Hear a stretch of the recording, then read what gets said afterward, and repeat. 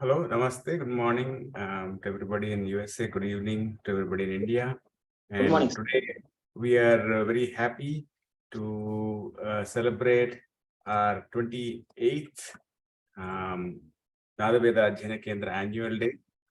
And we are going to have a 2-day program. So this is the flyer. It will be today morning and tomorrow morning for the US audience, and then tomorrow evening for the India audience. And we have a theme which is competing practices of dharma and adharma, success and consequences of their votaries in Veda and later. So this is jointly organized by Veda Adhyayana Kendra and the Worldwide Association for Vedic Studies, WAVES, Bangalore chapter. So today's program will have a number of items. We will start with some prayers and invocation songs, and then we'll have a number of speakers give their presentations, limiting to about 15 minutes or so, right? 15 to 20 minutes. So let's get started with the prayer, Veda Kusumanjali. Sir, please go ahead. Om Shri Gurubhyo Namaha. Harihi Om. Om Bhadram Karnebhih Shrunuyama Devaah. Bhadram Pashye Mokshabhiryajatraah. Thirairangaistuštuvagum sastanubihi. Vyashema Devahitam Yadayuhu. Swasti na Jindro Vruttashravaah.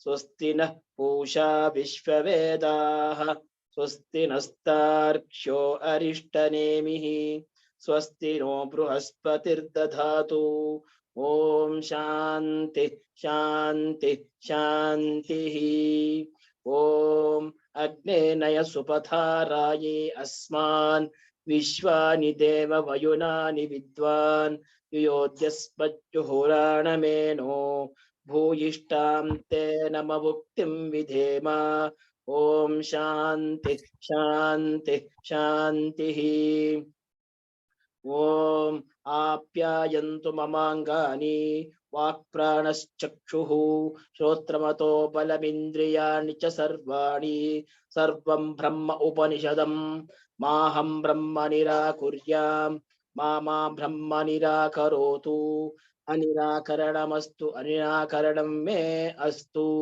तदात्मनि निरतेय उपनिषत्सु धर्माः ते मयि सन्तु ॐ शान्ति शान्ति शान्तिः ॐ वाङ्मे मनसि प्रतिष्ठिता मनो मे वाच्ये प्रतिष्ठिता माविराविर्मयेधि वेदस्य माणीस्त श्रुतं मे मा प्रहासीरने नाधीते नाहोरात्रान् सन्दधाम्यरुतं वदिष्यामि सत्यं वदिष्यामि तन्मामवतु तद्वक्तारमवत्ववतु मामवतु वक्तारमवतु वक्तारम् ॐ शान्ति शान्ति शान्तिः ॐ पूर्णमदः पूर्णमिदं पूर्णात् पूर्णमुदच्यते पूर्णस्य पूर्णमादाय पूर्णमेवावशिष्यते ॐ शान्ति शान्ति शान्तिः ॐ सहना भवतु सहनौ भुनक्तु सह वीर्यं करवावहै तेजस्विनावधीतमस्तु मा विद्विषावहै ॐ शान्ति शान्ति शान्तिः. Thank you so much. So next we will have Ghanam by Sri Ramachandra Sharma Garu. Om Shri Gurubhyo Namaha. Harihi Om Ganana Tva Ganapatikum Havamahe Kavim Kavinam Upamashravastamam Jyeshtarajam Brahmanam Brahmanaspata Anashrinvannu Tibhisse Dasadanam Prano Devi Saraswati Vaje Bhirvajini Vati Dhenama Vitriyavatu Gurur Brahma Gurur Vishnu Gurur Devo Maheshwaraha Guru Sakshat Param Brahma Tasmai Shri Gurave Namaha. Om Shri Mahaganathipataye Namaha. Shri Mahasaraswatye Namaha. Shri Gurubhyo Namaha. Harihi Om.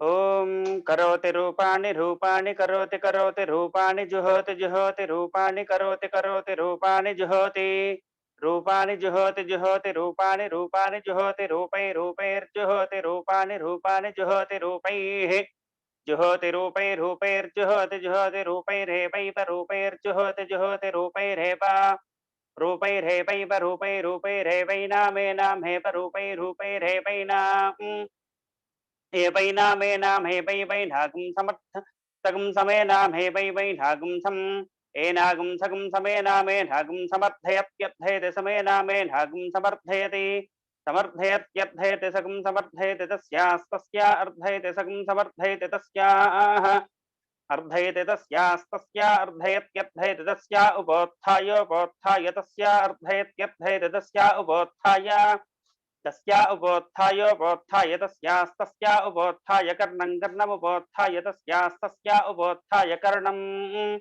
उपोत्थाय कर्णं कर्णमुपोत्थायोपोत्थाय कर्णमा कर्णमुपोत्थायोपोत्थाय कर्णमा उपोत्थायेत्युपा उत्थाय कर्णमा कर्णं कर्णमा जपेत् जपेदा कर्णं कर्णमा जपेत् आजपेत् जपेदा जपेदिड इडे जपेदा जपेदिडे जपेदिड इडे जपेत् जपेदिडेरन्तेरन्त इडे जपेत् जपेदिडेरन्ते इडेरन्तेरन्त end इडेरन्ते दिते दितेरन्ते end इडेरन्ते दिते रन्ते दिते दितेरन्ते रन्ते दिते सरस्वति सरस्वत्यदितेरन्ते रन्ते दिते सरस्वति अदिते सरस्वति सरस्वत्यदिते दिते सरस्वति प्रिये प्रिये सरस्वत्यदिते दिते सरस्वति प्रिये सरस्वति प्रिये प्रिये सरस्वति सरस्वति प्रिये प्रेयसि प्रेयसि प्रिये सरस्वति सरस्वति प्रिये प्रेयसि प्रिये प्रेयसि प्रेयसि प्रिये प्रिये प्रेयसि महि महि प्रेयसि प्रिये प्रिये प्रेयसि महि प्रेयसि महि महि प्रेयसि प्रेयसि महि विश्रुति विश्रुति महि प्रेयसि प्रेयसि महि विश्रुति महि विश्रुति विश्रुति महि महि विश्रुत्येतान् येतानि विश्रुति महि महि विश्रुत्येतानि विश्रुत्येतान् येतानि विश्रुति विश्रुत्येतानि तेत एतानि विश्रुति विश्रुत्येतानि ते विश्रुतीति विश्रुति एतानि तेत एतान् येतानि ते अघ्रिये अघ्रियेत एतान् येतानि ते अघ्रिये ते अघ्रिये अघ्रिये ते अघ्रिये नामानि नामा अन्यघ्रिये ते अघ्रिये नामानि अघ्रिये नामानि नामा अन्यघ्रिये अघ्रिये नामानि सुकृतकं सुकृतं नाम अन्यघ्रिये अघ्रिये नामानि सुकृतं नामानि सुकृतकं सुकृतं नामानि नामानि सुकृतं मामा सुकृतं नामानि नामानि सुकृतं मा सुकृतं मामा सुकृतकं सुकृतं मा देवेषु देवेषु मा सुकृतकं सुकृतं मा देवेषु सुकृतमिति सुकृतं मा देवेषु देवेषु मा देवेषु ब्रूतात् ब्रूतात् देवेषु मा देवेषु ब्रूतात् देवेषु ब्रूतात् ब्रूतात् देवेषु देवेषु ब्रूतादिति ब्रूतात् देवेषु देवेषु ब्रूतादिति ब्रूतादिति ब्रूतात् ब्रूतादिति देवेभ्यो देवेभ्य इति ब्रूतात् ब्रूतादिति देवेभ्यः इति देवेभ्यो देवेभ्य इति देवेभ्य एवैव देवेभ्य इति देवेभ्य एव देवेभ्य एवैव देवेभ्यो देवेभ्य एवैनमेनमेव देवेभ्यो देवेभ्य एवैनम् एवैनमेनमेवैवैनमैनमेवैवैनमा एनमैनमेनमा वेदयति वेदयत्येनमेनमा वेदयति आवेदयति वेदयत्यावेदयत्यन्वनु वेदयत्यावेदयत्यनु वेदयत्यन्वनु वेदयति वेदयत्यन्मेनमेनमनु वेदयति वेदयत्यन्मेनम् अन्मेनमेनमन्मन्मेनं देवा देवा एनमन्मन्मेनं देवाः एनं देवा देवा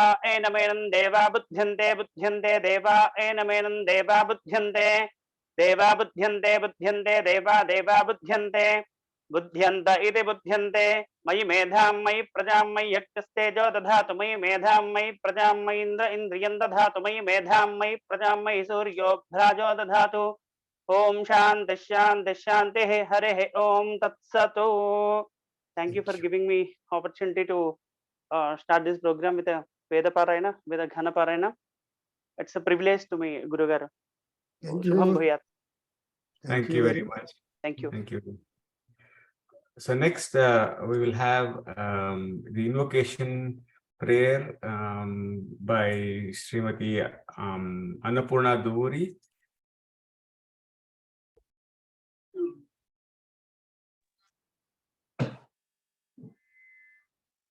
Namaste.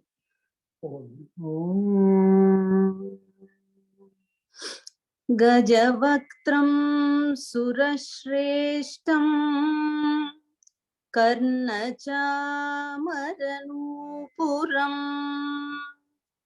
पाशाङ्कुशधरं देवं वन्देऽहं गणनायकम् वन्देऽहं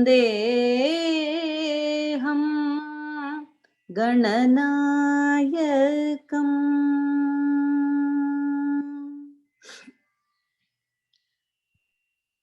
धर्मसंवर्धनी धनुजसंमर्दिनी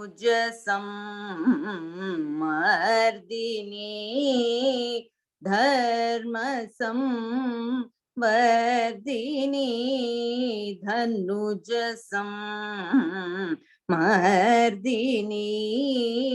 धराधरा मजे अजे दयया मां पाहि पाहि धर्मसंवर्धनी धनुजसंमर्दिनी धराधरा मजे अजे दयया मां पाहि पाहि धर्मसंवर्धनी।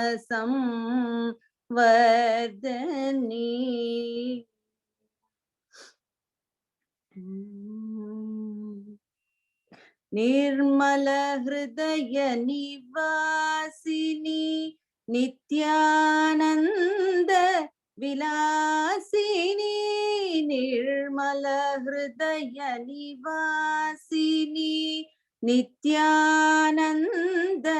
विलासिनी कर्म ज्ञान विदायिनी कांक्षितार्थ प्रदायिनी कर्म ज्ञान विदायिनी कांक्षितार्थ प्रदायिनी धर्म संवर्धनी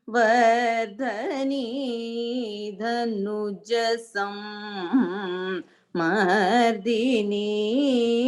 धराधरा मजे अजे दयया मां पाहि पाहि धर्मसंवर्धनी।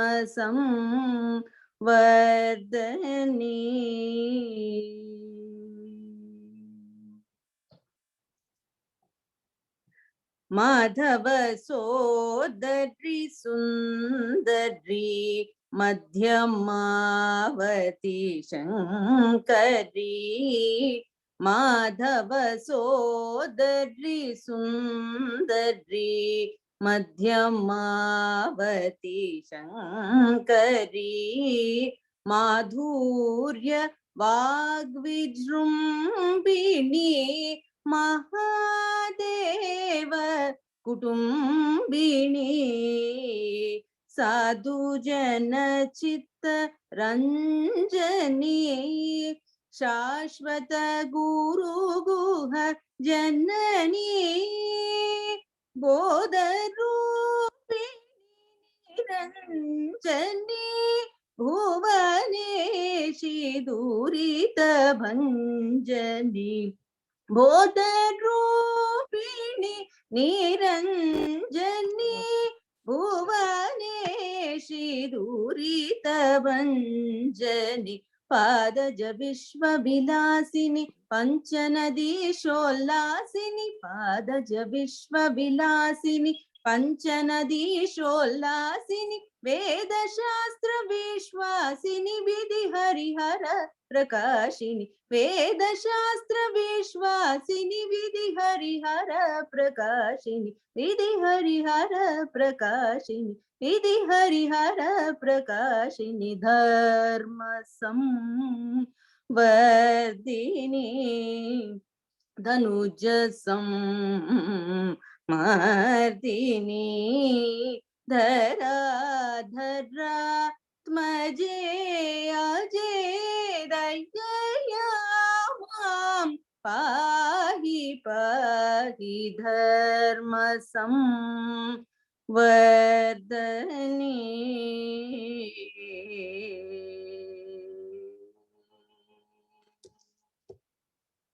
Namaste.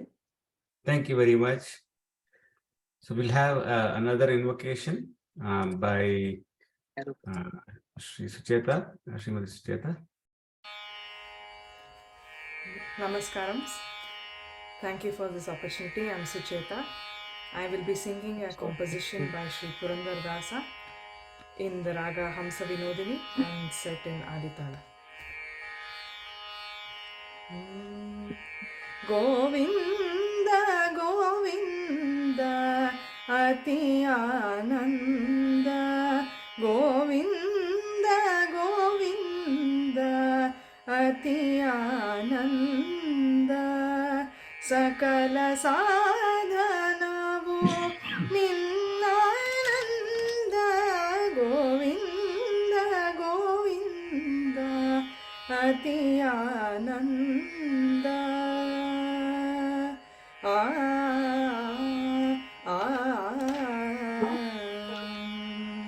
Anurenu trina kashta paripurna Govinda. Anurenu trina kashta paripurna Govinda. Nirmalatmakanagi iruvude ananda. Govinda, Govinda, Ati Ananda.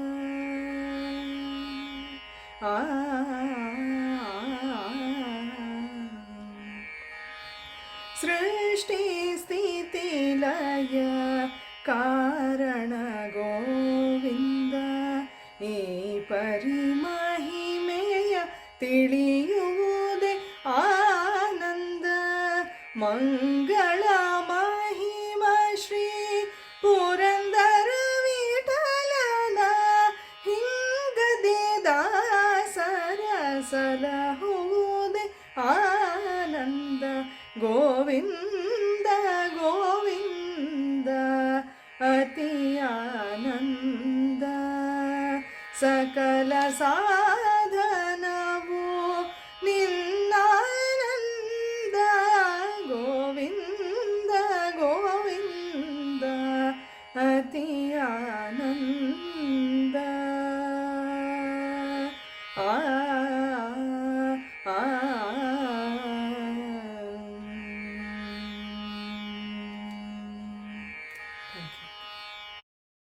Thank you very much. So next we will have the introductory talk by Dr. Prabhakar. Oh. So today is a very happy day, and we are very much happy to announce and to conduct the Veda Adhyayana Kendra and World Association for Vedic Studies, Waves, Bengaluru chapter. It's so annual celebration, the 28th year. So it's all divine grace that we have been able to come up to 28th milestone. And it's all because of the great cooperation that all of you from various places and sharing the knowledge and sharing the expertise and all that. So this time we have chosen the topic for the workshop or seminar or conference is the competing practices of dharma and adharma, votaries and consequences of there in Veda and later. Really, this dharma and adharma are the two important concepts. They always weigh each other, they go over the other, but ultimately what would happen is again a question. So when we talk about the Vedas, dharma, they try to promote. Dharma khilo medamulam, the Vedam, the entire moolam, the foundation of Vedic knowledge is dharma. But we cannot help in the creation.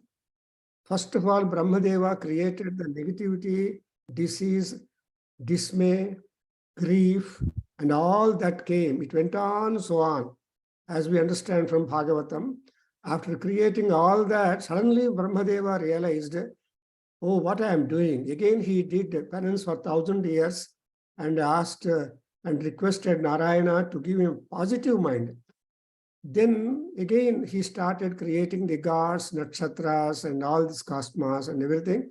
So positivity came into being. Therefore, in the after pralayam, in the creation, both are coexistent. The dharma first, negativity first, opposite views are first, and then the dharma. Therefore, both must exist and exist.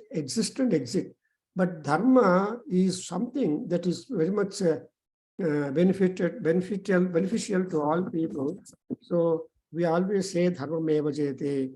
And you see, in Manusmriti, we have a beautiful statement, dharma eva hato hanti, dharmo rakshati rakshitaha, tasmad dharmo nahantavyaha, mano dharma nahato avadhit. So it is said that you should dharma eva. See, you should always promote dharma.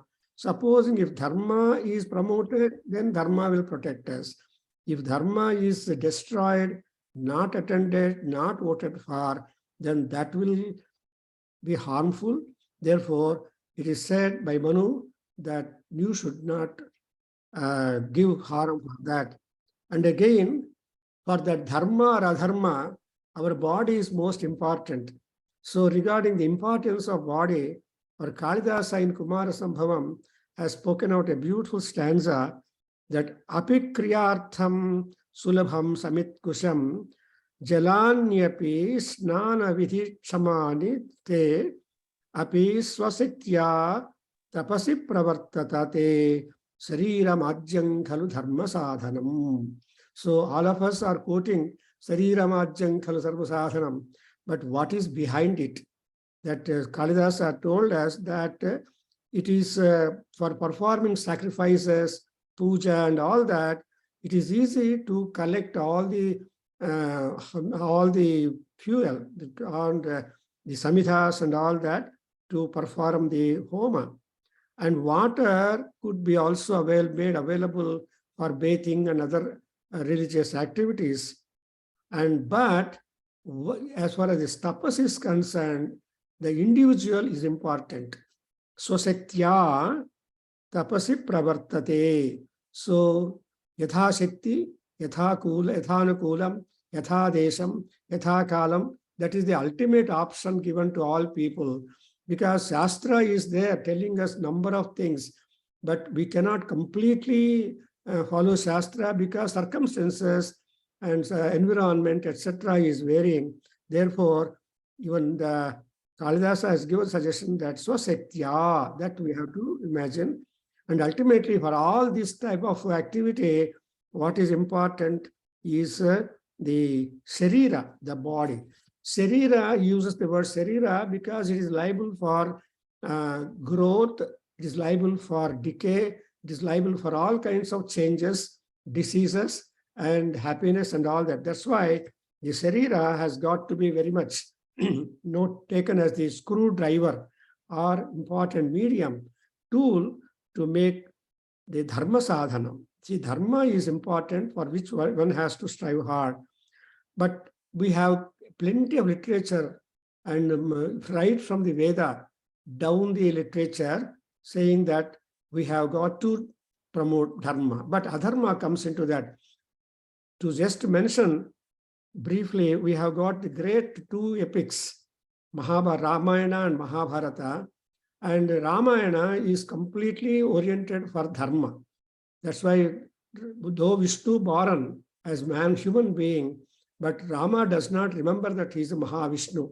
Only in Yuddhakanda, somewhere that Matali tells what you are doing, fighting with the Ravana, allowing him to overpower you. Brahmastra, you employ, you are Sakshat Narayana. Somebody say you apply Narayanastra, or somebody you say Brahmastra.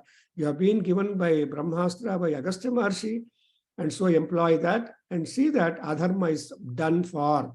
So after that Matali, the car driver of Indra's chariot, he just listened to him. Something like in Bhagavad Gita and Mahabharata, you see that Krishna as the Parthasarathi, and he is one who is very much important to make Arjuna, to make the war happen. So the car drivers are very important in our history also. They are dharmaparas. So they know the duty, how the passenger must be made a good votary of the prosperity, dharma, and all that. So Rama, just we know what is Rama's personality. Ultimately, we come to know with the Mula Mantra of Ramayana. Dharmatma Satya Sandhasya Ramo Dasarathir Yadi Paurushecha Apratadvandvaha Sarainam Jahi Ravanim. This is the final arrow charging with the mantra of Rama, Rama's greatness, released the arrow against that Indrajit, and Indrajit was done for. However, all other arrows which in Lakshmana shooted against Dharma, Indrajit did not work, but this was one, because it was trying a challenge that Dharma, Rama is Dharmatma, totally embodiment of Dharma, or that. And Satya Sandhasya, yoked or committed to Satyam, truth. So in these two, and Dasarathihi Yadi, Paurushecha Apradidvandvaha, he has no match. That is the votary. He has no match to fight in the Paurusha. If Rama is really that, let the Sara go and kill him. He did kill. That is this Dharma. There we see Dharma Meva Jayate. But when you come to Mahabharata, miscellaneous things are there. That's why Vyasa has no peace of mind. As we see in the first section of the Bhagavatam, that the Vyasa's head, though he has done such a wonderful work, was full of scorpions. So he asked Narada, though I have done such a great work and so much voluminous work, why my mind is not peaceful? When you look at the Valmiki, he's just happily sitting, Ram, Ram, Ram, Ram. He has done only one work, but I have done voluminous things. Then Narada told, no, you, yes, true that you have done a lot of work, but nowhere you have given any message. And people are divided in their interests and goals. And to all of them, you are given guidance and technology, management principles and strategies. Therefore, you have not told one thing. So your mind is like that. So in order to get some kind of focus and peace of mind, concentrate on Krishna Leelas. That is Bhagavatam. Bhagavan Krishna is ultimate to all. So tell all about him. Therefore, he was urged to write Bhagavatam by Narada Maharshi. Even for Valmiki also, Narada is the promoter. He is the reporter, he is the journalist, and he is a strong guide. Because of Valmiki, because of Narada, Valmiki wrote Ramayana. Because of Narada, Mahabharata came into existence. Bhagavata came into existence.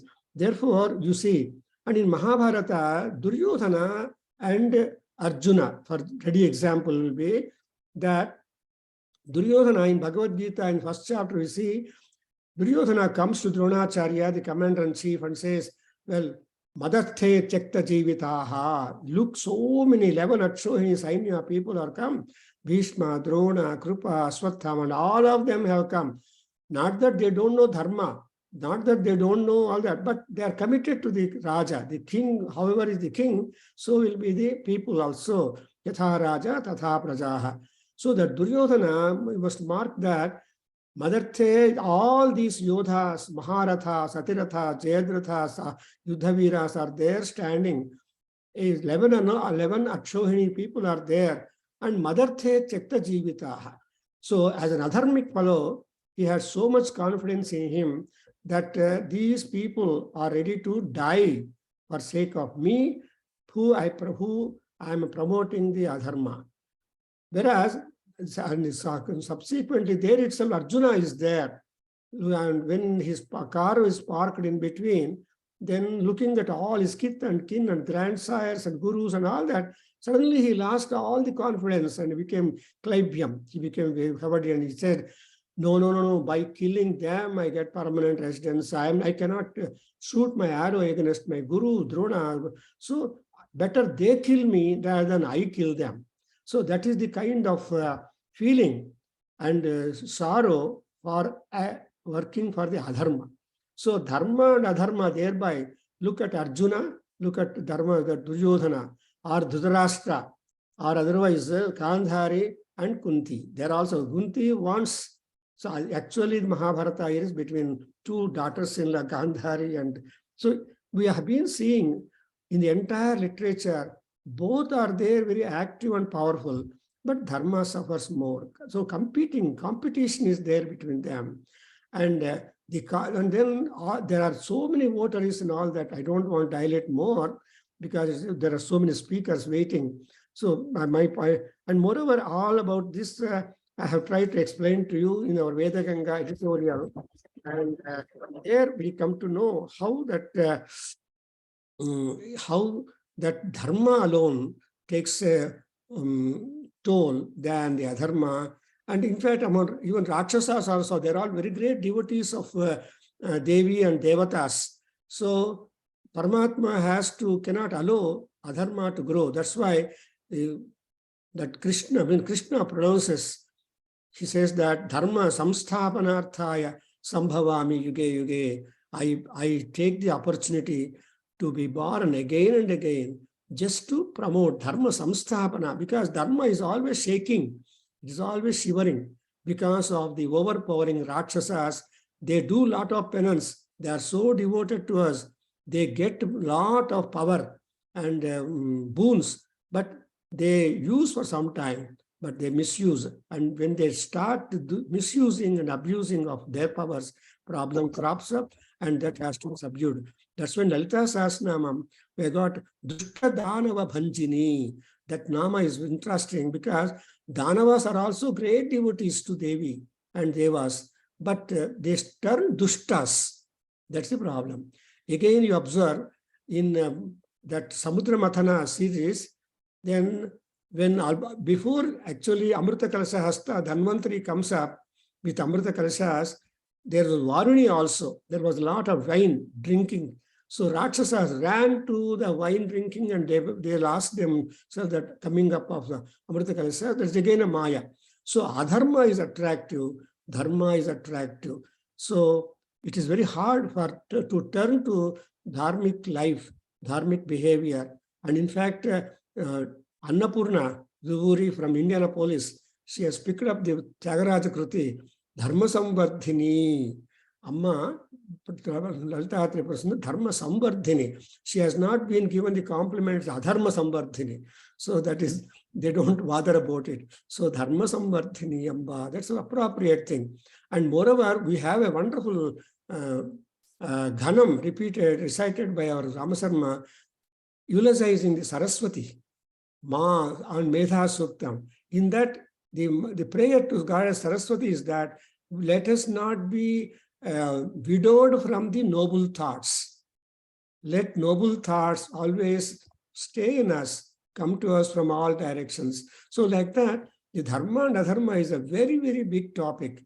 In fact, Krishna himself says, Kim dharmam, kim adharmam, the munayopi mumuhu. Even munis also got confused. What is dharma, what is not dharma, what is karma, what is akarma. So therefore, the individuals must decide because of their own discretional pratibha, vyutpatti, guru anugraha, devata prasada, etc. They must be able to decide and practice it, the same thing. So any and everywhere we see the dharma pravaha going on. Even Ashoka pillar, latest we can see Ashoka pillar everywhere we do it, 3 lines. So that is the supervisory things. So like that, the topic is really a debatable one, but however debates, the conclusion must be there. The conclusion is given by the Paramatma, that is Goddess Saraswati. And now we have got very good scholars to dilate, to discuss, and all this important aspect. And also choice, because it's something like sugar and decoction and coffee decoction and milk on your table. The combination you make depends upon your choice and intelligence and prosperity. Like that, dharma, adharma, karma, akarma, papa, punya. And our Gare is going to speak so many things about it to you. So we see very good papers in this. And our Veda Ganga also is ready. And this is going to be released now. And afterwards, I speak sometime here and there. So with these few words as an introductory part to the interesting theme of our today's meet, I conclude. Thank you very much to all. Om Shanti, Shanti, Shanti. Thank you. Thank you so much. Uh, So next, Dr. Prasad, Yes. this is Raghava. Yes. Just now, Professor P.C. Muralidharan wrote that there is a heavy rain there and thunder will be. I will try to show on the screen, but not sure. Wi-Fi is not there. Looks like, and if video is poor, it will be audio only working. So hope for the best. He wrote that. So he may not be able to. What is that? To open the book of the soft copy of the Nada Veda I have Adhyayana the Kendra, soft Veda copy. I Ganga. have Please soft copy. let Professor Prabhakar can do that one. Yes, yes. So here it is, the Veda Ganga volume number 28 that we are releasing today. Then you want to talk about the Veda Ganga, how it came together, what is part of it, and release the book, please.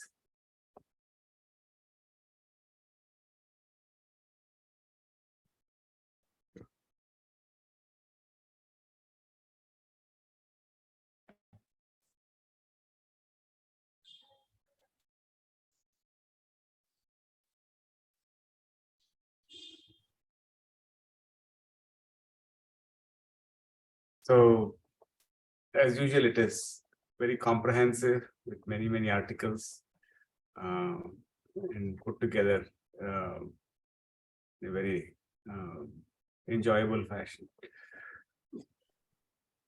Yes. So the The Telugu.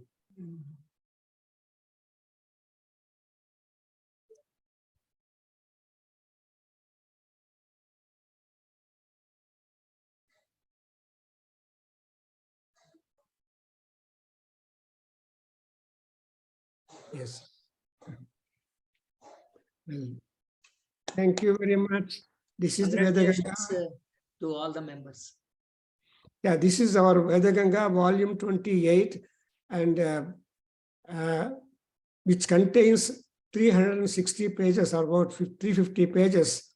Number of articles are there in this connected to astrology, astronomy, Veda, Ayurveda, and so on. So, and also there are book reviews and all these things are there. And ultimately it ends with that Surya Bhagavan, who is the most important person, Surya Narayana, with 7 horses and charioteer Anuruddha. And this is the last picture provided by our Buddhapalli Raghava in his articles on the horses of the Surya Bhagavan. Because Aruna Prashna is the most important section of the Taittiriya Aranyaka. There the horses are being studied, and that is the important contribution. And so we have 28 volumes. Most of them are there present in our website, nvak.tripod.com, and you can get. So when I was reviewing, I was wondering how at all so many scholars who are also not there in the world, but they have shared their knowledge in different manners and made this Ganga Pravaha merge into Paramatma, who is the ocean, Samudra Narayana is there. This Ganga Nadi, born from the feet of Mahavishnu, she flew into, she's going on with that. And now I just want to, you may be wondering, Dr. Aparna, she said, sir, the Kalabhairava is very ferocious and very angry. And so that's the comment she made when she looked at it. Then I said, Adharma, all people who promote Adharma are always angry, always desirous of doing something devastating to people.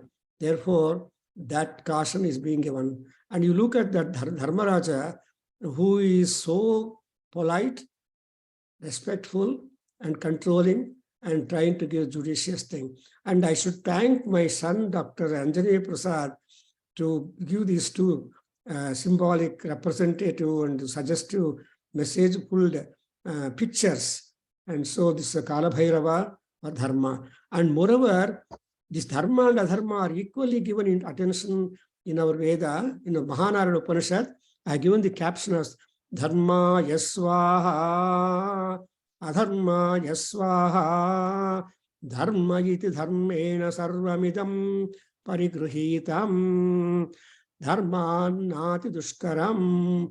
This is found in the Vaiswadeva mantras, found in the Mahanarayana Upanishad, where all gods are made pleased and attended to, in that adharmaya swaha. So both of them are there here. So this is the picture at the cover page. And last you have got the nadis. You got Mount Kailas. In the last page, you have already seen the Mount Kailas or Sadashiva. Look at this. So the Mount Kailas and Manasarovar and also here the Sindhu River, both of they are moving on and on, chalanam, that is adharma, and merging into dharma, that is the Sadashiva. So that's why symbolically, and these two photos are sent by our student Gajarana Bhatt, who is the CA, and he visited actually these two spots and took photograph and gave the suggestion. So I should also thank Gajarana Bhatt, who has given these two photographs and all that. And of course, our Veda Kendra being Nada also included, we have got the musical instruments. So this is the way, how they appears. When the hard copies come and e-copies come, it will be uploaded in the website. All of you can be there, can be using it. And so this is about the Veda Ganga just now. And thank you very much.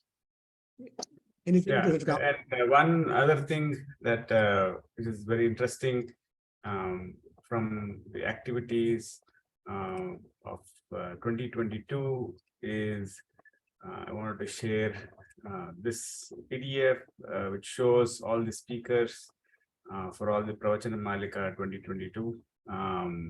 So we had a regular and very wonderful set of talks by eminent speakers on various topics. You can see we had topics on Ganesha Purana.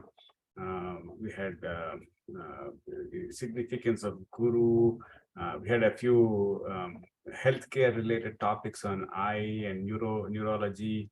We had our talk by Shri Chaturvedi on Swarup and Darshana from the Bhagavatam. So we had a number of very interesting talks in 2022 in the Pravachana Malika, which happens every month.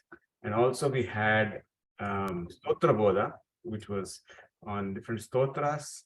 And that also was a monthly, almost monthly meeting that was happening, and very, very good speakers talked about different stotras, Nirvana Shataka Stotram, and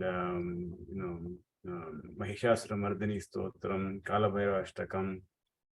So you could see that there were very eminent speakers talking on a number of stotras throughout the year, and so I would say it was a very, very successful year in terms of all the activities for the Veda Adhyayana Kendra this year. And it is wonderful to see the Vedanath Sarit and Veda Ganga occasions also come together, and all these talks have come together with a lot of learning.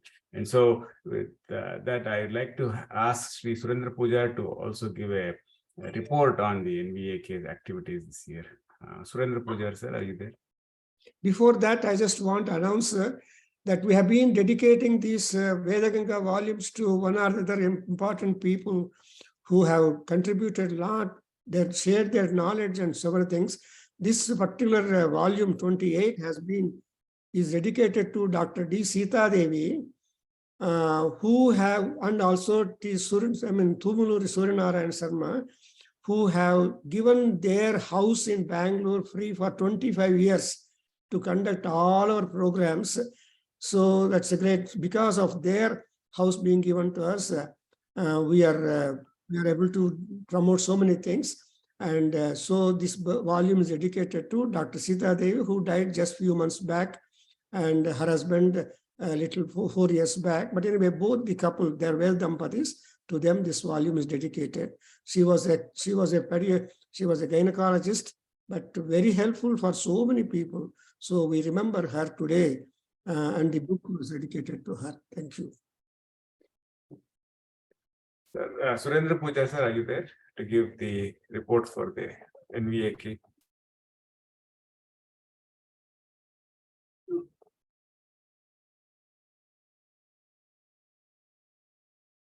Okay, maybe he's not there. Puja, sir, are you there? I see you're there online. Can you unmute? Please unmute. You're muted.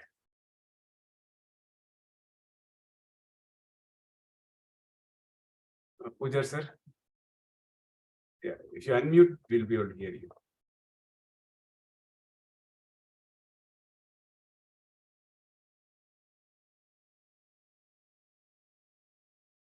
Sir, can you hear me? Hello?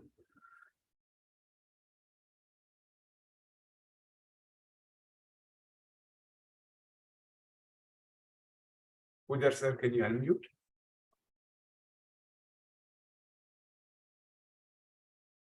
Okay. So I think, Nana, can you call him and ask him to unmute because he's speaking, but he can't hear me.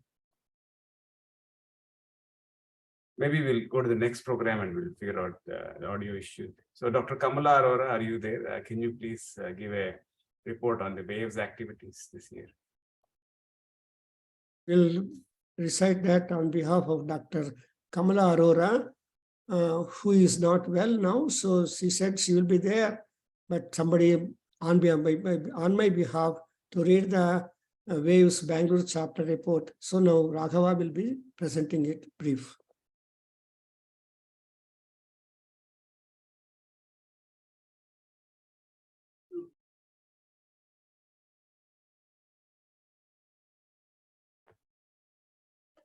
My pranams to all the people who have gathered here in this Veda Adhyayana Kendra WAVES Bangalore chapter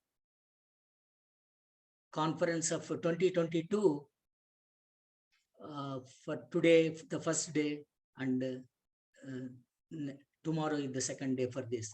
The fifth India conference, I just read that was there, that was published by Professor Shashi Tiwari and Aparna ji in the Bangalore chapter report in the newsletter of the WAVES. So the fifth India conference was held in 2001 to 2002 in Bangalore in the agriculture campus. That was the remembrance. And the theme of the various conferences organized by the NVAK WAVES, national and international, are helping in overall development of a person individually and collectively. In this association, there are 25 members are from the Bangalore chapter, and WAVES head office has always supported this activity of this chapter. Veda Adhyayana Kendra, the Bangalore chapter, associates Bangalore chapter in many of the activities, and Professor Prabhakar and Dr. T.S. Ramalakshmi are heading both these organizations, irrespective of whether they are in Bangalore or in the USA. Various programs taking place offline in Bangalore and now on online have kept the torch of the knowledge alive, interesting and educative. Many members were graceful to address these meetings like Stotra Bodha series and monthly meet activity. Just now, Professor Prasad showed this activity for the last 1 year in the Veda Adhyayana Kendra, which is covering multidisciplinary subjects like medicine, Vedangas, Upanishads, Puranas, epics, and many such. And active members are sharing their knowledge and experience to enrich the chapter members and other general public. It is not possible to enlist all the topics covered and the names of the speakers, but which Prasad did just now for the 1 year, the chapter members and the activities that are continuous. now the chapter, due to offline programs, are attracted international scholars too interested, which Professor Prabhakar has been teaching, like Mahanyasa and others in the USA, as he is living presently in the US. So the initiation that was started by late Professor Buddhadev Sharma ji and many others have been kept up, although the critical period, namely the COVID-19, hampered the social meet and other gatherings, which we have been working on this through this Zoom meets, and which is not falling apart from our knowledge sharing and others. So Waves Bangalore chapter is supporting and taking the name and emblem of the Waves. And I should really mention here the first lifetime achievement awards were given it to Professor Prabhakar ji, and also Professor suddenly forgot his name, and Professor Madam Kalyan Raman. Yes, Professor Kalyan Raman ji, so from Pune. So we are very happy to see that such great stalwarts of the Sanatana Dharma so have been recognized by the Waves India and Waves International together, and it is really a extremely happy note of this Waves, from the Waves, which I am very happy to share this one with you all. Thank you so much. The Veda Adhyayana Kendra's report is printed in the Veda Ganga, and so we take it as read, and it has been active for the past 28 years, and so many scholars have contributed their knowledge, and so because of many people who have interest in the Veda, who are interested to learn Veda mantras, and also with the meaning, application and utility and message, and see that because all rishis are interested right from cradle to grave, people must be very happily living, easy living. So that here, Surendra Pujar, he has been the pillar, one of the pillars, who has been the whole family of Surendra Pujar, brothers and families. So they are all doing wonderful human service to uphold Veda Dharma and see that it is available academically and traditionally. So every year we have got that Samatshama, that is the report of the Veda Adhyayana Kendra's activities, and it has been very well listed in this. So, and also how many, so ultimately he just says, I'm reading in Kannada, but anyway, all Vedabhimanis and all Pitrudevatas and all other people, they are cooperating in one kind or the other for the activity of the Veda Adhyayana Kendra to make a fulfillment of that.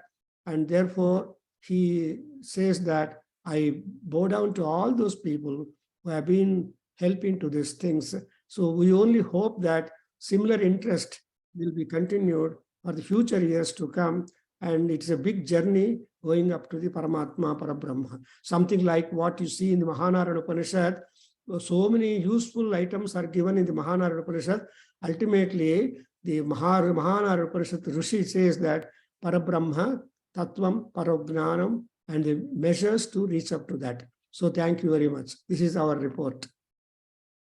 Thank you. So now we will start our talks.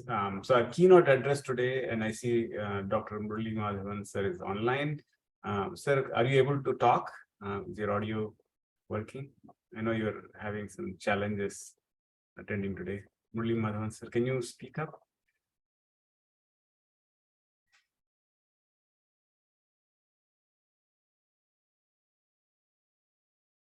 Yeah, he's having issues with his Wi-Fi, and so we will see if he's able to talk. So in case that's not happening, we can I think he's connecting now. So Murali Madhavan sir.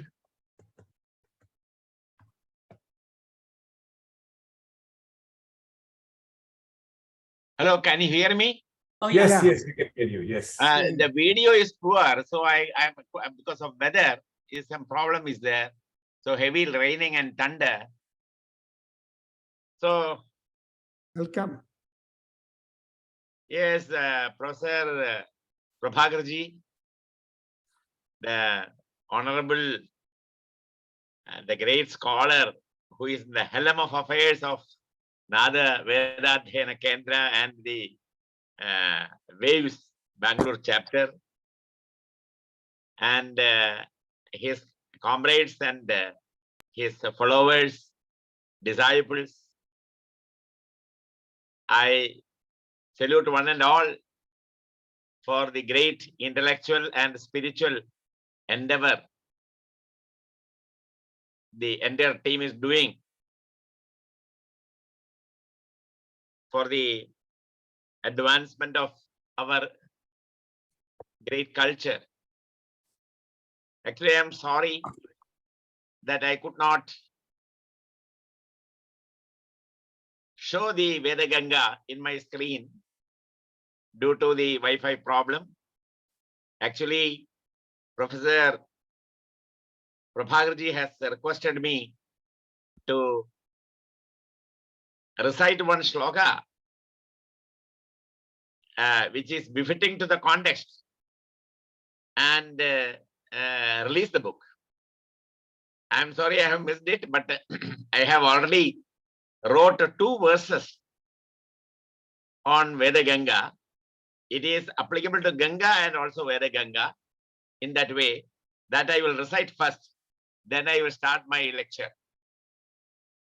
Apara Karunachari Parigrihira Kashi Puri Munindra Hridaye Chari Vishamanetra Cheto Hari Maheshwari Behistari Janimatam Tathandaschari Padabjanata Kingari Manasi Bhahime Shankari.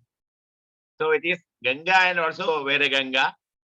The Veda itself became Ganga, and Veda has incarnated as Ganga.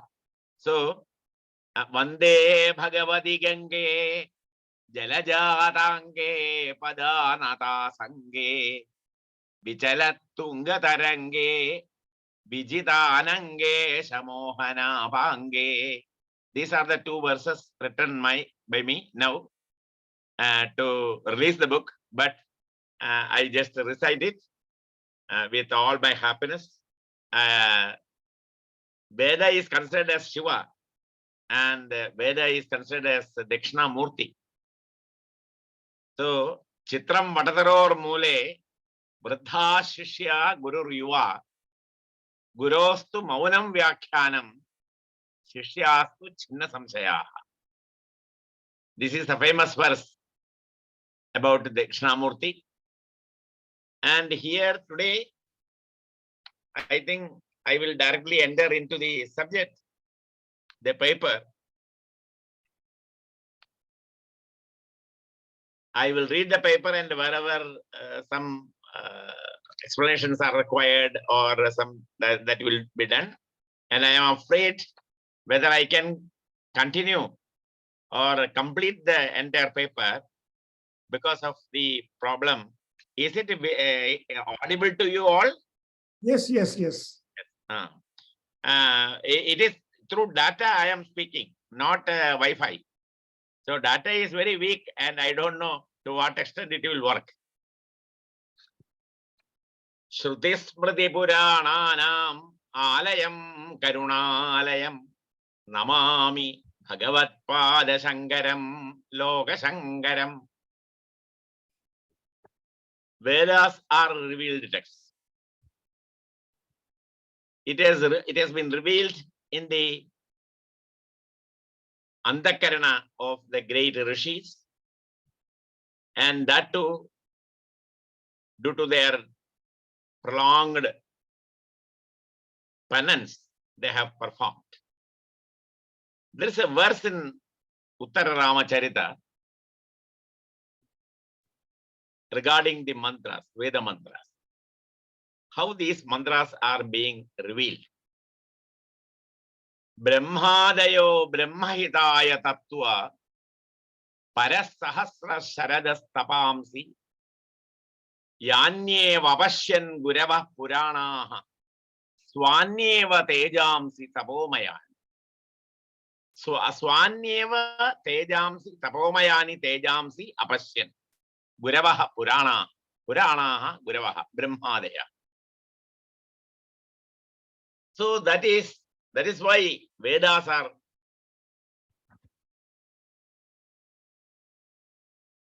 depicted as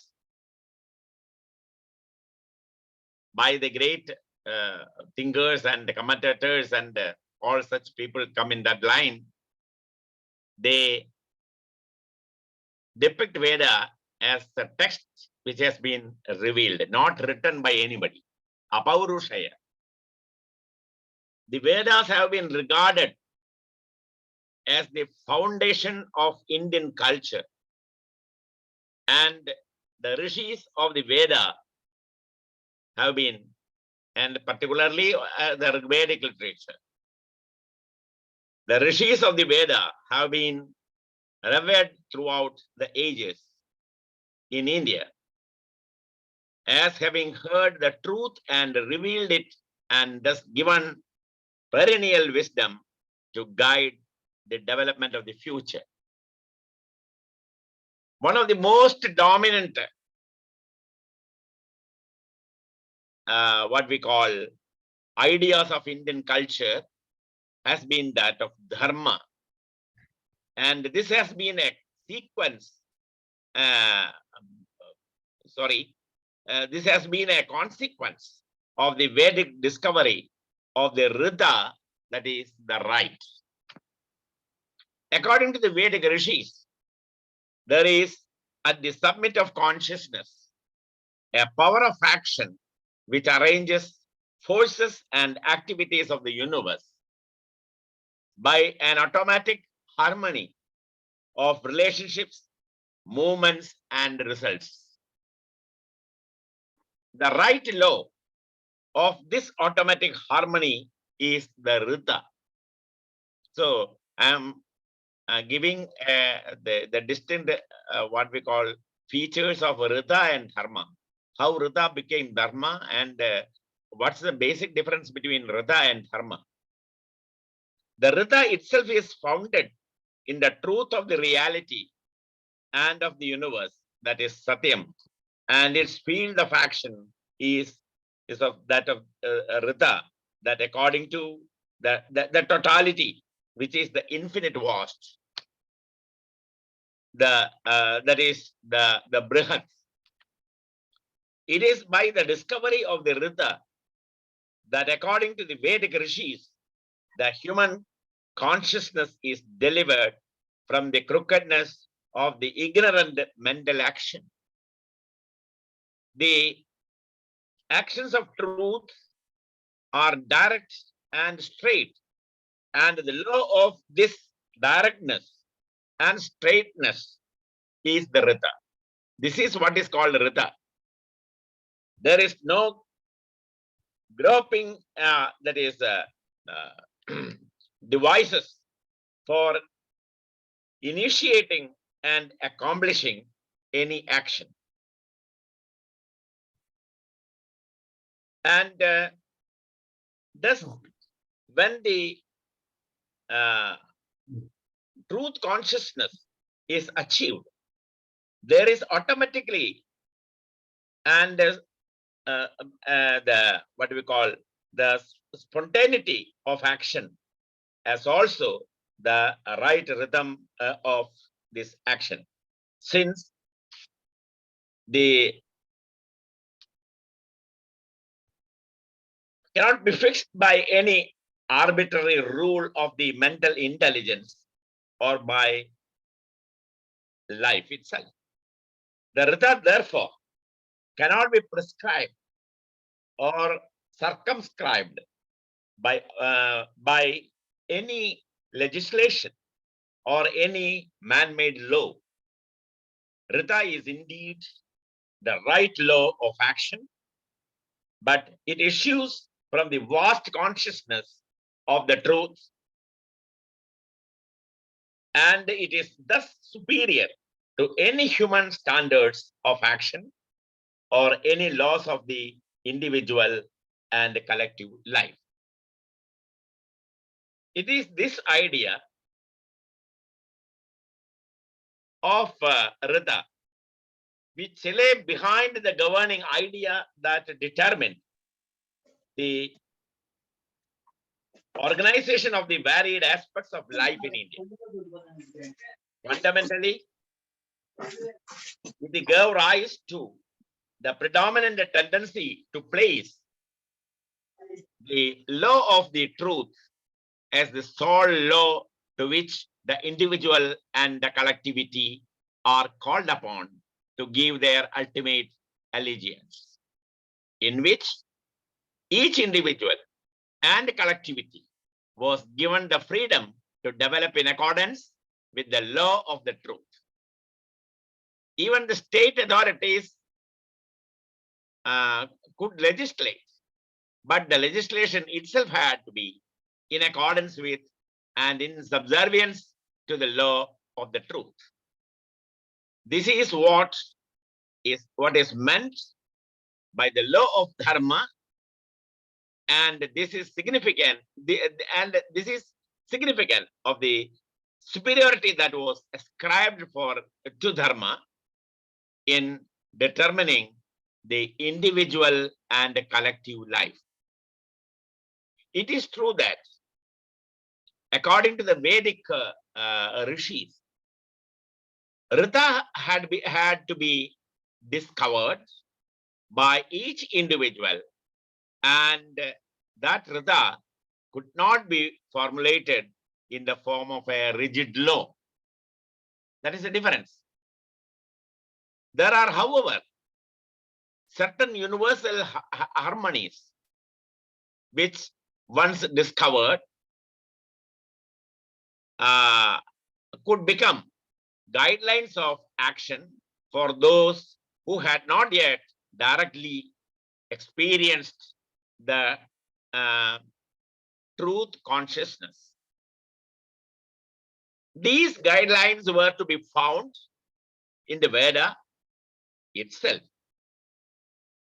and they were expressed tacitly or explicitly as revelations and given to people in their varying capacities of receptibility as direct lines of approach to the truth, either through a discipline of spiritual practice or through symbolism or through significant ritualism of the sacrifice. Thus, there was no one uniform formula or formulation of the law of the harmonies, and yet there was a kind of a coordination and an ascending gradation laid down for a progressive approach to the right law of action. It is from this complex scheme and formulation that the later idea of dharma grew and developed. As the original idea of Vrata could never be rigidly fixed, even so, there could not be in India any one fixed formulation of dharma. Anyone can do that. Thus, although dharma has been upheld as the highest non-legislative law, which even the highest state authorities had to obey, there is nowhere in India one fixed and uniform formulation of dharma. Indeed, there have been several formulations, and in many respects, these formulations themselves have been in conflict with each other, and there are attempts even to reconcile this conflict, resulting in some new flexible and the synthetic formulation of law. From this complexity of the situation, there has arisen in India some universal and general idea of dharma and certain recognized variations of the formulations of dharma. The great Smritis of Yajnavalkya and Manu are attempts to codify this dharma. And although these two, Manu and Yajnavalkya, themselves in conflict with each other in many respects, they have provided a general background of a common formulation of the basic idea of dharma. But this codification itself was never regarded as absolute. And although in later times they came to be applied rigidly, there were always supervening claims of the unformulated dharma. In fact, we find in most Catholic teachings, such as those of the Gita, Bhagavad Gita, an injunction to transcend all dharmas and to surrender to the highest truth and to the supreme divine. Sarva dharman parityajya mamekam sharanam vraja, like that. Dharma is indeed a law or a guideline to prevent human beings from falling into crooked ways of the ordinary and unbridled demands of impulses, desires, ambitions, and egoisms. That is why Indian culture enjoined upon individuals to restrain the life of desire for enjoyment and for personal profit under the control of the uplifting law of dharma. Thus, we find in India the prevalent idea that karma and artha, passion and personal gain, are only the first elementary motives of life for the ordinary man, and that they are not to be ends in themselves, because karma and artha are to be superseded by dharma. There is a famous saying of Vyasa in Mahabharata, that the old Vyasa, he is crying loud, standing in the side of the street. Urdhva bahuru virau mesha nacha kaschid shrunodima dharmad arthasya kamascha sadharma kinna sevi.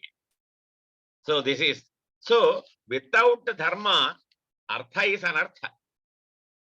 So this has been, this is the kernel idea, the pivotal idea of Indian concept of dharma, the righteousness. So so it is there are not to be the karma and artha are to be superseded by dharma. The individual is asked to grow out of passions and impulses and his selfish and egoistic interest to reach the life of ideal law of dharma. But even dharma is not, according to Indian culture, the highest stage of motive of human life. Even dharma is not something which is the final one. That is also an upaya, the final emancipation, the final destination, so to say. That is the moksha. So, for dharma itself is not something fixed or rigid. And even if the initial stages of the pursuit of dharma are guided by some fixed and acceptable code of conduct and action and behavior, the individual has to discover swadharma. So from dharma you have to go for swadharma. So swadharma, once you reach swadharma, you will be, your activities will be more concentrated inside. Your Antakarana will start working.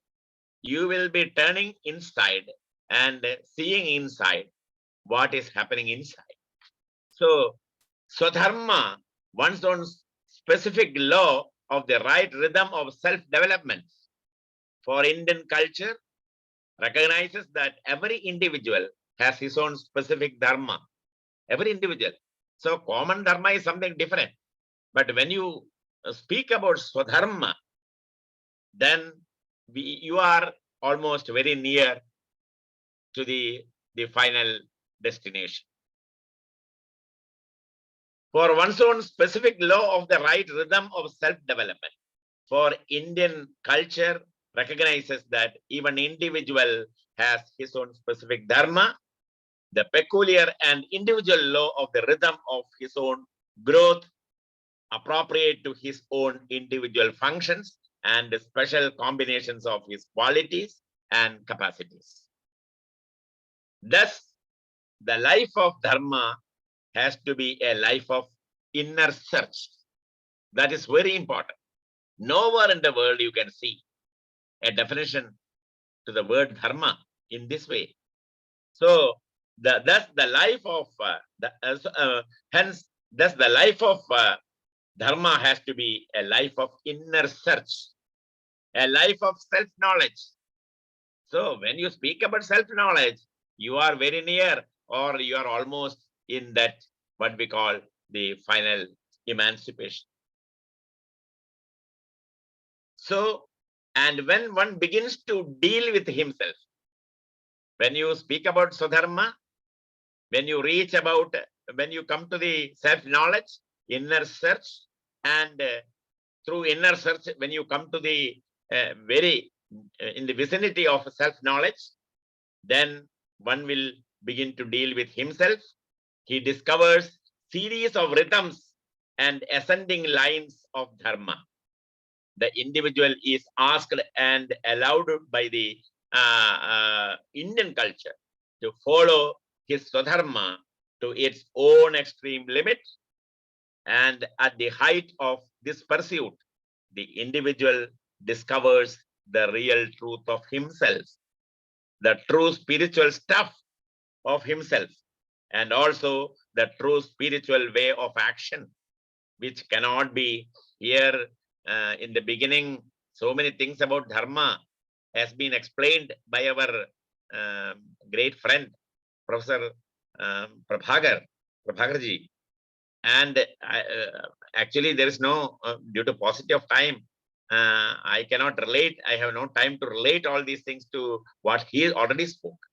He spoke, whatever he spoke is something what we call what we practically experience in the life when you depend upon dharma.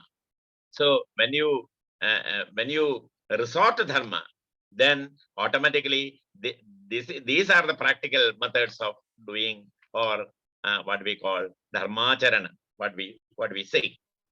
So so it is very clear that the individual is asked and allowed by the Indian culture to follow his Swadharma to its own extreme limit, and at the height of this pursuit, the individual discovers the real truth of himself, the true spiritual stuff of himself, and also the true spiritual way of action, which cannot be bound by any previously formulated law of dharma. This should be underlined. This is the inner meaning. So whatever you learn about dharma in general, through Yajnavalkya Smriti or Manusmriti or Narada Smriti, whatever it may be, and from your own gurus, from your own teachers, you learn so many things about dharma. But all these things will set aside when you come to Swadharma. So how Swadharma is very near and becomes instrumental directly to the final emancipation, the final knowledge, the supreme knowledge. That is the thing. This is the inner meaning of spiritual liberation or moksha, which is placed before the individual as the superior or supreme aim of life. There was a period of Indian history when the insistence of dharma and the insistence of spiritual liberation as the higher and highest motive of life was at its peak. Such was the period that we find described in the Ramayana and Mahabharata. Professor Prabhakar has quoted several things from there. From Ramayana and Mahabharata, in later period, this insistence became weakened, but it was never entirely lost. That is the boon of India. It is true that the idea of dharma itself became distorted and ill-conceived and came to be imposed rigidly upon people and upon castes with some kind of brutality and intolerance. This has happened during the course of time and through the ages. When it has come down, all these things have happened.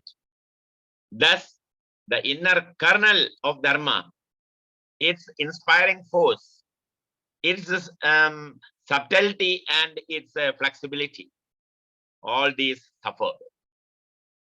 But there always remained a deeper idea of dharma available to individuals and communities who dared to revolt against the limiting and falsifying impositions of ill-conceived dharma.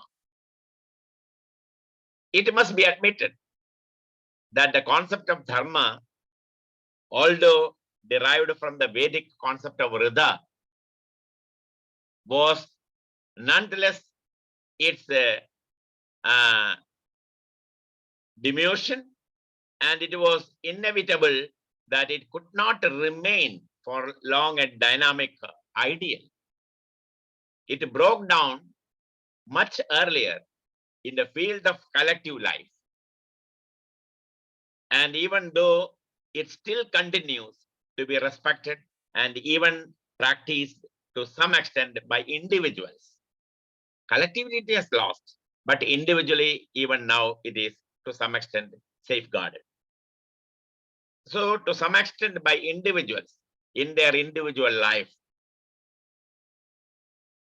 it has betrayed its weaknesses and self-contradictions since the last several centuries, and under the impact of foreign invasions, particularly since the British introduced and imposed upon India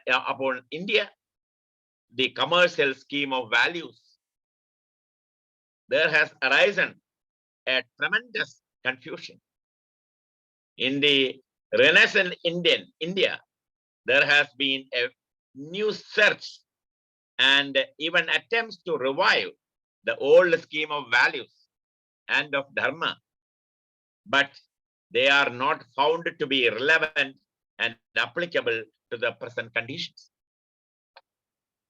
This is where India is today. It is able neither to leave its old image nor to cast itself perilously in the image of the modern West. It is a state of suffocation, and yet the inertia inherited by it since the last several centuries is so great that there is not even a sufficient effort emerging from this suffocation. This condition cannot last long, and we are forced to ask if the solution lies not in return to dharma, but in returning to the original Rita. Whether we have to return to dharma or whether you have to return to the original Rita, the main source or the basic source. But there is also a deeper question as to whether there was any special reason which necessitated the deviation or diminution of Rita at early stage of our history into dharma and later on to its fall. The question is, if this special reason does not hold good even today, or else it could be that the Vedic Rita itself was not sufficiently explored. Even now it is not sufficiently explored and fixed in life with the sufficient, what we call, knowledge and force. If so, I am going to conclude my paper. If so, there is an urgent need not only to rediscover the Rita, but also to explore some new lines which still remained untraced, remained untraced in the past. In some such efforts seems to be an answer to the smothering crisis of the present day India. With these, some basic observations on Rita and Dharma and Swadharma, I have given 3 different stages of Dharma. The basic Sanatana Dharma as Rita, then when it comes to the worldly practical world, it becomes Dharma. And again, when you go to the real Purushartha, when you march towards the mankind, towards Purushartha, the final destination of our human life, then Swadharma comes, and how you can define Swadharma, and what are the activities of Swadharma, and how the Swadharma becomes directly instrumental to reach the final knowledge, the so-called emancipation. With these few observations, I beg to remain. I am highly indebted to Professor Prabhakarji, who is one of my senior. He is senior to me. So, with all respects, and the great work he is, what we call it is not work, service. We have to say service to the mankind. Jividam anarthikirtu yavan prayatnaha etaihi kritaha tad mahad adhamarnyam asti asmak. We are highly indebted to Professor Prabhakarji for this type of upliftment of the Veda Samskara, Veda Dharma, and the great work he is doing. Bhagirata Prayatna he is doing, sitting far off. He is controlling all these things. And we have great appreciation and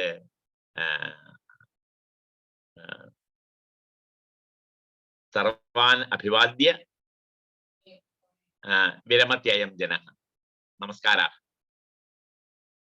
Yes. Thank you so much, Murali Madhavan sir.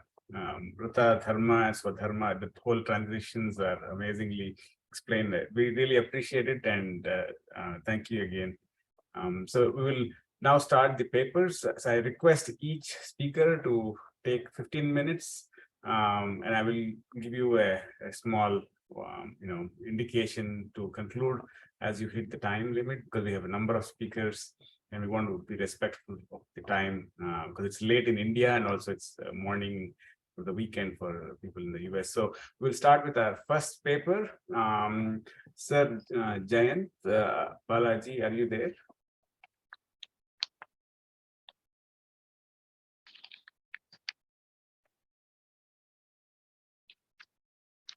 So I don't see him online. So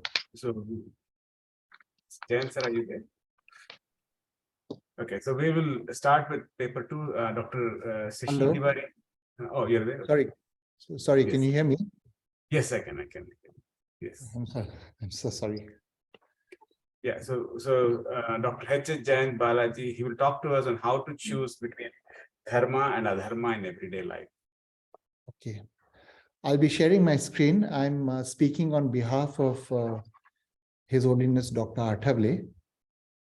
And the topic of our talk is about how to choose between dharma and adharma in everyday life. So, namaskar everyone. Now, almost 100 years ago, Adolf Hitler took an ancient sacred Indian symbol, the swastika, and modified it. And as you can see, these two symbols look very different. But since then, in people's minds, all the versions of the swastika symbol are viewed as something synonymous with genocide and racial intolerance. However, spiritually, our research has shown that the ancient Hindu symbol gave out high positive vibrations, while Hitler's tilted Nazi symbol gave out high negative vibrations. And due to a lack of understanding, people have thrown out the good swastika along with the bad Nazi version of it. Now, actually, the swastika, as per Indian culture, was in line with dharmic principles or righteousness, while the tilted Nazi version of it represented adharma, as it gave out high negative vibrations. And this is the focus of my topic today, is how to choose between dharma and adharma in everyday life. So what is dharma? Now, according to the revered saint Adi Shankaracharya, of course, there are many definitions, but this is one. Dharma is that which accomplishes three tasks, that is keeping the social system in excellent condition, bringing about worldly progress of every living being, and bringing about their spiritual progress as well. And these three aspects can only be fulfilled if the actions and thoughts of society generate positive subtle vibrations. It is not possible to have well-being at any level if we, by our thoughts and actions, are actually generating negative vibrations. So I represent the Maharishi Adhyatma Vishwavidyalaya, also known as the Maharishi University of Spirituality. And it's been founded by His Holiness Dr. Athawale and backed by over 40 years of spiritual research experience. So the university actually specializes in conducting research into how the spiritual dimension and the spiritual vibrations affect our lives. And one of the focal points for our research has been on how to generate spiritual positivity and reduce negativity in all aspects of our lives, in all disciplines. And in fact, we studied up to, I think the last count was about 54 disciplines where we've tried to study this at the vibrational level.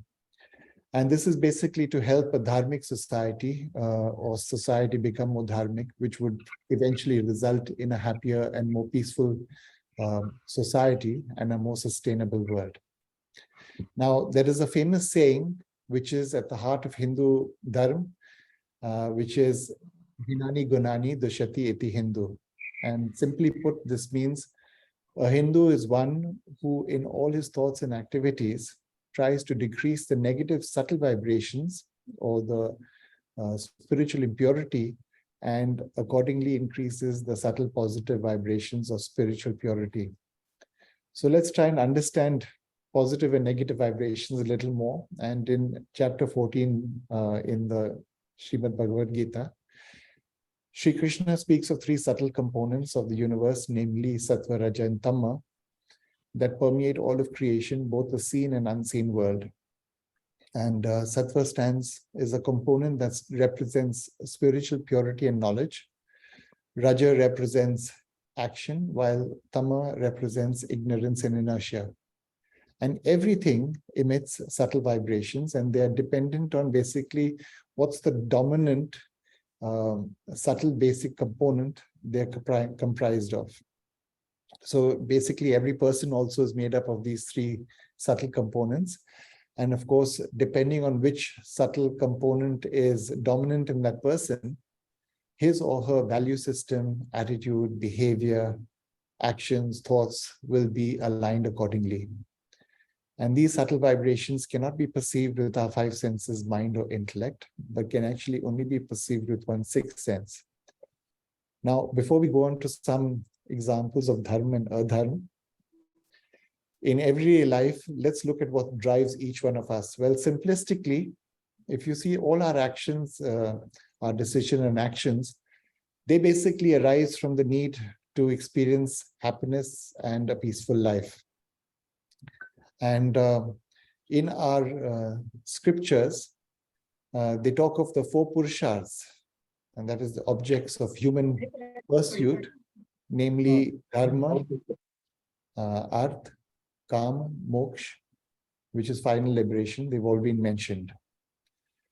Okay. However, over time, mankind has forgotten about dharma and moksha. Sorry, is that okay? Okay. Which is actually our primary purpose of life, which is moksha. And they've settled for only two pursuits. That's the creation of wealth and self-gratification, and very often at the cost of others and the environment. And this has resulted in the world that we have today. So actually, if one does want to have happiness, the true purushas of karma and moksha should actually be in accordance with dharma. And this means that dharma needs to underpin all our actions and thoughts and our value system. Now, for most people, their worldly and spiritual lives are separate. But actually, our research has shown that the two are inextricably interlinked. Now, if a person engages in a spiritually positive lifestyle or a sattva predominant lifestyle, it leads to happiness and well-being, and he adds spiritual positivity to society. On the other hand, if a person has a lifestyle that is spiritually negative or rajatama predominant, then invariably it leads to physical and mental suffering, causing many issues such as stress, depression, addictions, cancer, the whole multitude of other problems. So to assess the spiritual effect of anything, one must have advanced level of sixth sense or extra sensory perception.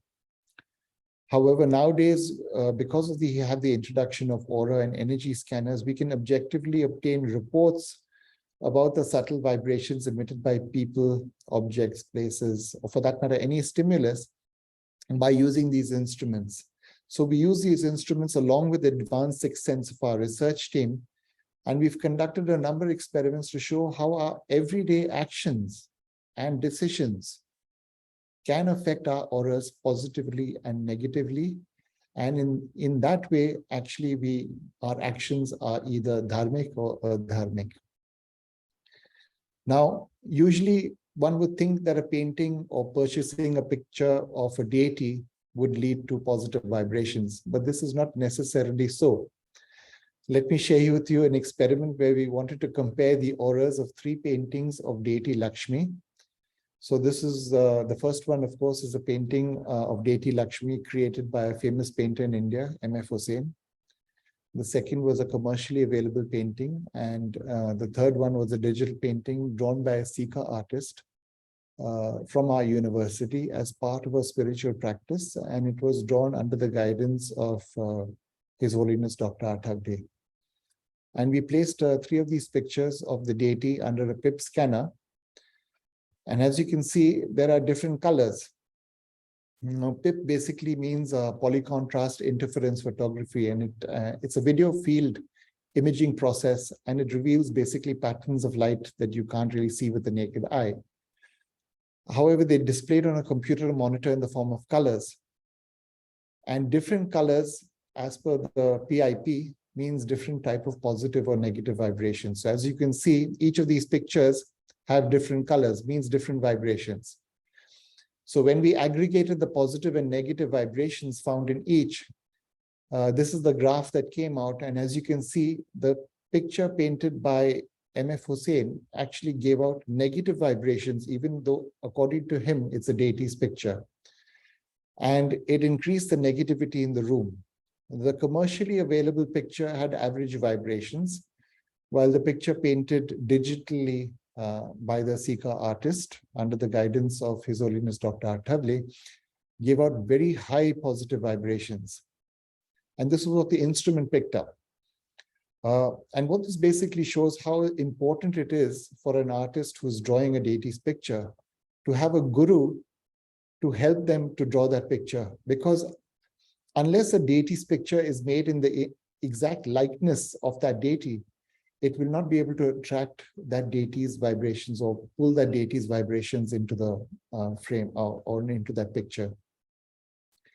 So like this, I'm going to show you a few slides as examples of how one can go wrong if one does not have proper guidance.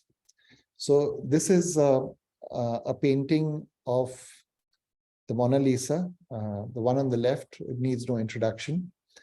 The portrait on the right is a portrait of a saint, Her Holiness Anjali Gargil, painted by a Sikh artist. Now, the Mona Lisa is regarded as one of the most valuable paintings in the world. It's now estimated close to $1 billion, but it gives out negative vibrations. And whilst the saint's picture, because of her spiritual level, gives out high positive vibrations. And you can see we've done other scans of this, all concur with each other. And we found that many of the expensive artworks around the world actually emit negative vibrations, which begs the question, as the human race, what are we actually running after? Expensive paintings, we put them on the wall and they actually give out negative vibrations.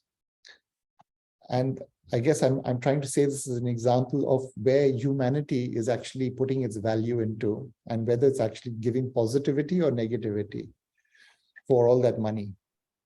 And this is an example of a Rangoli, which gives out positive vibrations, and one that gives out negative vibrations.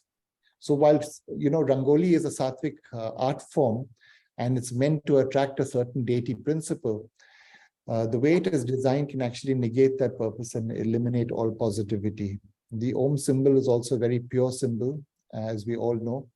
However, this Om symbol design on the left gives out negative vibrations, and on the one on the right, far right, designed by the Spiritual Research Center in Ashram, as per the study of vibrations, Spandan Shastra gives out high positive vibrations. And as you can see, two aura and energy scanners have actually concurred the same thing. And this is a Ganesh idol made from paper mache on the left, and it emits negative vibrations. However, the one made by a Sikh artist on the right, under the guidance of His Holiness Dr. Adhyayana, emits very high levels of positive vibrations. We've done many experiments of this, tremendous amount of positive vibrations. And as you can see, there's no color being added on. Interestingly, when we do add color, the vibrations come down a bit. It's like going from the unmanifest to the manifest. So I guess the key takeaway points from the art section is that art and design are something that we are all exposed to on a daily basis, whether it's, ads on TV or whatever it is. But depending on many factors such as the artist, his spiritual state, the subject of the art, the actual design of it, can actually emit positive or negative vibrations. Nowadays, with the ease with which we can share and transmit imagery across the world, the designs and art we create can affect us and the environment around us. Now, color is another thing that affects us, and to illustrate this, we've conducted an experiment using an aura and energy scanner. This scanner can actually pick up both positive and negative vibrations in an aura. And we use this UAS to actually measure two washed pieces of cotton cloth. One was black and the other one was white. And you can see these are the readings we obtained via the UAS. And as you can see, just due to the difference in color, the difference in subtle vibrations are significant, with the black cloth having high levels of negativity and no positivity. So obviously, when people choose to wear black over white, they will invariably be negatively affected. And in this experiment, we asked a subject to wear similar clothing, and both in black and white. And you can see how she was more negatively affected by wearing black. Her type 2 negative aura, as per that instrument, increased by 99, that's doubled in just half an hour. And amongst all the clothes that we tested for their aura, on a woman's aura, the Indian sari, both the 6-yard and the 9-yard, had the most positive effect. And we took a whole range of clothing styles across the world, but this was the best. And of course, the amount of positivity being emitted will depend on the design and color of the sari and how it is actually draped. The new fashioned trends of how some Bollywood artists actually wear a sari may not actually give out a positive aura. However, out of all stimuli, what we've researched on, and the one that affects us the fastest is our diet, whether it's food or drink. And as soon as we ingest it into our system, what we've seen is within a few minutes itself, the aura changes and changes dramatically. And in our various experiments we've had with food, we found that eating meat and drinking alcohol most likely will get a negative aura or a negative effect on a person's aura. And this, as I said, was basically minutes within ingesting the food. However, just the type of food is not the only thing that can affect our meal or our system. The cook, the person who actually cooks the food and what's going on in his mind, his spiritual state, the predominant thoughts in that person's mind, his emotions while he's cooking, the way the food is prepared, the subtle vibrations in the environment in the kitchen. And we've seen that sometimes a dal prepared in a 5-star hotel has actually negative vibrations, even though it's vegetarian food, as compared to, let's say, dal prepared in the ashram out here. So as you can see, there are many ways that our decisions on a daily basis actually affect our auras. And this includes, the music that we listen to, the entertainment we consume, celebrations such as Halloween that we engage in, the places we go to, the premises we live and work in. And most importantly, we spend most of our time there. So that's why places also actually affect us. Unfortunately, the world today, with all its current trends, actually has more negative vibrations than positive vibrations, as they have not understand the basics of the purpose of life. In a study where we examined the auras of over 1,000 soil samples and water samples from over 32 countries across the world, we found that they were predominantly negative, something like over 80%. And it's quite shocking, actually. And India was actually the country that was an absolute standout, because it had a reverse thing. Out here, as you can see from this graph, India had like a 65-35 split, 65 positive, 35. But the rest of the countries, even developed, very advanced countries, countries like Switzerland, where you think there's lots of positivity out there, their soil and water samples were quite negative. And I guess we were discussing this, and one of the main reasons why India actually had such a high positive thing was basically because of its alignment, and it's culturally aligned with the dharmic way of life, and it's embedded in all our customs and traditions. Plus, we have the highest concentration of saints in the world. Now, in the Charak Samhita, it is stated that when there is an increase in unrighteousness or an increase in the Rajatama components, the signs are reflected in a reduced quality of life, increased epidemics, in our case, of course, it's pandemics, a spate of natural disasters, along with war and conflict, and eventually leading to the annihilation of communities. And this sounds very familiar to the world that we are currently living in. So what can be done? Now, there are a few things we recommend to reduce the effect of negative vibrations on a person, and how one can align oneself with Dharma. Firstly, Namjap, or chanting the name of God, as a spiritual practice. It's something that can be done anywhere at any time. It's a very, very powerful tool, and it attracts a lot of positive energy.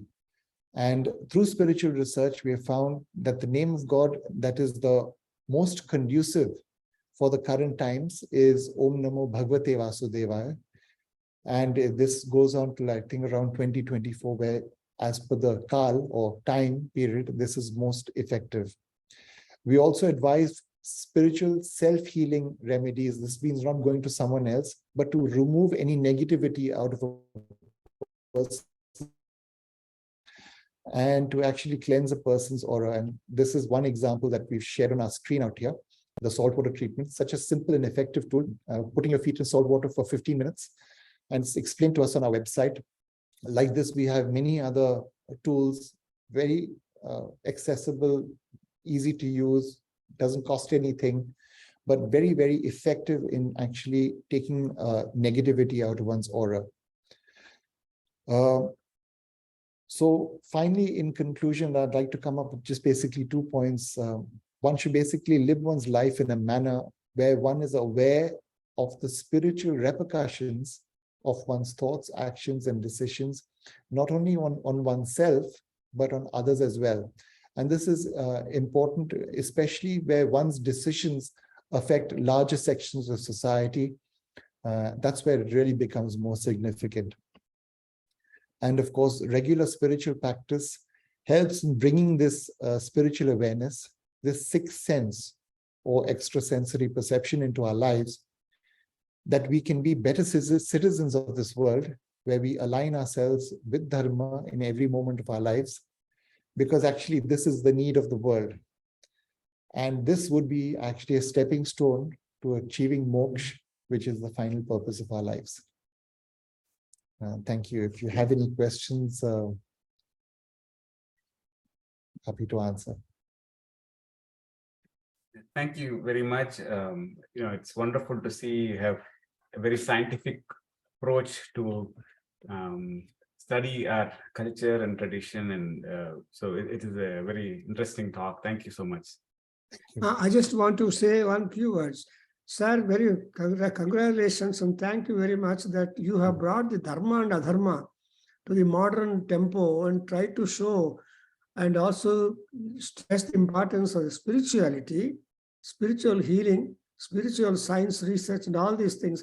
In fact, these days, as we are seeing so much of change, the Dharma, Adharmas, finding the findings of them found in the scriptures, different. But now the people don't approach that kind of thing, but what kind of pictorial demonstration and showing the contrast between the habits and pursuits is very interesting, very happy, and congratulations and our regards to Rathawale, on whose Sean Clark, you are representing beautiful ideas and into this complex of this Veda Adhyayana Kendra. And though you are first time coming, but we wish that you appear now and then, see that some such knowledge is being infused for the modern world, especially the youth. They exactly. have beautiful, they have ideas, they have interest, they have energy, but it is being otherwise. But for example, to just say, you have shown how the stomach reacts for the kind of food. Also, how should be the mind of the cook also. All these things are there already said in Bhagavad Gita. For example, in 17th chapter and elsewhere, we have got ideas, but people are not aware of them and they do not go to them to do.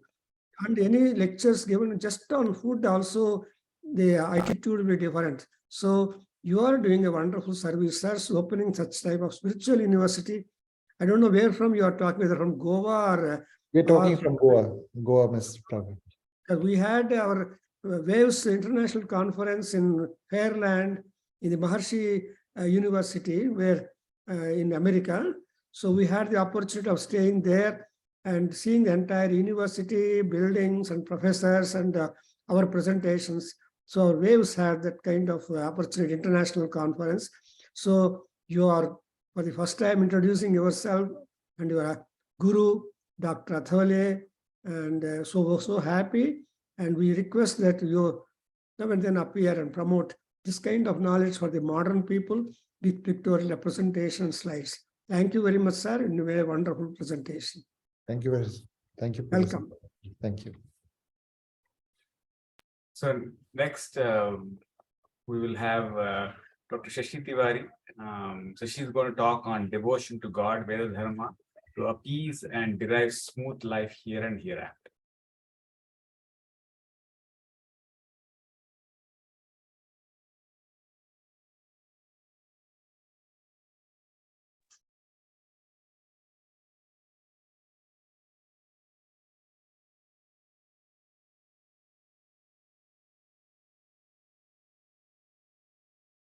Dr. Shashi Tiwari, can you please start, please? Thank you. Yeah.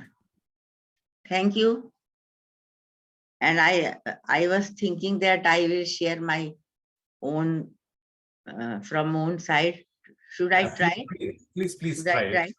Yes, please try. If you can do it, that'll be great.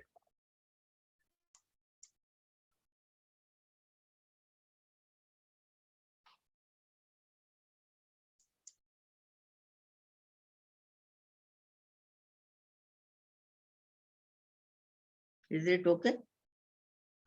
Yeah. We can't see the slides. No.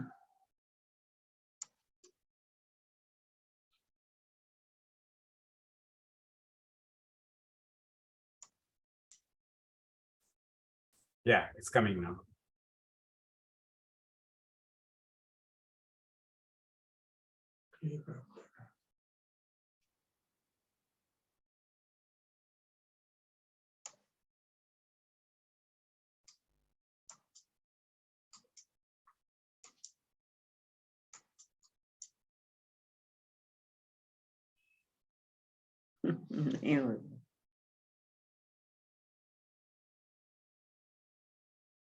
No. I think it is no. Yeah. We see the slides now. We see the slides. We see. If you just go to full screen, or you can just continue to talk and you're closing it. So yeah, you can put it in full screen and This start. is my done by me. Yeah. Ah, yeah. No, it is not done by me. Introduction to. It is by you only. I don't know. It's coming, madam. No, we are seeing the slides, madam. So you can go ahead. In the margin, yeah. Mhm. Okay, thank you. I am very grateful to Veda Adhyayana Kendra for inviting me, and especially my thanks are to Dr. Prabhakar, Dr. Raghav and others, Dr. Kamla Arora ji and others, who has given me this opportunity to speak something about such an important topic, dharma and adharma in our ancient Indian scriptures. I am listening very carefully. Professor Prabhakar has started and his speech, and he's explained about dharma. And then Professor Murli Madhavanji has told us about Ritam. The Ritam is converted later into dharma. So dharma is a very, very difficult concept in Indian philosophical systems, and it has many meanings, not only one meaning. As in my topic, devotion to God, Veda Dharma is written Professor Prabhakar ji, and I like it very much. So dharma is established by the Vedas, no doubt about it, and Rishi of Purusha Sukta say very forcefully, Tani Dharmani Pratmani Asan. What we have said is the first and the foremost dharma, or the values or rules and regulations for the whole world. So like that, now I will start my presentation, and topic is given here, devotion to God to appease and derive smooth life here and hereafter. And at the introduction, I will only say few lines. This is the age of morality and materialism, and people think that morality, values, ancient scriptures, these are not important. But such an organization as WAVES is there, and Veda Adhyayana Kendra is there. We know that these are most important and time to time for human life. for the benefit of all of us, these should be discussed. So time to time, we feel that there are some situations, many situations, when there are no answer. And finally, we got the answer. We used to get the answer from Vedic Dharma or our old ancient scriptures. What is the beauty or characteristic of our Dharma? Vedic Dharma prescribes openness of thought and belief. It is supreme in spirituality. As we said, Adhyayana Vidya. And these are the popular scriptures, Veda, Upanishad, Srimad Bhagavad Gita, etc. Then it is also called Sanatan Dharma, eternal faith. It is not based on teaching of a particular person or a particular book, but all books, all collective wisdom of our seers and sages has developed through centuries dharma, the Hindu dharma or the Vedic dharma or the concept of dharma. So these are very unique things about Vedic or Hindu dharma, and that is why it has incorporated the ideas of different orders, variety of beliefs, customs, rites, philosophies has merged, assimilated there. India has witnessed conflict, civilization, but each has teach them something. So that is why some people say that Hindu dharma is not a dharma, but it is a culture. Role of dharma. What is the role of dharma? In Vedic thought, dharma is the most comprehensive and it's valid throughout life of a human being. It implies not only the religious and philosophical framework, but includes the scheme of right conduct under dharma, which leads to goal of life. And now my particular topic is should be concentrated on bhakti. So I'm coming on that. Devotion or mental peace is a virtue broadly aspected in Vedas from the beginning of civilization. Actually, we know that bhakti is not mental peace. Bhakti is not shanti. But when we will go into the inner meaning of bhakti and the results of bhakti, then we will find out that the only chitta shanti or what yoga chitta vritti nirodha, that is actually the state of our goal, which is derived from bhakti also. The evidence of the acceptability are found in the Vedas, Upanishad, Smriti, Ramayana, Mahabharata, Gita, Darshanas, and Puranas. So self-realization may be the another term used for that goal, which is gained from devotion. As it can be called Shanti, it can be called self-realization or Atma Gyan. That is why we know that knowledge is not contradictory to bhakti, but it is complementary to bhakti. And there are 4 ways of God realization. These are very clear things that people know about that. So I'm skipping it in short. I am only telling the name of these 4 ways, which are ways for realization of the God or realization of the self. First is path of knowledge, Jnana Marga. The path of action, Karma Marga. The path of meditation, Yoga Marga. And the path of devotion, Bhakti Marga. But it is important that devotion is the another name for concentration. And concentration is required in all the ways which are for self-realization. These paths are associated directly or indirectly with devotion or dedication to God. Because as we know, knowledge also needs dedication. Karma needs dedication. Meditation needs dedication. So concentrated mind can only go or find out about the Supreme Lord. And Chitta Shanti, Chitta Nirodha, that is another name for devotion. Main characteristic or quality of devotion is that it is easily reachable. It is most accessible for in comparison to other ways. Love or adoration or gratitude or devotion, these are the terms which can be used for explaining bhakti towards God.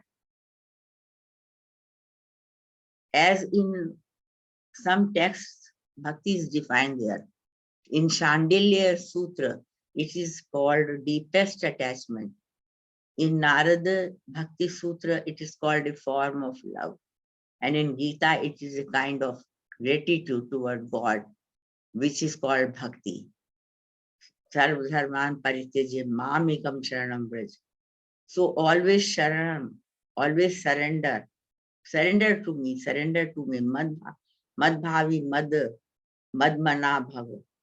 Shri Krishna is telling in the Gita. So surrender makes the mind very light, very peaceful, and very delighted. And these are the gains of bhakti. So bhakti is narrated by Shri Krishna, Lord Krishna, as a form of surrender. According to Gita and Vedas, it is, as I have told already, most accessible. In Gita, it is called most accessible. It is surest. It is sure that bhakti will give some results. It is swiftest and it is easiest path.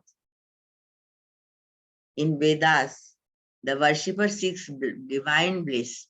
As there are many prayers, and you all are Vedic scholars, so you know Swasti Panthan Charema, and like that, there are many prayers for the welfare, for the divine bliss, asking divine bliss from God. And this is the very beginning of bhakti. Kripa chahiye, kripa mile, Ishwar ki. So this is a form of bhakti, and where surrender and where inner devotion, dedication, these are the uses. So it is regarded as the easiest way of self-realization. Bhakti includes faith and love. Faith and devotion are like oars of a boat which lead life towards God. Both should be side by side, faith and the love. Meditation of God is important for devotion because through it, a devotee reaches nearer to God. And we all know that God is everywhere. It is all pervading, and that is why it is called consciousness also. Invocation of the divine names are referred in many texts. If we will chant names of the God all the time, we can be near to God, or we can be near to self-realization. Lord Krishna in Gita says, one from all sins, I save one from all sins and sufferings who take his refuge. Lord Krishna says in Gita, by single-minded devotion to me, it may be possible to understand, to see and enter me. Ananya Bhaktya, that is the term used in that shloka. And Manmana Bhav, that already referred by me. So he promised that my devotee shall never perish. And this is the only reference of pratigya, where God is taking a pratigya, a shapat, promise, that I assure you, if anyone is my devotee, I will never let him perish or destroy. So my devotee shall never perish. Arjuna pratijani hi na me bhakta pranashyati. Me bhakta never never pranashati, and no time pranashati. So this is a very important pratigya which is taken by Lord Krishna, and I think this is the sentence which makes Gita a supreme granth. And in Ramayana also, Shri Ram is taking pratigya that whoever will be in my sharan, in my sharanya, in my surrender, I will protect him. And this is in Sundarkand, and I am talking about Ramchait Manas. If Vibhishan is coming, I will not care who is coming and what is in his mind, but I will give him protection because he is taking my surrender. So this is a form of bhakti. Essential requisites of bhakti are single-minded devotion to God, meditation and chanting of prayers, perfect control over mind and senses, absence of any attachment, complete surrender to God, seeking divine grace and kindness. What happens when bhakti is there? Devotion to God is regarded the simplest attitude and the most effective way of attaining the highest realization in Hindu tradition, even since Vedic time. In devotion to God, worshipper looks upon him as Father, Creator, Survivor, great supporter, helper, friend, merciful one, and the most beloved, and praise for his grace. And there is a simple Sanskrit prayer which everyone knows. That is also the highest prayer of devotion. Twamev mata cha pita twamev, twamev bandhu cha sakha twamev, twamev vidya dravinam twamev, twamev sarvam mama deva deva. So this prayer is the essence of bhakti. Bhakti is a state of equilibrium which is needed for the proper existence of all. It is preached through ancient religious scriptures and epics of Hindus. It can be considered as the essence of Hindu dharma. And this is my last line, and namaskaram to all of you.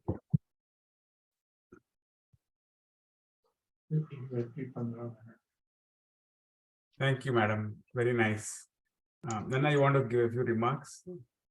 Yeah, we have beautiful presentation talking about bhakti, a most important thing in the Kali Yuga, and Nama Smarana, Nama Sankirtana, and Namocharana to be wonderfully useful, simple formula, which Dr. Shashi Tiwari, in spite of her so many very busy engagement, in about a week or so, we are going to have an international and national waves conference. But I'm really thankful she obliged and give us some few ideas on the dharma and adharma, very contrasting features, and is present to give a live presentation of the ideas, and we are very much grateful to her. Thank you very much, madam. You have made it. So next we will have Dr. Shive Chaturvedi. Sir, you can please speak. He's going to speak on foundational principles of Grihastha Ashrama and their equivalence in human knowledge systems. He is speaking from Los Angeles. So a great professor. हमेशा रहते हैं वो, इनके साथ मैंने जोड़ा था. Namaskar to everyone. Can I share my screen, please? Yes, please, you can do it.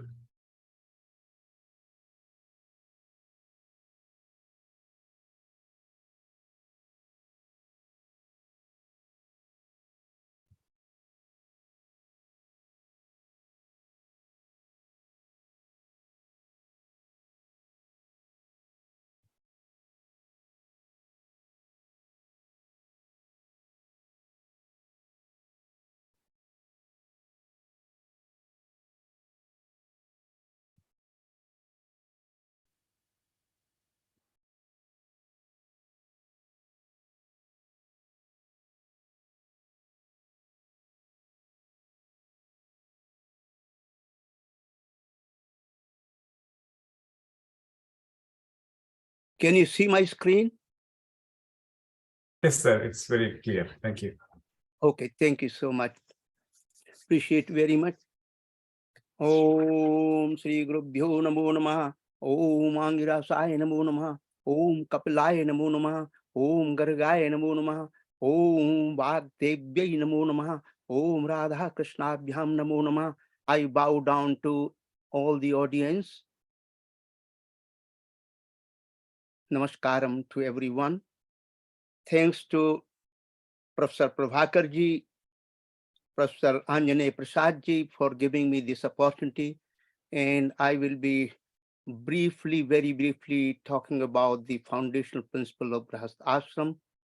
And let us see where do I go from here.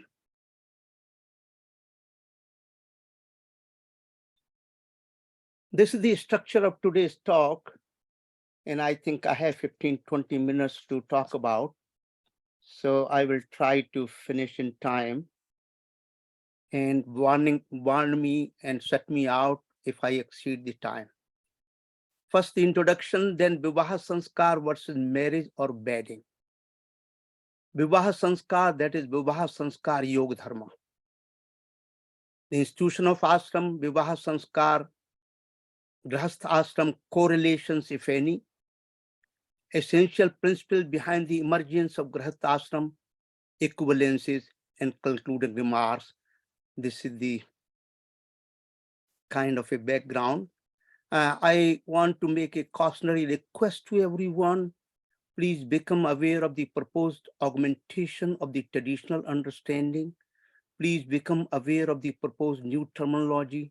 Please become aware of new dimensions, and the full justice to this topic cannot be done due to time limitations. With these cautionary requests, Yoga Dharma Chit under consideration. And we are going to focus only two most beautiful, wonderful, and mysterious Yoga Dharma Chit, Sanskar Yoga Dharma Chit and Ashram Yoga Dharma Chit. One of the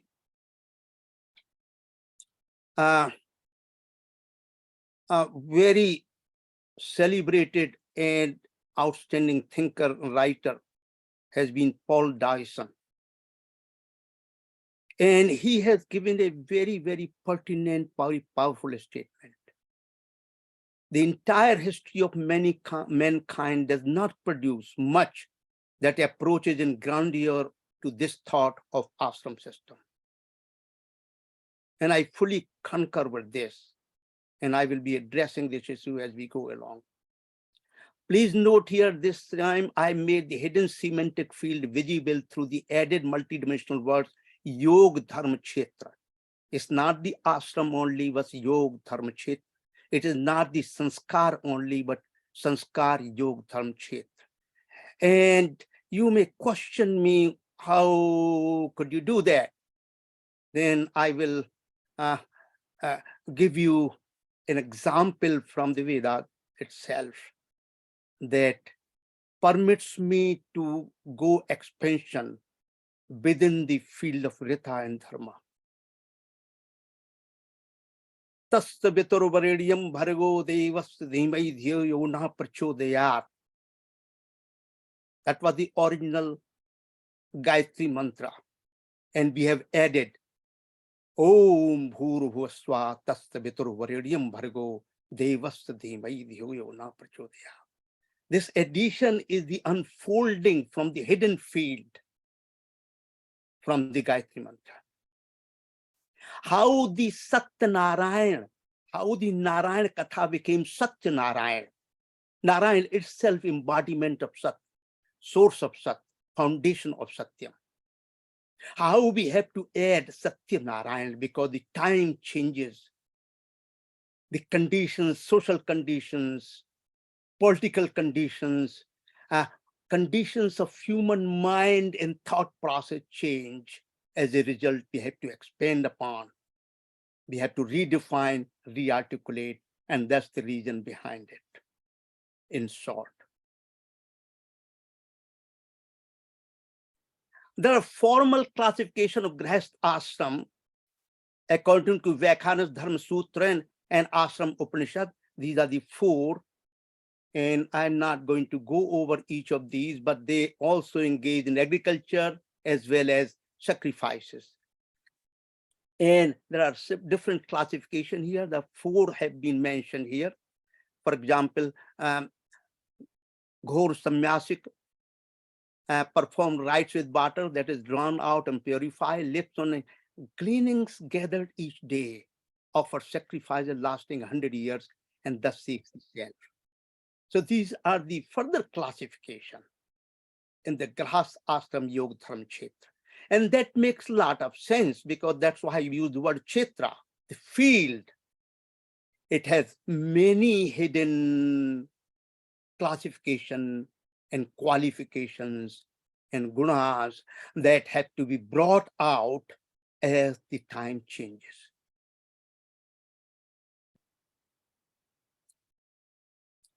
Genesis of ashram.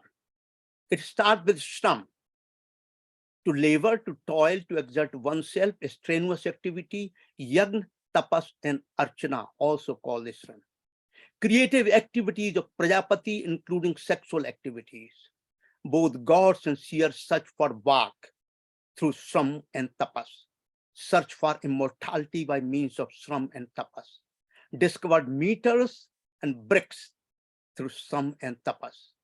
Dynamic activities towards achieving organized, harmonious ends. And I have given you here the Rigvedic inferences, and also from Satpat Brahman, Tatri Brahman. I'm giving the brief concluding thoughts here. Shraman is called the Brahman. Muni is called long-haired one, Kesan. These are some of the very highly pregnant, highly loaded terms, and I'm not going to address those. Ashram, I'm defining here a place, a space for dharmic activities with exertion. A place or space of residence for engaging into life of learning, enlightenment. A habitat promoting a lifestyle dedicated to the principal obligation of Grihastha Ashram. For example, Ramayana, residents of ashram, these are the references given. And inhabitants of this world, including gods, seers, ancestors, other human and non-human beings, live in a web of interdependent relation which create reciprocal rights and obligations. That is the big picture. Here I'm addressing. The most clearest statement regarding the common origin of Varna and ashram system is given in Bhagavad Puran. From the mouth, arms, thighs, and feet of Virat Purus were the born Brahman, Kshatriya, Vaishya, Sudra, respectively, each with his own conduct. From my loin was born Grihastha Ashram. From my heart, the state of Brahmacharya. From my chest, the Vanuprastha. Sannyasa abides on my head.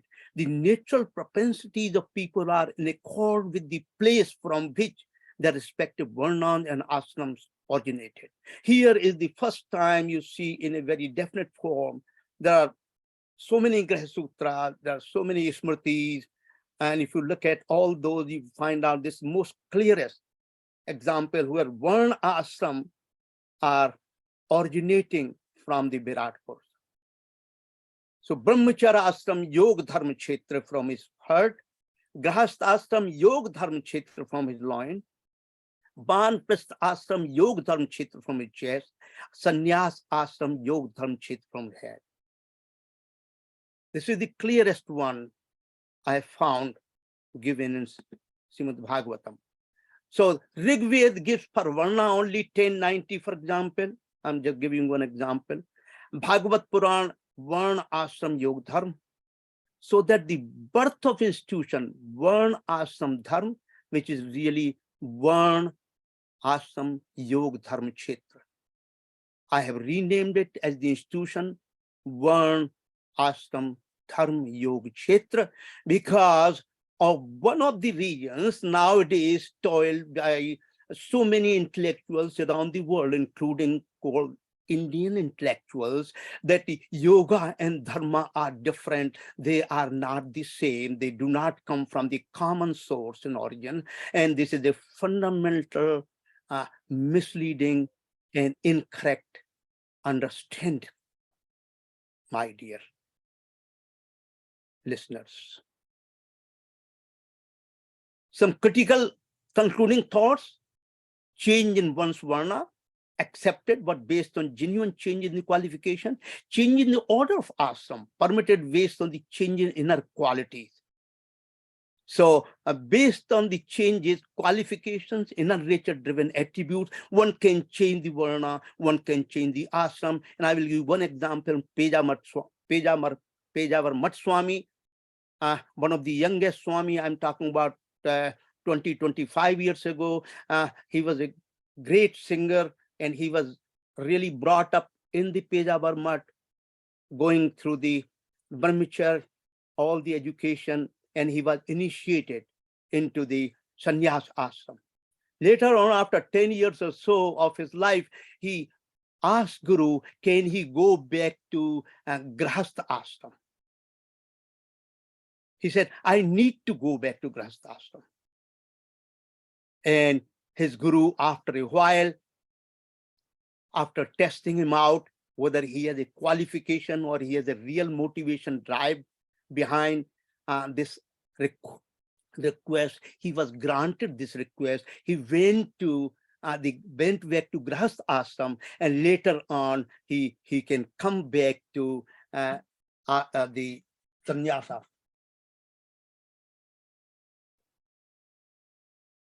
I have come across so many such cases. So there is really fundamentally, there is no objection or rigidity about changing the varna or changing the ashram. Here, for example, Vivaha Sanskar, Yog Dharma Kshetra, do we really know what is going on here? How and why? In general, it's a sad state of affairs, source of decay and pollution, the sacred Sanskar Yog Dharma. And this has become really what you call, this Sanskar has become a show business. How much money I can spend, how big the mandap I can have, how much decoration I can have. So actually the bride and grooms, bar or batu, even they themselves do not know what they are doing, why they are doing, why it is important, how it relates to the world, how does it relate to the Grahastha ashram.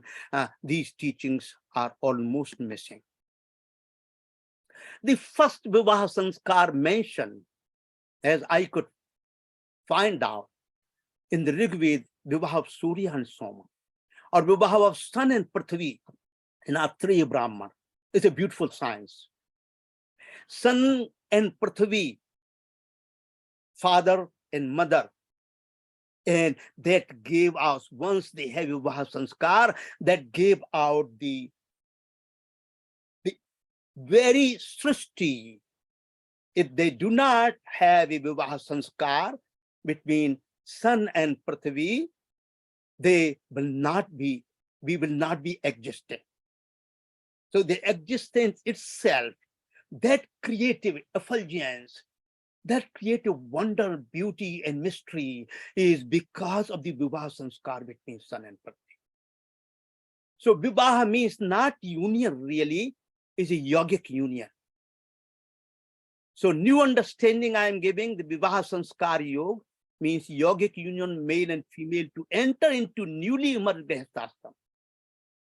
Vivaha Sanskar Yoga Dharma Kshetra, which means uphold additional dharmas within the Grahastha ashram that are emerged from the Kshetra, the field of the ashram. So as soon as after finishing up the Vivaha Sanskar, the Bar Badhu, Lakshmi Narayan become Pati and Patni, and then they enter into the Grahastha ashram and the new dharmas emerge. That is the key here, emergence of new dharma. And I'm giving you this schematic diagram. A is the male personality, B is a female personality, and C is the grass ashram, the boundary it is created. A field is created by union of A and B.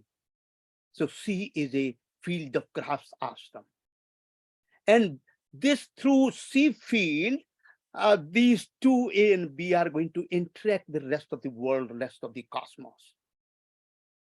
The overlap between A and B is the state of what you call the compatibility index for common gunas. So this is the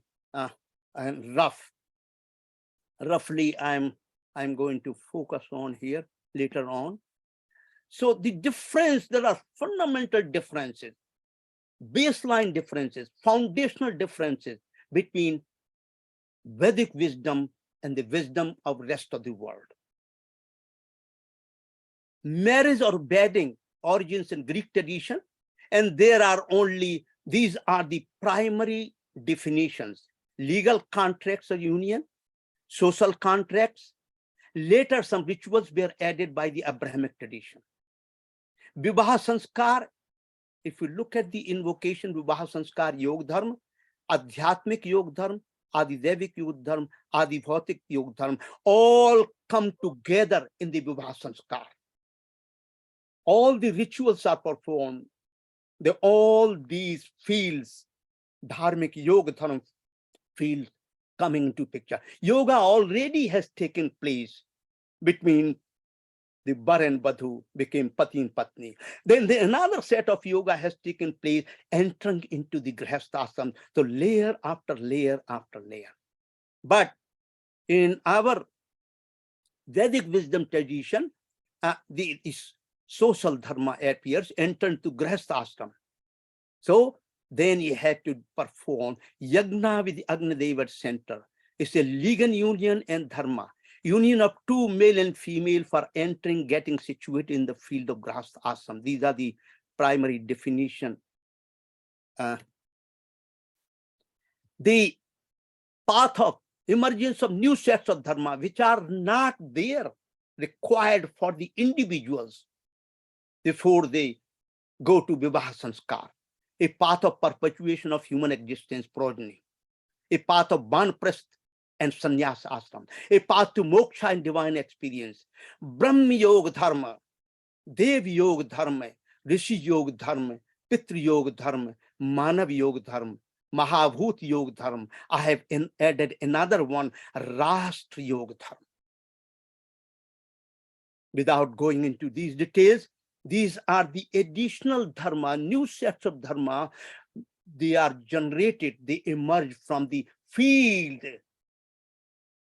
Grahastha Yoga Dharma Kshetra. That is the beauty. Let's look at this particular slide. What do you mean by field? Some of you are, many of you are familiar with this. Some of you may not be, so I'm going to give you some idea. Field is, Kshetra is a field, like electromagnetic field, audio field, chemical field, biochemical field, neurological field, Vata, Kapha, Pitta fields in Ayurveda, mind field, Ankar field, Buddhi field, and Chitta field. These fields can be visible or invisible, but effects can manifest various ways that can be measured. Just like in the previous talk, the scanning of the energy was done, so they can be measured indirectly, though they are invisible. They can be measured, manifest various ways. Union is the act of joining, uniting, state of being joined to united. 1 + 1 = 2, we are very much familiar with, called numerical union. There is another yogic union, is 1 + 1 = 1. For example, I'm giving you a little example. First movement, the fertilized female egg, 1 + 1 = 1. 1 + 1 greater than 2. yogic unions such as Pati-Patni union entering and creating a Grahastha ashram.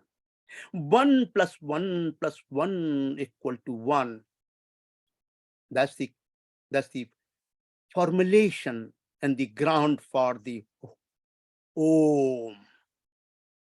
And many cases, whole is greater than sum of its parts. Whenever we say that, we are talking about yogic kshetra. We are talking about the emergence of new dharmas. That's what we are talking about. Some examples. How many minutes do I have? Anjaneyaji? It's in fact almost getting over, sir. Another 1 or 2 minutes. Can you give me 5 minutes, please? Yeah, please. Yeah. Thank you. Here is the Adi Bhautik Dharma Kshetra, not religion, not at all religion. And if I say simply dharma, again, it will be misleading. It may be incorrect. So Adi Bhautik Dharma Kshetra. Look at the hydrogen molecule, oxygen molecule. It becomes a water molecule. Hydrogen molecule has its own Dharma Kshetra, its own quantum structure, its own chemical structure. Oxygen molecule has its own Dharma Kshetra. Then hydrogen molecule becomes water molecule with its own Dharma Kshetra. And by the way, if I give you the quantum structure of hydrogen atom and oxygen atom and ask you to please create through your models the water properties of the water molecule under all conditions, it cannot be done. Plain and simple, cannot be done. New dharmas, new properties appear under different conditions. So Dharma Kshetra means Nama, Roop, name, structure, properties, active potential, mutation, and internal time. The matrix is the Dharma Kshetra. Chemical process of union is the yogic process. Whole is more than sum of the parts. All the material entities, biological, non-biological, have their own Dharma Kshetra, which is dynamic. Here is the human conception. 23 chromosomes from male, sperm, 23 chromosomes per blood, they make up 46 chromosomes. Here is the Ardhanarishwar concept, 46 chromosomes. Now, inside the mother's womb, fusion of two cells, sperm cell and egg cell emerging as the one cell. 1 + 1 become 1. And when one cell grows, doubling in size, then divides successively into 2, 4, 8 cells. And there are about 350 cell type human body, but there are millions of cells. Cell diameter is about 1,000th of a millimeter. Protective layer made of primarily of 3 different membranes. Development goes inside this layer, inside this graha, inside the walls within the layer, which is inside the walls of the Grahastha ashram. It's a boundary just like the home for Grahastha ashram. I will skip this. Another one is steel rebar. I will skip this. And let's look at again this one here and see a creation or emergence of Grahastha ashram. Very, very important. Simply saying union is incomplete, misleading, incorrect. So, concluded remarks. I have proposed and developed new dimensions, explanation, articulation for this unique institution dharma. Please note, one can find out after careful examination of the primary Grihastha Sutra of all the Vedas that no yogic integration exists between Vibhav Sanskar and Grihastha ashram. I think they appear to run parallel. There are no mantras recited, there are no rituals are performed. So actually, Pati Patni are left out by themselves before they can figure out what to do. None of the Grihastha Sutra from all the Vedas provide this yogic integration. Entire body of sanskar needs a major overhaul. All the trial, tribulations, conflict, confusion, unwarranted fights between Pati and Patni are natural. However, they must be resolved within the boundary of Grihastha ashram kshetra through dharmic commitments. Grihastha ashram had a requirement to create a physical space structure in order to get physical privacy, mental privacy, behavioral privacy. Provide opportunity to prepare for easy and gradual exit to Banaprasth and Sannyas ashram. Provide the boundary and limits of effectiveness, efficiency, and power. Provide opportunity for potential separation amicably in case Grahastha ashram breaks down. Continue my request to all the audience with my folded hand and bound down 100 times to you. Must stop using marriage and wedding as synonyms for the Vivaha Sanskar. We must use Vivaha Sanskar Yog Kshetra all the time. It is in fact yogic union, male and female, as Path Patni to create and enter into the Grahastha ashram. Indeed, this is Grahastha ashram Yog Dharma Kshetra. Kshetra reflects upon various unions in Adidevik Adhyatmik Adibhautik domain of the existence itself. So please recall Dharam Kshetre Kurukshetre, the very first verse from Bhagavad Gita, and Grahastha ashram is both of these. It is a Dharam Kshetre, Kurukshetre. Both the kshetras come together within the Grahastha ashram. Now, with my folded hand, I am requesting for forgiveness for any offenses. Please forgive me. I bow down to every one of you, and I need your blessings. So please bless me today. My gratitude to your attention. I am simply a Vidyarthi and Sevak of Vedic Rishis. Last, Satyameva Jayate, Satyameva Jayate, Satyameva Jayate. Om Santi, Santi, Santi, Harihi Om. Thank you so much. Again, my gratitude to all of you to listening my crazy talks. Thank you so much. Thank Very you. nice. Very nice, Dr. Shiva Chaturvedi. See, Acharyaya Priyam Dhanam Ahrutya Prajatantum Avyavatseti is the inspiration for Grahastha Ashrama, Gruhya Sutras, and more so, the other ashramas depend upon the Grahastha Ashrama. Main reason is they have kitchen, they have chemistry, and all other things will depend upon that. So, very nice presentation. Thank you very much. Now, Prasad will take. Thank you so much, Professor Shivachidar. So next we have Dr. Ingalalli. He is going to talk on foundation of Dharma in Rigveda Samhita. Dr. Ingalalli, are you there? Professor, he is professor of philosophy, a seasoned professor, emeritus professor, and now he is here to share his ideas to us all on this important concept. Thank you very much. Please welcome. I see he's online. Professor Ingalalli, are you there? Can you unmute and talk?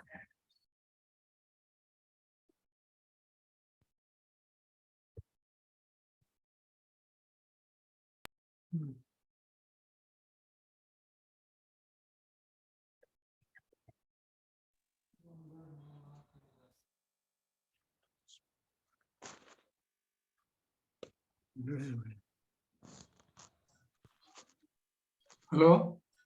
Hello. Namaste. Are you hearing me? Hello. Yes, we can hear you, sir. Please go ahead. So I start my paper. No, you are. Thank you. You are listening to me clearly? Yes, we can hear you. Yes. Namaste to every participant. Title of my paper is Foundation of Dharma in Rigveda Samhita. In the ethics of Rigveda Samhita, the concept of Ruta is of great significance. It is the normative law which pervades the entire universe, and all gods and human beings should obey Ruta Tattva. Ruta signifies and furnishes us with universal moral principles. It permeates the essence of all things. Thus, Ruta functions as the foundation of morality as Dharma. Vedic rishis had the vision of Ruta during the formulation of Vedic ideas based on the observation of many particular instances in the universe. They keenly observed the regularities in the occurrences of natural events, such as formation of clouds in the sky and subsequent phenomenon of rainfall and other natural events. They not only observe the different kinds of regularities in the world, but also intuitively and logically postulated the concept of birth as a comprehensive unifying principle of different regularities in the physical, moral, and spiritual domains of the universe or cosmos. In the Rigvedic hymns, Rita, as Tattva, is described as that which is ultimately responsible for the proper functioning of the natural, moral, and sacrificial orders. Consequently, it is closely allied to the injunctions and ordinances taught to uphold it and collectively referred to as dharma. And the actions of the individual in relation to those ordinances referred to as moral action or karma. Modern Vedic scholars think that Vrita is one of the most important religious and spiritual conceptions in the Rigveda Samhita. The concept of Vrita appears most frequently as representing abstract concepts such as law, commandment, order, sacrifice, truth, and regularity, but also occasionally as concrete objects such as the waters, the heavens, or the sun as the manifestations of the operations of Vrita in the physical universe. Vrita is also frequently used in reference to various deities. Agni is described as one who is desirous of Vrita, one who is Vrita-minded. Mitra and Varuna Devas encounter the foes of Vrita and as professing Vrita by Vrita. Epithets such as born of Vrita and protector of Vrita are frequently applied to numerous divinities. Next, Vedic gods are never portrayed as having commanded over Vrita. Instead, the gods, like all created beings, remain subject to the principle of Vrita, and their divinity largely resides in their serving it in the role of executors, agents, or instruments of its manifestation. Yet the gods do not govern Vrita, but function through the particularities of the divine ordinances and retributions concerning both rewards and punishments. In this sense, they do not govern Vrita, they serve it as the agents and ministers. Next, Vrita implies satyam at practical level, and it can be translated as truth. It is not simply truth, as in speak truth, satyam vadishami, also Rutam vadishami, but rather it is understood as truth in existence, reality, intention, and understanding. Satya is a term first founded in the Rigveda and used in all these ways in many contexts. Because of the paucity of the time, I have to skip some pages. And next I will take into, as an extension of Vrita Tattva, the theory of karma was conceived of as operating with the same absolute efficiency, since acts are causally deterministic in accordance with their good or evil nature, and their outworkings are inexorable. There is no intrusive or arbitrary factor which might overcome their potentiality for causing retributive effects. Mechanical efficiency of karma. Next, Vedas are considered as the source of dharma. The Sanatana Dharma, meaning eternal order, it refers to the eternal truth and teachings of the Hinduism. It can also be translated as the natural and eternal way to live. The term is used in Indian languages alongside the more common Hindu Dharma for Hinduism. Sanatana Dharma can also denote the list of eternal and absolute duties and practices. Next, the Vedic vision of nature, Vrita, and Dharma. somewhat important. The Vedic seers introspected on the source of life by living with the nature, Prakriti. They discovered great truths about life through nature. Nature as mother sustained their lives with fruits, vegetables, pure water, and air.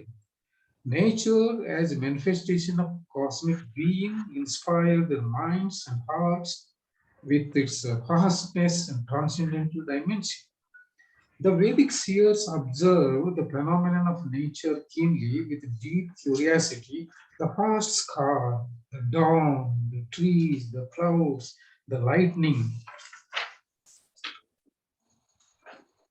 rains. They observed these not only with their minds,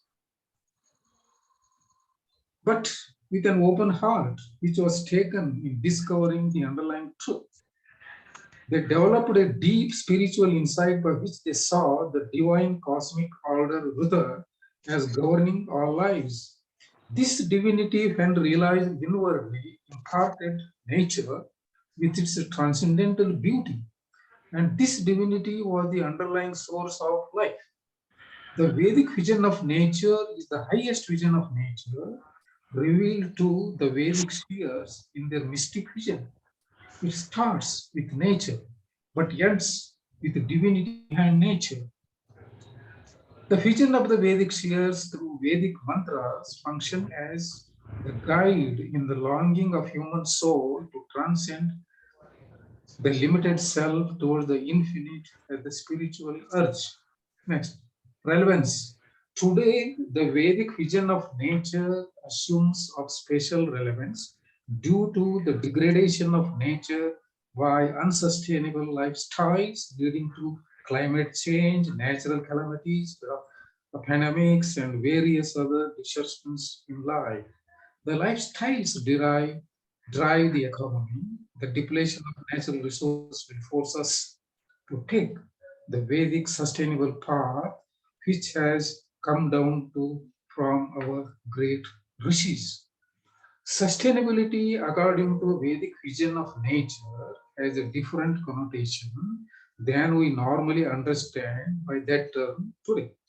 Vedic vision of nature looks at it from a different perspective. Vedic vision of nature has a different approach. It educates us about Ruta Tattva, or cosmic moral order, which has been put forward by our great rishis. Once we illumine ourselves with the sense of Ruta, we ourselves will self-adjust in the long run and orient towards sustainability in terms of self-illumination through Vedic education. The Vedic vision of nature is based upon 4 core concepts, cardinal concepts: Rishis, Ruta, Devas, and Yajna. The Rishis are the seers of the Vedic mantras. The philosophy of the Vedic vision of nature is based upon these Vedic mantras. The Rishis were also embodiment of simple living amid nature and reverence for nature. The ancient scriptures mention about the hermitages of many rishis inside the forest. Reverence to the ancient rishis who first designed the ways, Rigveda 10th Mandala 1450. Ruta. Ruta is the cosmic moral order which regulates cosmic order in life, not only on this earth, but in the entire cosmos. When we look at nature, we get the feeling of what Ruta is. We observe that nature has its own well-ordered system. It is vast, has beauty, and fills our heart with peace. It has dynamism and diversity and operates on a large scale. It sustains us and points to source of life. External nature is the visible manifestation of Ruta. Ruta is not merely confined to external nature. Our inner lives are also governed by the principle of Ruta Tattva.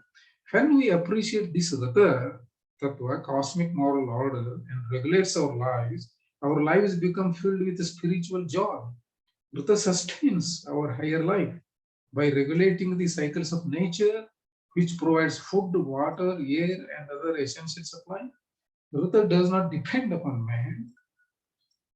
Human beings are dependent upon Ruta Tattva for their sustenance. Ruta is related to our higher life with reference to spiritual joy. The lives of the Vedic rishis were regulated by Ruta Tattva, as the Vedic vision of nature is also to regulate lives based on Ruta Tattva. The Vedic statement, firm seated are the foundation of the Tattva in its beautiful forms. There are many splendid beauties contained. Rigveda 4th Mandala 23 and 9. Now Devas. The Devas are the divine forces upholding Ruta. They are like the building blocks of Ruta Tattva. When the question arises in mind, what exactly is this Ruta?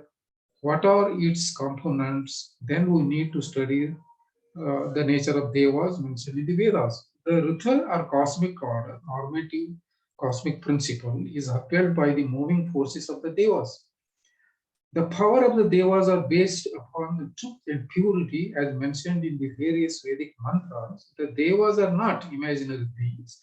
They are the actual powers that exist in the Prakriti of nature and are comprehended. They are comprehended by the great Vedic rishis.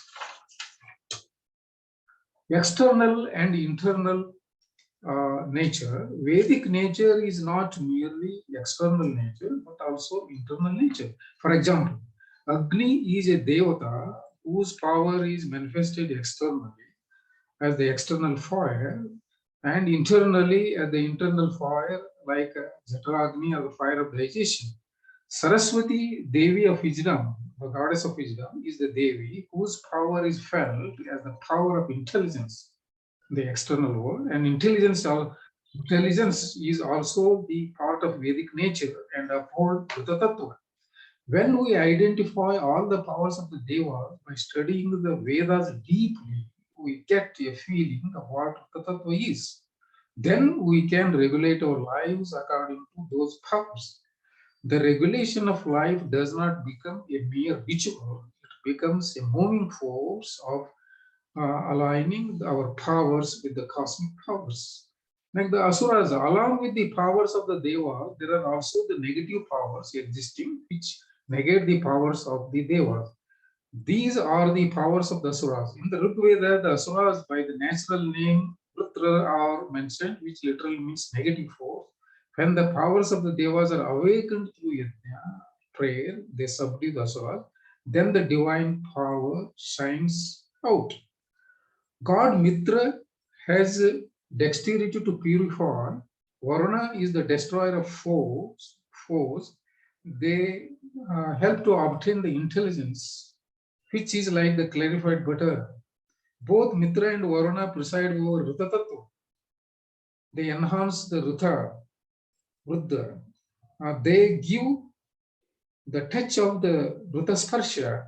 Since they encompass the whole cosmic order, they have spacious dwellings. The Ashwins have swift hands. They bring welfare to all. And they have many hands. They have done many wonderful deeds. They are called Dasra, the destroyer of foes, and Na-Anruta, not on Sukta exist. Next, Saraswati Devi, the goddess of wisdom, is the purifier of our minds. Pavaka. Saraswati is a repository of intelligence. Dhiya Vasu. Saraswati inspires the sense of Ruta and truth within. Chodayatri Sunratanam. I also a little bit modified Prachodayatri Sunratanam to make it more effective. Saraswati awakens the sense of righteousness within us. Chetanti Sumatina. Saraswati is like the great waters, Maha Aruna. Saraswati awakens through intellect. Prachetayati Chetana. Saraswati illumines the universal understanding. Dhiyo Vishwa Virajati. Next. Dharma in Purusharthas. It is the last but one part. It literally means object of human pursuit. Purushartha means it is a key concept and refers to the four proper goals or aims of human life. The four Purusharthas are righteousness, moral values, Dharma, prosperity, economic values, artha, pleasure or love or kama, a psychological value, and moksha as spiritual freedom. Purushartha is a key concept in Hinduism, also in Jainism and Buddhism, which holds that every human has 4 proper goals. They are necessary and sufficient for fulfilling the happy life. Accordingly, dharma signifies the codes of conduct that are considered to be in accordance with the Vrta Tattva, the cosmic order that makes life and universe possible. And it includes duties, rights, laws, conduct, virtues, and right way of living. Now, concluding remarks. Conclusion. Hindu Dharma includes the religious duties, moral rights, and duties of each individual, as well as behaviors that enable social order, right conduct, which are virtuous. Dharma is that which all existing beings must accept and respect to sustain harmony and order in the world. It states the pursuit and execution of one's nature and true calling, thus playing one's role in the cosmic life and existence. Jai Hind. Namaste. Thank you for your patience.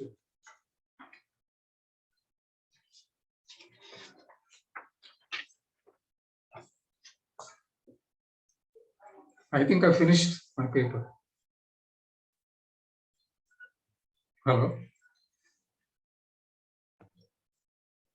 Sir Prabhakar గారు మీరు mute తీయండి please.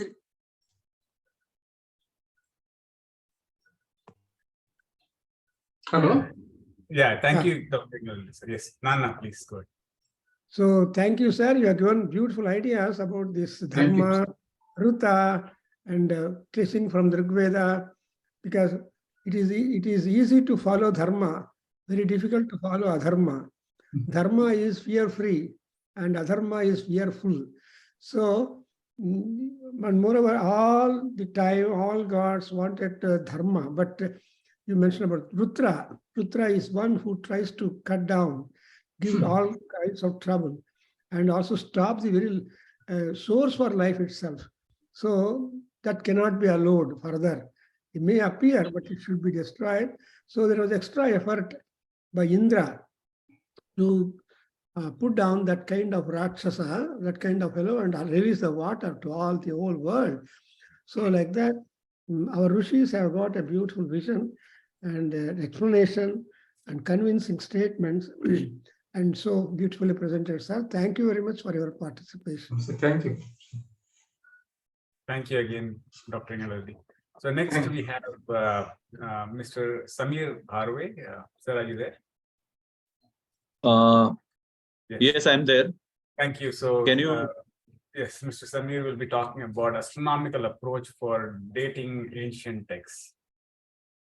So, may I share my screen, sir? Yeah, please go ahead. Okay.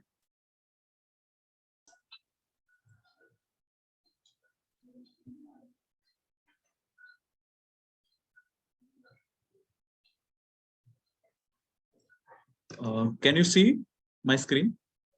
Yes.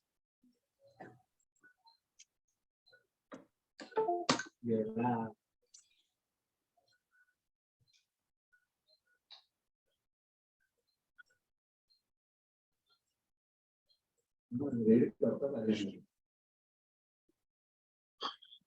Can you see the slides now? Because I'm into full screen mode, so just wanted to ensure. Yeah, we can see it. Thank you. Okay. So it's good evening to everyone.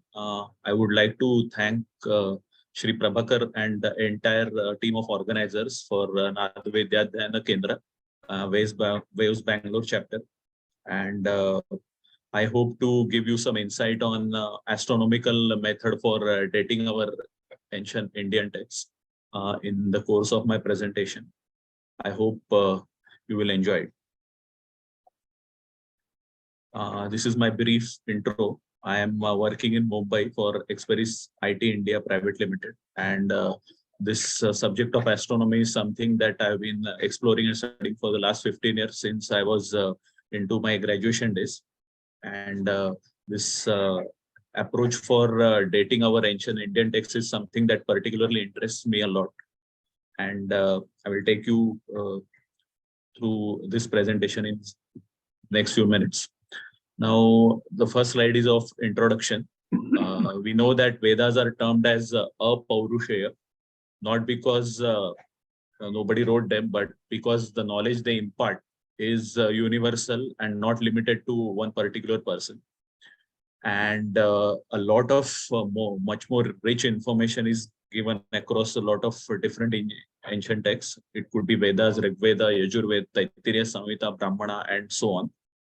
And the science of astronomy, or what we call Khagol Shastra, is one of the oldest, probably the oldest amongst all the different branches of science. And that is providing us a way to find the antiquity or dating these different texts using the methods of nakshatra, planetary position, stars, and a lot of other celestial objects.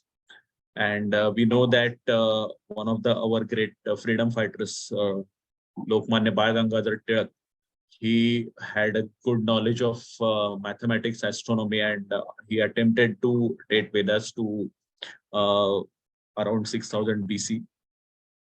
And I have used a similar methodology, what Tilak used about 100 years back, using some more tools that were not available to him. And we will see how updated this proposal is to get this antiquity to at least around 23 to 24,000 before Common Era. Now let us begin with the precession of the Earth. Precession is a kind of motion in which the rotational axis of the Earth keeps pointing to different directions in the sky, as you can see in this GIF, and it is known as Paranchana Gati in Sanskrit. And the effect of this precession is that we have different pole stars across different epochs, or they are separated by few thousands of years. Like one star, if it is a pole star in current times or right now, then it was not pole star maybe few thousand years back, and it will not be a pole star going into future some few thousand years from now. And this whole cycle takes about 26,000 years to complete one full revolution. And we can actually find out many textual references across many texts that talk about different nakshatras in the vicinity of like a particular point, or what we call cardinal point, either summer solstice point or equinox point or winter solstice and whatever. And based on that, we can actually find out using the current rate of precision that we know already, that for how long this situation, like how many years before it could have happened, comparing with what we know today. And as I said, the pole stars keep changing due to this precision. And there were times like in north region, we did not have pole star. And in south we had. And in current times, we have a pole star in north region, but not in the south region. And there were times like around 12,000 BC, we had a rare instance where two different pole stars were seen that were equally bright. That will be beyond the scope of this discussion. So I will move on to the next. We will discuss Lokmanya Tilak's attempt of dating Vedas. He had a good knowledge of Sanskrit, and he had attempted dating Vedas and other textual references. I will just briefly discuss few of them. Lokmanya Tilak stumbled upon a critical reference in Bhagavad Gita, which says that in which Lord Krishna explains Arjuna that Adityanam aham Vishnur Jyotisham Raviramsuman Marichir Marutam Asmi Nakshatranam aham Shashi. Now you will be prompted to ask me a question, why Lord Krishna will say Nakshatranam aham Shashi, especially when there is no nakshatra called Shashi or the moon. Now this is a typical way of referring to a particular nakshatra of most of the ancient texts. Here, Nakshatranam Aham Shashi refers to a nakshatra whose patron deity is the moon, or the god or the goddess of that particular nakshatra is the moon. And if you refer to any almanac or panchanga, you will easily find out that this nakshatra is none other than the nakshatra Mrugashirsha. And in the same chapter, Vibhuti Yoga, the Lord Krishna keeps on saying that Bruhat Sama Tatha Samna Gayatri Chanda Samaham Masana Marga Shirshoham Rutunam Kusumakara. Now, he also says that Masana Marga Shirshoham, I am the month of Marga Shirsha, and among the Rutus or the seasons, I am the Rutu in which, or the season in which the forests or the bloom with flowers. Now, using this verse, Lokmanya Tilak could find out that this must be related to the precision motion. And he proposed dating of about 3000 BC for the Mahabharata epoch. The condition is that he considered vernal equinox point, what we call the cardinal point in astronomy, near the Mrugashirsha nakshatra. And he proposed the epoch of 3000 BC for this situation to have occurred. Actually, if we go into slightly more details for mathematics, then we could easily find out that this epoch is not 3000 BC, but 6000 BC, based on the correspondence of the Rutu of Kusumakara, or the season of Sharada, in which we can see blooming flowers everywhere around, and the lunar month of Margashirsha, as the Lord Krishna says.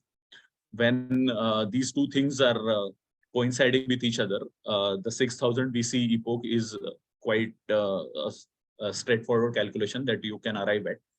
And this is also the epoch where Maharshi Vedavyasa updated the original text of Vedas, and hence we call him as Vedavyasa. And from this observation, we can even make out that Vedas must be even older than the 6000 BC epoch. That is the basic observation that we can make out.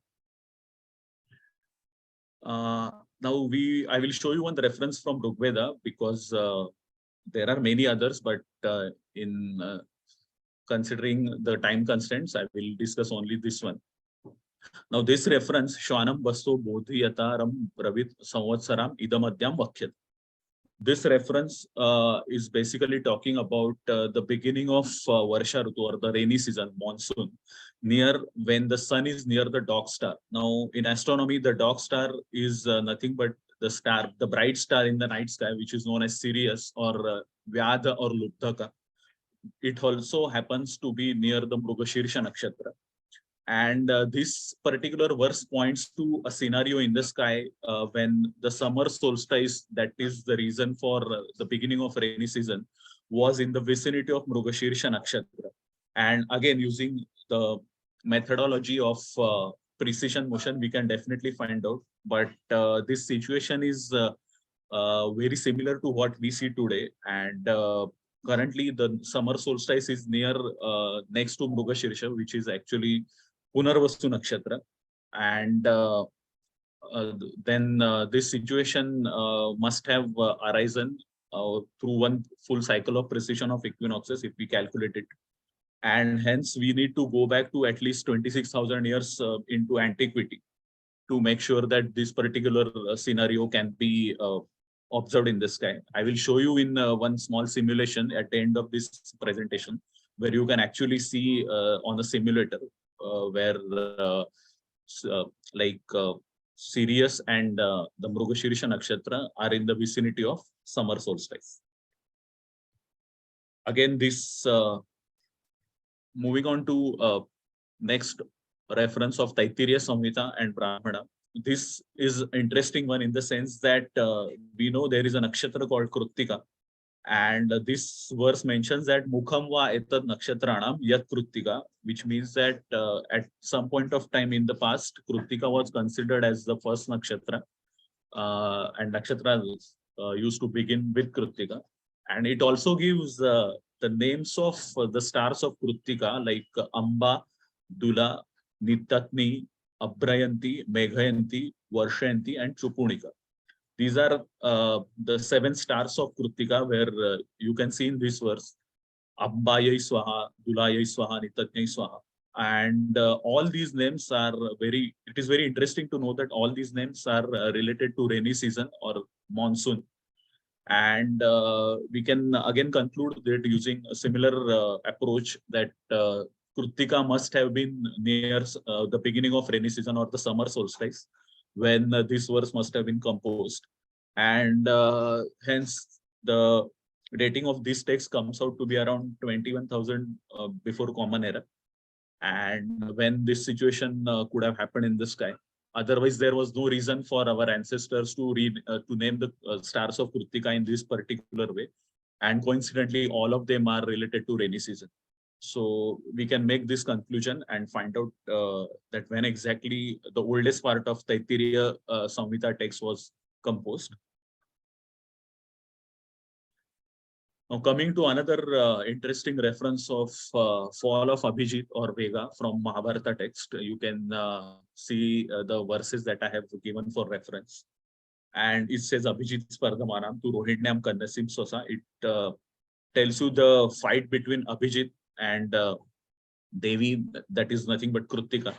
And when this fight could have happened, this is actually a dialogue between Indra and Skanda. And where Indra is informing Skanda to discuss with Lord Brahma, where Abhijit has fallen from the sky and the nakshatra cycle has to be redefined.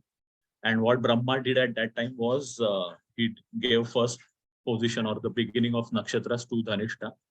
And Indra is also informing Skanda that Rohini Adyo Bhavat Purvam. Rohini was the first among nakshatras before this redesigning had taken place. And then the verse says that Evam Ukte tu Shakrena, when Indra said this, Tritivam Kritika Gata. Kritika attained the position of highest position in the sky. And Nakshatram Shakatakaram. Shakatakaram is basically the shape of a cart. And Kritika is indeed having that particular shape. Bhati tad Vani Daivatam.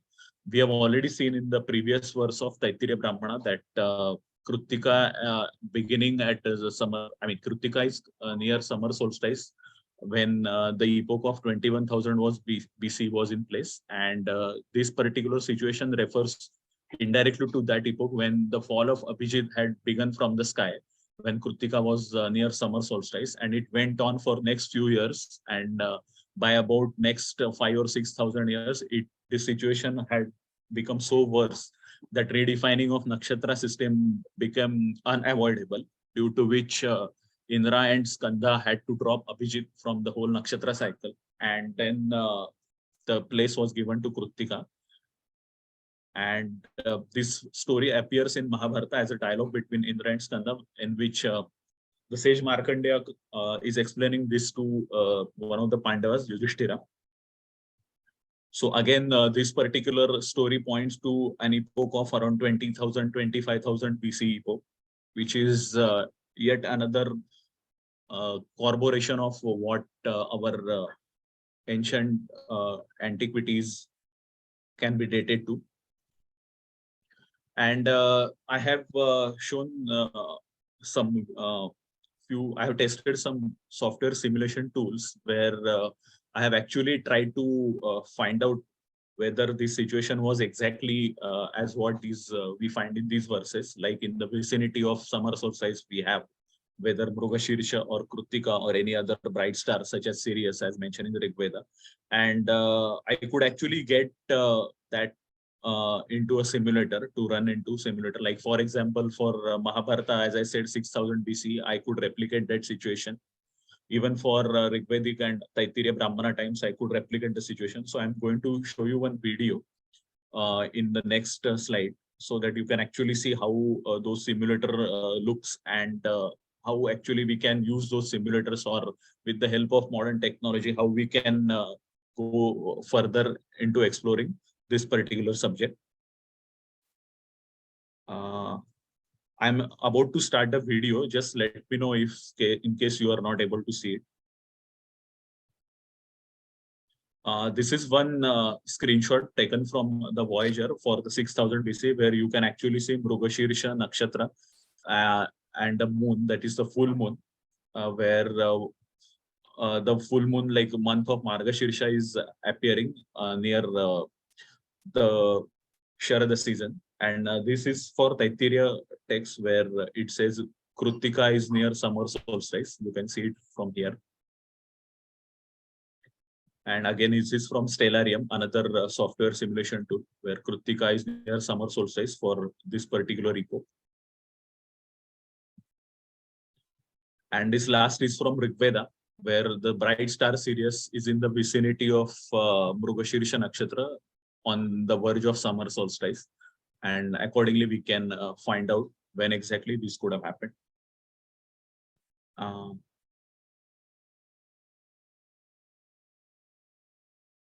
That's it from my side. Thank you for giving me an opportunity. And once again, I would like to thank the entire team of organizers of Nada Veda Adhyayana Kendra, Waves Bangalore chapter, and also Shri Prabhakar and his entire team. Thanks a lot. Oh, thank you very much, sir. Bharve, I never know you, but you yourself volunteered. So great. Welcome to our Kendra. Yeah. Thanks a lot. Also, because we have taught Nakshatra Sukta, Navagraha Sukta from, and moreover, we know that the Nakshatra knowledge begins from the Yajurveda. And you are able to scientifically show for some video and all that. So our students will be able to enjoy clearly looking at the video or simulations that you make so that we can understand all about the stars. And moreover, a question comes up, the Nakshatra Sukta, our Veda begins with Kritika Nakshatra. Why not Ashwini Nakshatra? See, Ashwini, Bharani, Kritika, that's how the row goes like. But often we are asked the question, why Kritika? We say Agni Nakshatra, and some reason we give. But your outlook to find the astronomical explanation and all these things. And moreover, there is a lot.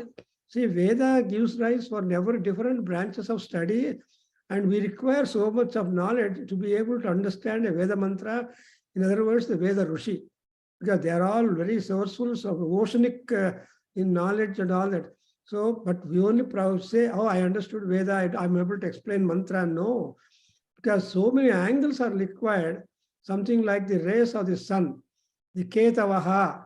So many Ketus, Ketavas are there, rays are there of sun, which all will definitely educate us. That's why each ray of the sun is taken as a Rushi.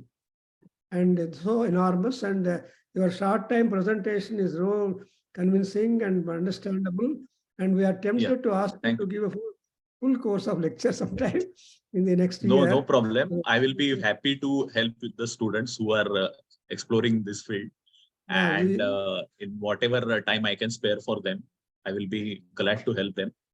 Thank you very much. Thanks a lot, sir. Thanks a lot. New outlook and new discipline, you are welcome. And in next year, we'll use you. Thank you. Yeah, thank you. Yeah, thank you, Mr. Sabir Bharve. So next we have Sri Vasan Mangeri. Sir, are you there? Vasan? Yes, sir. It's great. Thank you. So Sri Vasan will talk on effort of Lord Vishnu in the Dashavatar event of Bhagavatam for upliftment of Dharma and relevance of that for practice today. Yeah, please go ahead, sir.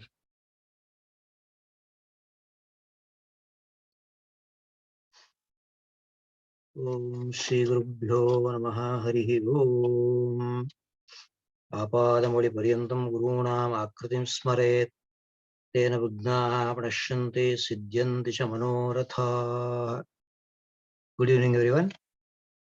So I have given a subject, the Guruji, that is the effort of Lord Vishnu in the Dashavatara event of Bhagavatam for the upliftment of Dharma and the relevance of that or in practice, day-to-day practice. As you all know that the Dashavatara is related to Bhagavatam. In Bhagavatam, the first avatara is Matsya Avatara, where the Vaivasra Manu is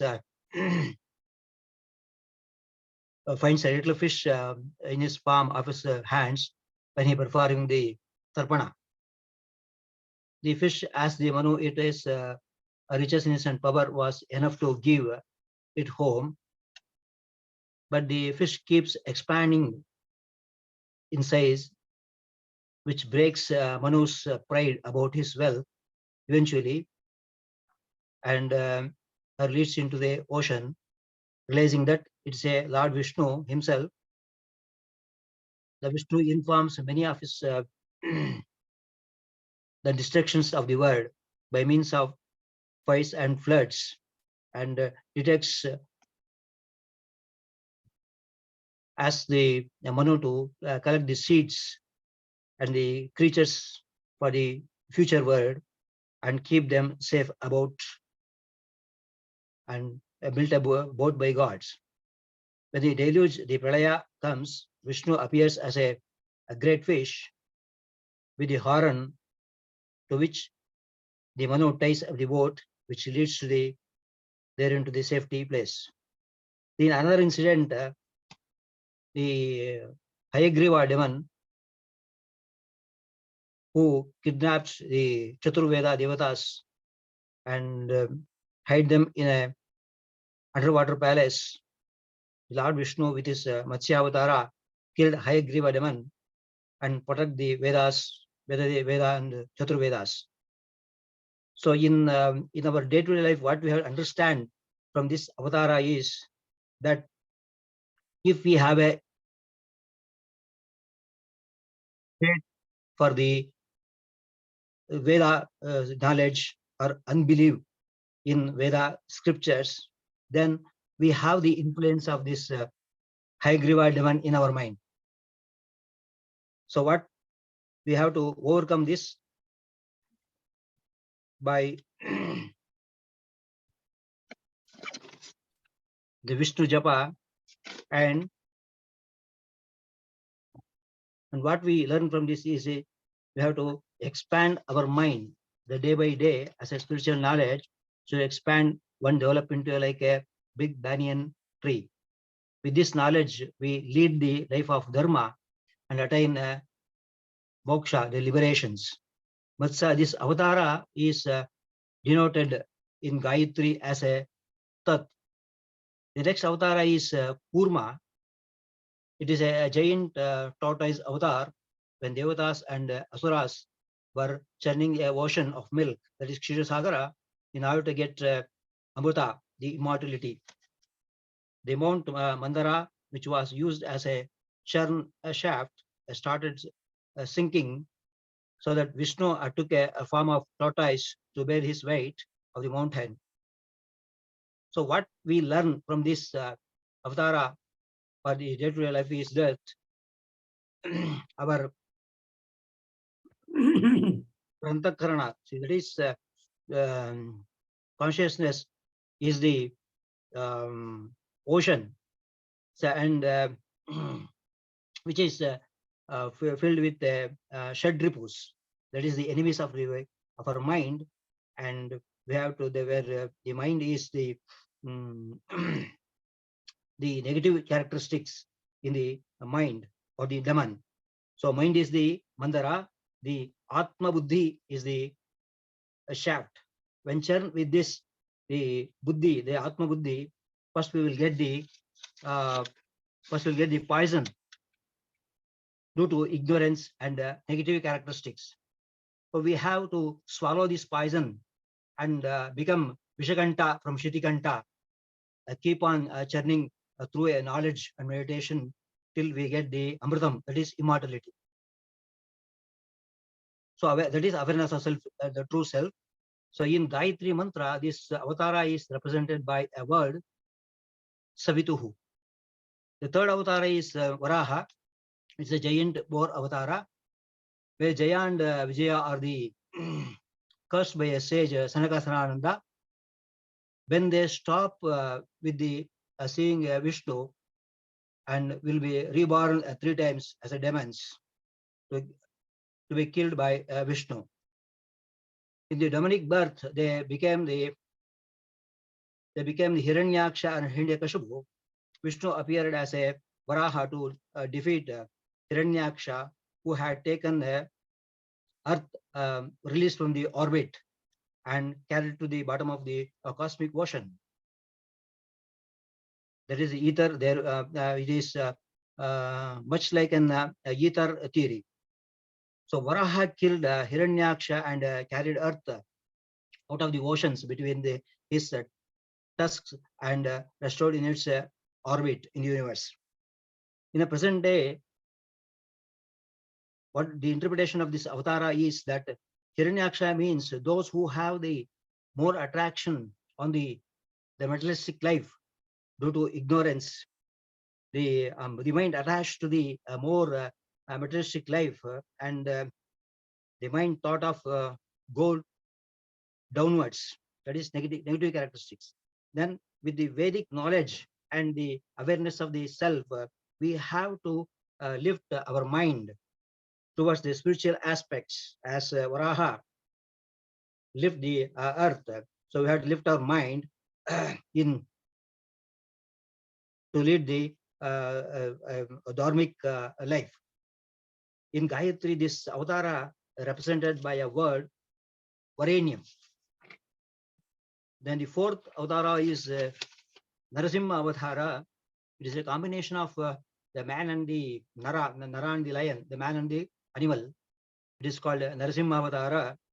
Hiranyakashipu persecuted everyone for their religious belief, including his son, who was a Vishnu devotee, the Prahalada. The boy was protected by a god and would not be killed by Hiranyakashipu. Many times he attempted to kill him. There are several attempts of getting harmed.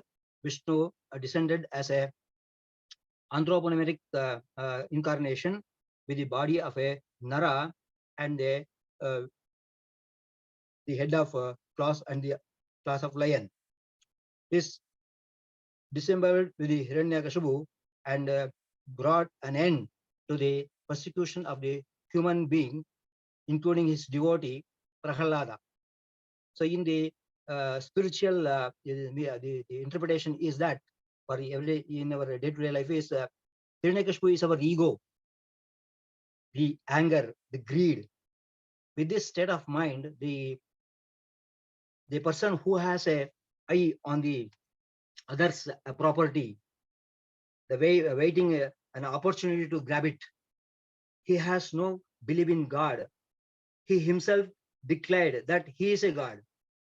When we have this state of mind, we have to do a Narasimha Japa, that is Vajanakayadmehe, Tikshna Digashnimehi, Tanno Narasiguha Prachodaya. With this Narasimha mantra, we have to kill our Hiranyaksha influence in our mind. In Gayatri mantra, this avatara is represented by a word, Bhargo. The fifth avatara is Vamana avatara, the small man, the grandson of Prahalada, Bali, defeated Indra, king of Devaloka. This humbled the other deities. He extended his authority over the three worlds, that is Buhu, Buhaha, Swaha. The gods appealed to Vishnu for protection, and he descended as a boy, Vamana. When Bali was performing the yajna, the Vamana approached him for a dana, and Bali promised him to give whatever he asked for. Vamana asked for 3 pieces of land. Bali agreed Vamana to give this land. So the Vamana grew to that of a giant Trivikrama. The first stride, he conquered the earth realm. With the second stride, he covered the entire heavenly realm. This is by symbolically covering the abode of all the living beings in the universe. He then took the third stride for the nether world. Bali realized that the Vamana is Vishnu incarnate. He surrounded himself to the lotus feet of Vishnu and offered his head as a third place where Vamana to place his foot. Vamana avatara did so, and this granted immortality to Bali and make him a ruler of Patala Loka, the nether world. Vishnu also granted a boon to Bali that he could return to the earth every year on the harvest festival, that is Bali Patipada or the Onam. The spiritual aspects of this avatara in our day-to-day life is that in life we attach to the very much to the our materialistic word, that is aham, that is me and mine, ahamattu mama, and we are greedy to increase it day by day. Bali gave 3 places of land to what the Vishnu asked for, but what we can give to him, because the whatever we have, it is everything belong to the him only, belong to the Vishnu, because it is Isavasham Idagam Sarvam. Everything belongs to him. So what we can give to Vishnu. Therefore, we have to surrender ourselves in the lotus feet of Vishnu and offer ourselves to him. That is, and bow down to the lotus feet of Vishnu. That is Atmani Vedanam, Atmani Nivedanam. So in Gayatri Mantra, this avatara is represented by the word Devasya. The next avatara comes is Parashurama or the Bhargavarama. This is a warrior avatara, and he is the son of Jamadagni and Renuka, and was granted as a boon and acts offer penance to the Shiva. He is a first he is a Brahmin, a Kshatriya, or the warrior sage who had followed the dharma of both Brahmin and the as well as Kshatriyas. Once when the king Karti Arjuna visited his ashram along with this hunting group at the ashram of the Jamadagni, the sage was able to feed them all with the help of a divine cow, Kamadhenu. The king demanded the divine cow, but the sage refused it. So, and as the king took it by a force and destroyed the ashram, the Parashurama killed the king and destroyed his places and his army. In revenge, the son of Kartikeya Arjuna killed the Jamadagni. The Parashurama took the vow to kill every Kshatriya on the earth. So he surrounded the entire earth for 21 times. He traveled around the earth, the entire earth, to kill all the Kshatriyas, Ultimately, his grandfather Rishi Ruchika made him halt. He is the Chiranjeevi now, and believed that even today the Parashurama is alive in the peninsula at the Mahendragiri. The spiritual meaning of this avatara that is that our body is made up of the 21 elements, that is Panchabhutas, Panchatanmatra, Panchajnanendriya, Panchakarmendriya, and the Antakarana, that is 21st. So to remove the all the sins in this the earth body, that is Takastegati Papam, with this that is Prakriti Tattva, and make pure, we have to meditate on Parashurama Agni and aware and get the awareness of pure self and attain moksha, or the in Gayatri Mantra, this avatara is represented by a word Dhimahi. Di means light. Dhimahi is the earth, so it is giving light to the earth. So the next avatara is Rama avatara, the avatara of morality and rules. The Rama is a prince and a king of Ayodhya. It is the commonly worshipped avatara in Hinduism, and it is thought of as all the ideal model of a common prince without a superpower, despite being an incarnate. His story is recounted in the one of the most widely spread scriptures of Hinduism, called the Ramayana. While in exile from his own kingdom, with his brother Lakshman and wife Sita. She was abducted by the Daman king Ravana, the king of Lanka. Rama built a bridge to the Lanka over the sea with the help of the Vanaras, and traveled to the Lanka with the Vanaras army and killed Ravana and saved Sita. Rama, Sita then returned to the home and were crowned. The day of the return of Principal Rama to the kingdom of Ayodhya is celebrated in the festival of Diwali all over India.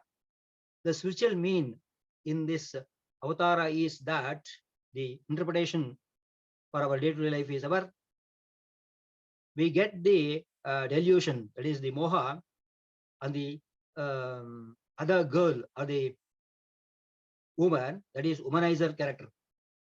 If we have a feminine love on the girl, other girl, or a married woman, then we have a Ravana influence in our mind.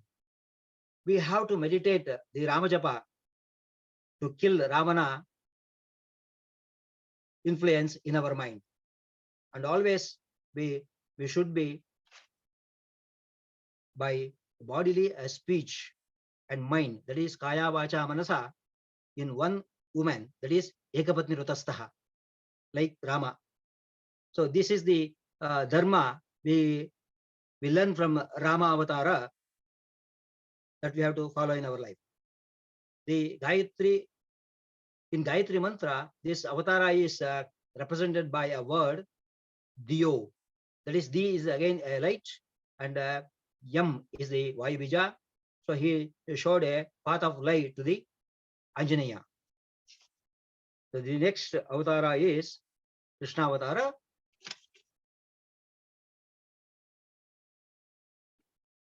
Krishna is a Purna avatara of Lord Vishnu.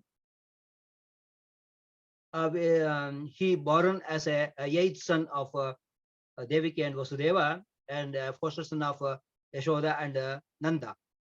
He is the hero of various legends, particularly the Kamsa Vada and the role in the Mahabharata, and the embodies of several qualities such as love and compassion and playfulness. Krishna birthday is celebrated by Hindu as a Krishna Janmashtami. The Krishna is a central character in Mahabharata, the Bhagavad Purana, and the Bhagavad Gita. The spiritual meaning of Krishna avatara in our day-to-day life is that when our mind filled with ignorance and the Arishad repose, Arishad Vargas, that is Shad repose, Kama, Krodha, Lobha, Moha, Mada, Matsara, we have to surrender our mind to the Krishna, as Arjuna gave his chariot driving seat to the Krishna. We have to surrender our mind to the Krishna. In Bhagavad Gita, as Krishna said, we have to lead our life through a knowledge, a Krishna Eka Bhakti, Karma Yoga, and as a sannyasa yogi. In Gayatri, this Krishna avatara is represented by a word Yo, that is Sarvaswatantraha and Jnanapurnaha. The ninth avatara is Buddha avatara. Buddha is a founder of Buddhism, commonly included as a avatara of Vishnu in Hinduism. He is a compassionate teacher who represented the ahimsa, that is non-violence. He saved a device in a reason for sorrow. He said that the over desire, the more desire, is the reason for the sorrow in life. And he taught people the ways end to all kinds of sufferings through the noble 840. And the spiritual knowledge, then he will be the then the spiritual interpretation for this application in Buddha Avatara is the over desire is the reason for the sorrow in our day-to-day life. So our desire should be within the limit. We should not stuck to the materialistic world. We should not stick on to the materialistic world. As Krishna said in Bhagavad Gita, we should be like that Padmapatram Ivamasa. That is attachment with equal detachment, detached attachment. From the duty of point of view, we have to correspond in the materialistic world. After the duty is over, we have to surrender to the lotus feet of the Lord Vishnu. So whatever we see in the attached world, it is not me. Neti neti atma, netyatma. It is not me. So everything belongs to the Ishvara, Ishavasim, Idagam Sarvam. So in Gayatri mantra, the Buddha Avatara is represented the world Naha, that is Neti Neti Atma, Netyatma. So the last Avatara of Vishnu is Kalki, that not yet incarnated, but some people are misguiding the social media that I am the Kalki. No, it is not that, because Kalki is described as the final incarnation of Vishnu, who appears at the end of the Kali Yuga.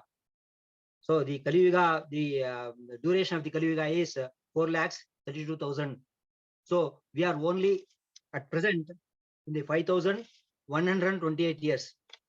That is, we are in the 28th Yuga Chakra. So he will be how he will be appear is that he will be on the top of a white horse and has a sword, the blazing like a comet. He appears when only chose and evil and pursued as a prevails.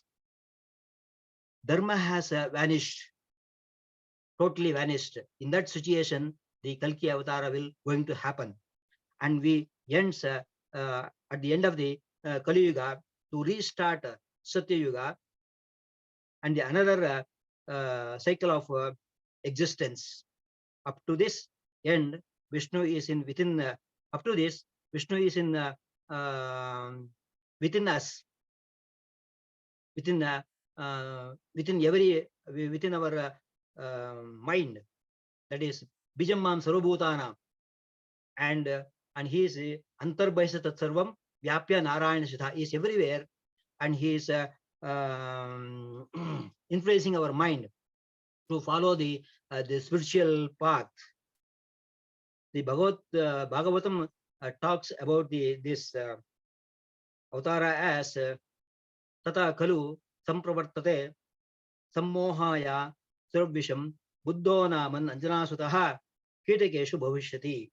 So the spiritual interpretation for the application in the day-to-day is that so the every mantra is represented the word in Gayatri mantra. This Avatara is represented by the word Prachodayat. Om Bhurbhuvasvaha Tatsavitu Varenyam Bhargo Devasya Dhimahi Diyo Yonha Prachodayat. In this every Gayatri mantra, we can see all these 10 Vishnu avatars and chanting every day this Gayatri mantra and follow the spiritual path, and we'll see the very path of moksha. Thank you, Guruji. Hari Om Tat Sat. Thank you, Vasan sir, very much. Yeah, next or Guttupalli. Yeah. Next, thank you, Vasan sir. This very nice talk of Dashavatarams on Bhagavatam. Very nicely, every avataram you have given justice. So thank you so much. So next talk we'll have Dr. Raghava Bodupalli. He's going to talk about significance of Vruta, Dharma, and Satya in elevating human life. Thank you, Dr. Prasad. Shall I share my screen? Yeah, please go ahead.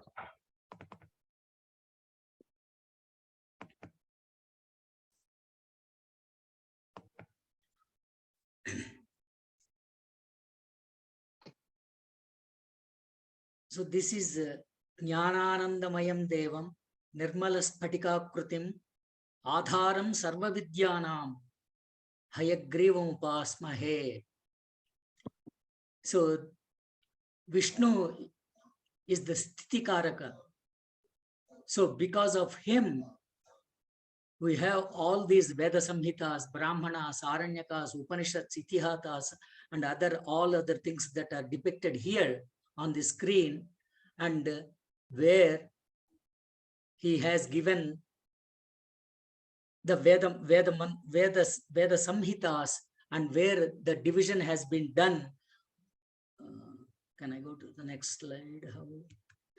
Yeah, the division has been done in the several people have spoke about Rig Veda, Yajur Veda, Samaveda, Atharva Veda by the great sage Veda Vyasa Maharshi, and the Ashtadasha Puranas that has given by him to these human beings to elevate their life to the maximum extent.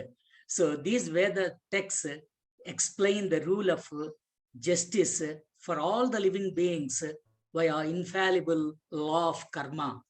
So that is nothing but which has been said in the Vedas. So Sanatana Dharma, that is the beginning of Vedas, Smritis, Puranas, Mantra Shastras, the complete Stotra Vangmaya are the combined pillars of Sanatana Dharma, and which is eternal and never changing. Professor Shashi Tiwari also said the same on this. The Sanatana Dharma, each individual creation needs to function as per their characteristics and code of conduct. That is absolutely important, code of conduct for to lead a life. For example, fire should burn and give heat to the function, and water in rivers needs to flow into the oceans.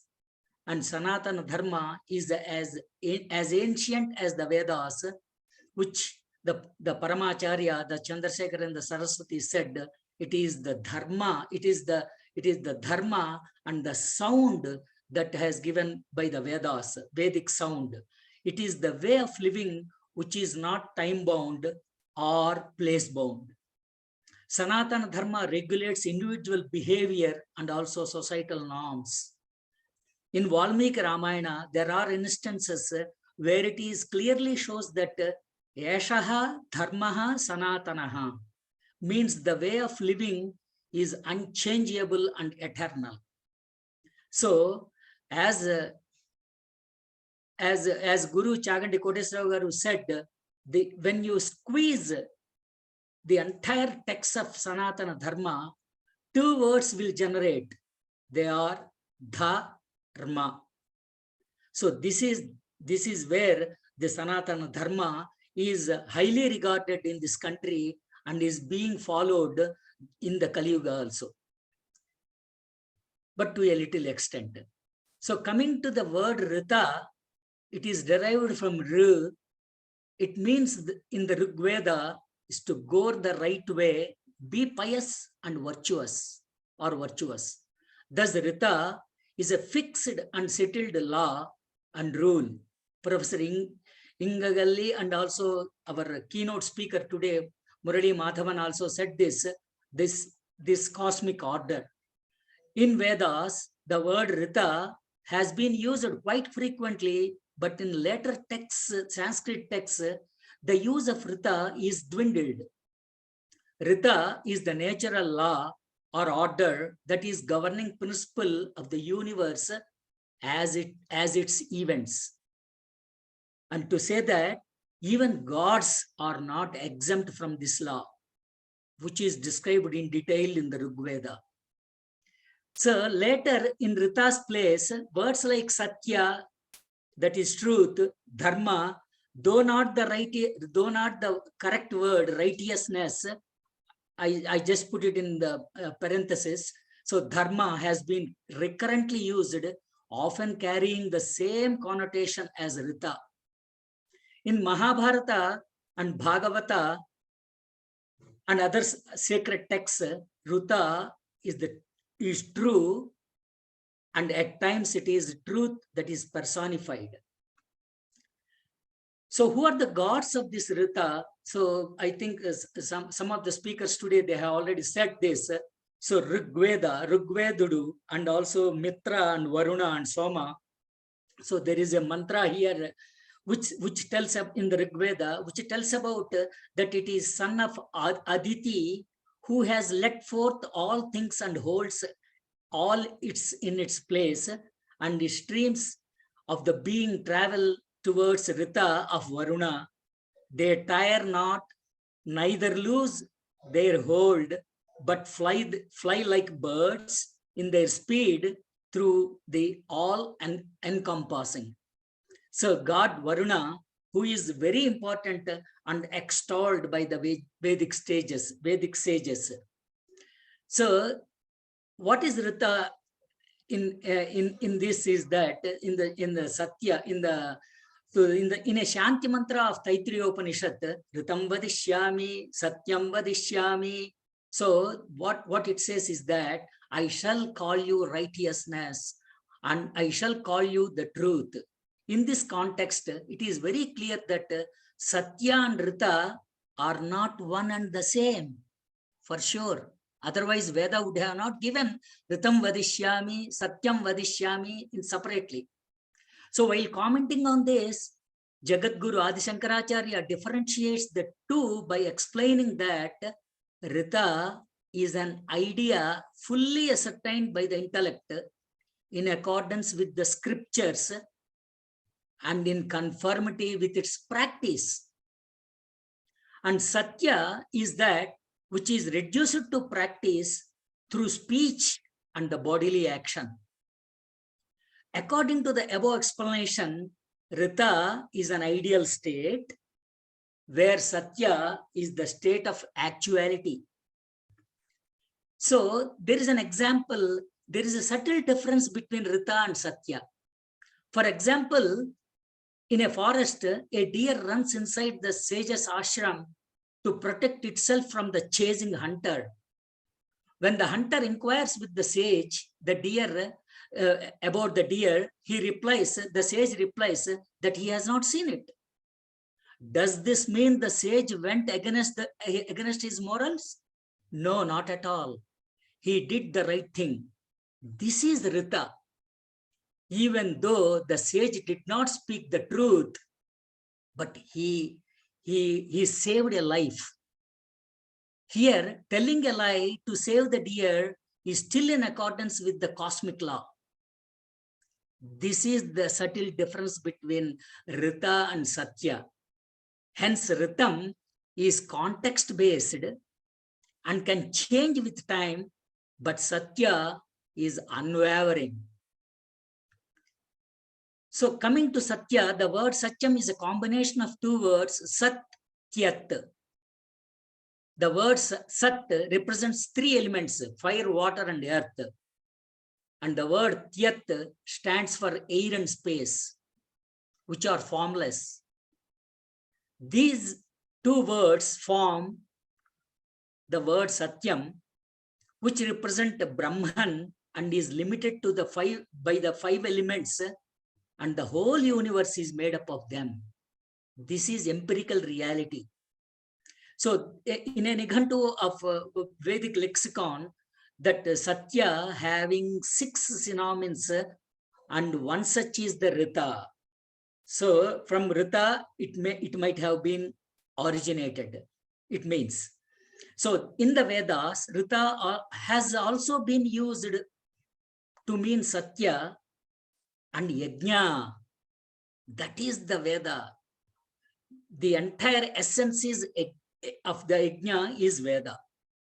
So many scholars believe that these terms originally refer to one and the same concept, a belief that continues even today. So the Sat plus the Sat plus Tyat, a combination of two sounds are there in that. It generates a significant meaning as described by Jagadguru Adi Shankaracharya in his Shatashloki, the 56th one. Here he described, I'm not going completely into reading that Shatashloki 56th mantra.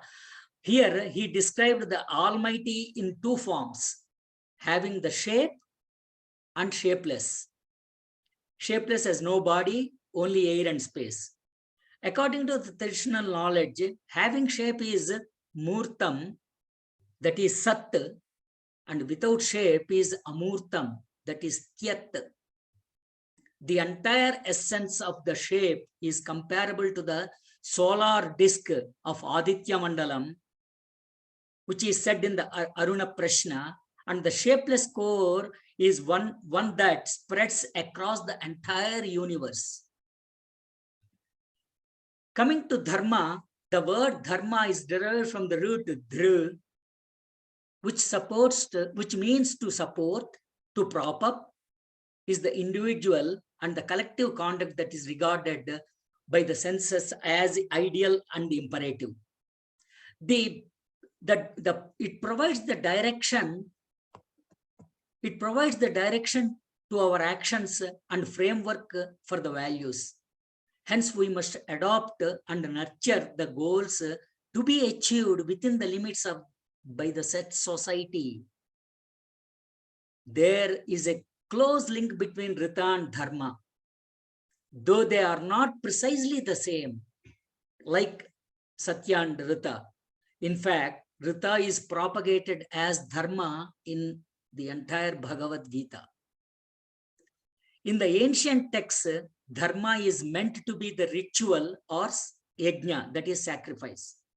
The term Dharma cannot be accurately translated into English or any other language for that matter.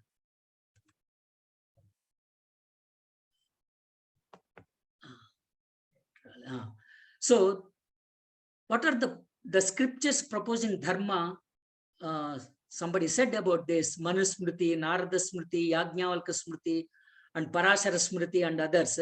And they have the Dharma has very different positions in all these Vedas, and of course the Vedangas also it is mentioned here, and also the attributes for Dharma is Dhriti, Kshama, Daman, Asteyam, Saucham, Indriya Nigraham, Dhi, Vidya, Satyam, Akrodham.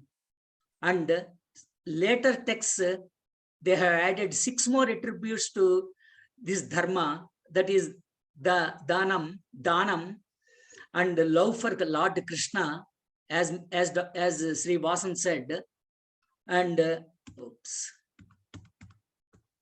as Mr. Vasan said, and service to parents, we should never forget about that, and Shraddha.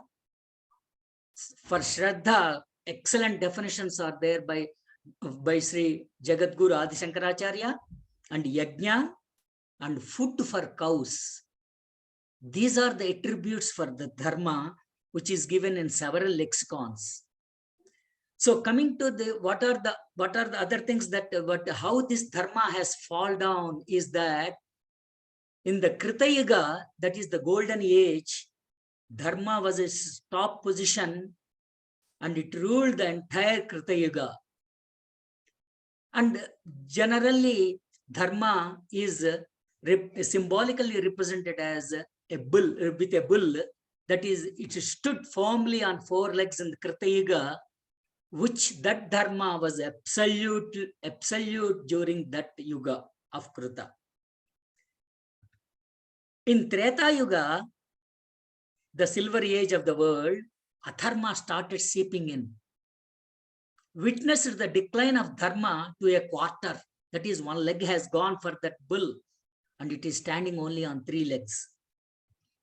And in Dwapara Yuga, both Dharma and Adharma are raging in equal parts. 2 legs are gone for this bull and it is only now moving on 2 legs. and yajna yagas are more predominant in Dwapara Yuga, though then. But in Kali Yuga, adharma has totally overtaken dharma. Therefore, the bull, that is the dharma, is represented standing only on one leg. It is a cumulative actions of the dharma. In the previous yugas, the bull is moving only on one leg. So one can understand that how can it go forward. So that is what even on the Tirumala Tirupati Devasthanam, there are hundreds and thousands of birds. So dharmo rakshita rakshitaha. So when we follow dharma, so that one will represent. So another dharma is that. So that is what Shastra said, that a man has 3 depths at birth. These are called as Ranatraya.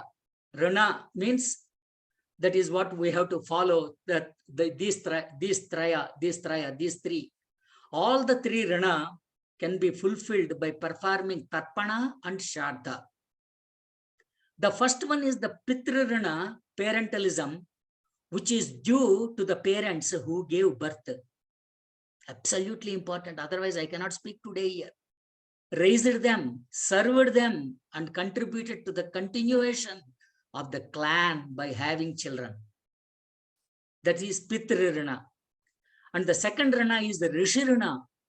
How much we have seen in the earlier slides that how volumes of best sacred texts have been given by our Rishi. So we have to take out the depth of the sages who bestowed the Vedic sacred texts for welfare of mankind. As we gain knowledge and wisdom, we are indebted to perform Tarpana. And the third one is Devaruna. Kritagnyata it comes here in this Ranatraya. So Devaruna, which we receive in the form of their grace and blessings. Therefore, we should perform yajnas, yagas, and ishtis to show our gratitude to the devas. So the there is a best example of this is that the Pancha Jnanendriyas. If Deva has not given the Pancha Jnanendriyas, you cannot, when your son touches your skin, you cannot make out that your son has touched your skin. When you don't have your eyes working, so you cannot see your son properly. So these are all the Pancha Jnanendriyas. Who has given that? Paramatma has given. So we have to do that Devaruna also here. So we must not move away from the path of Dharma ever. Each of us has what is called Swadharma. Somebody said earlier, somebody has said that. So that is what we should do. Dvijulu, those who have thread in their between hands, should perform Sandhyavandanam 3 times a day.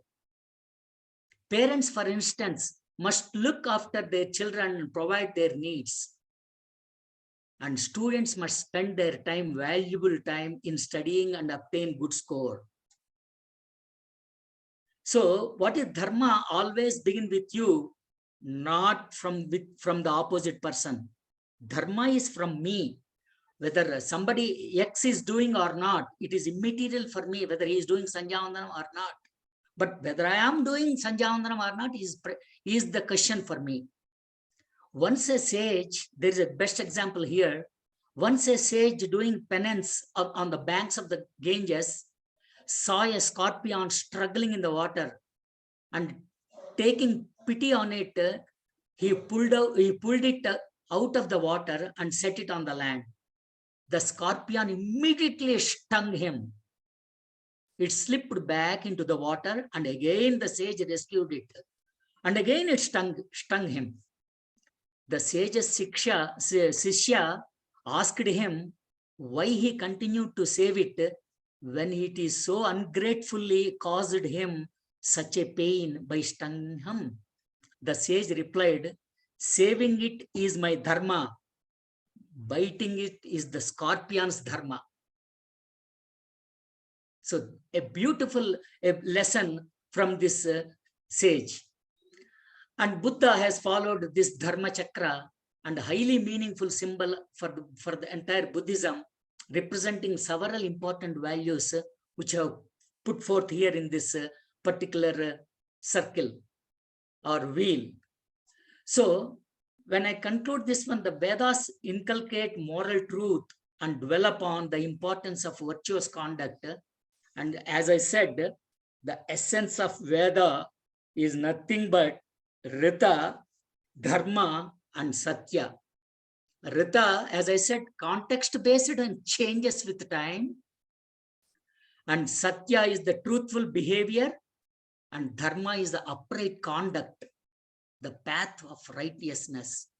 This particular picture, I wrote one article for Professor Shashi Tiwari's 70th birthday function, which she released a book. In that book, I used this particular picture when I was describing Rita.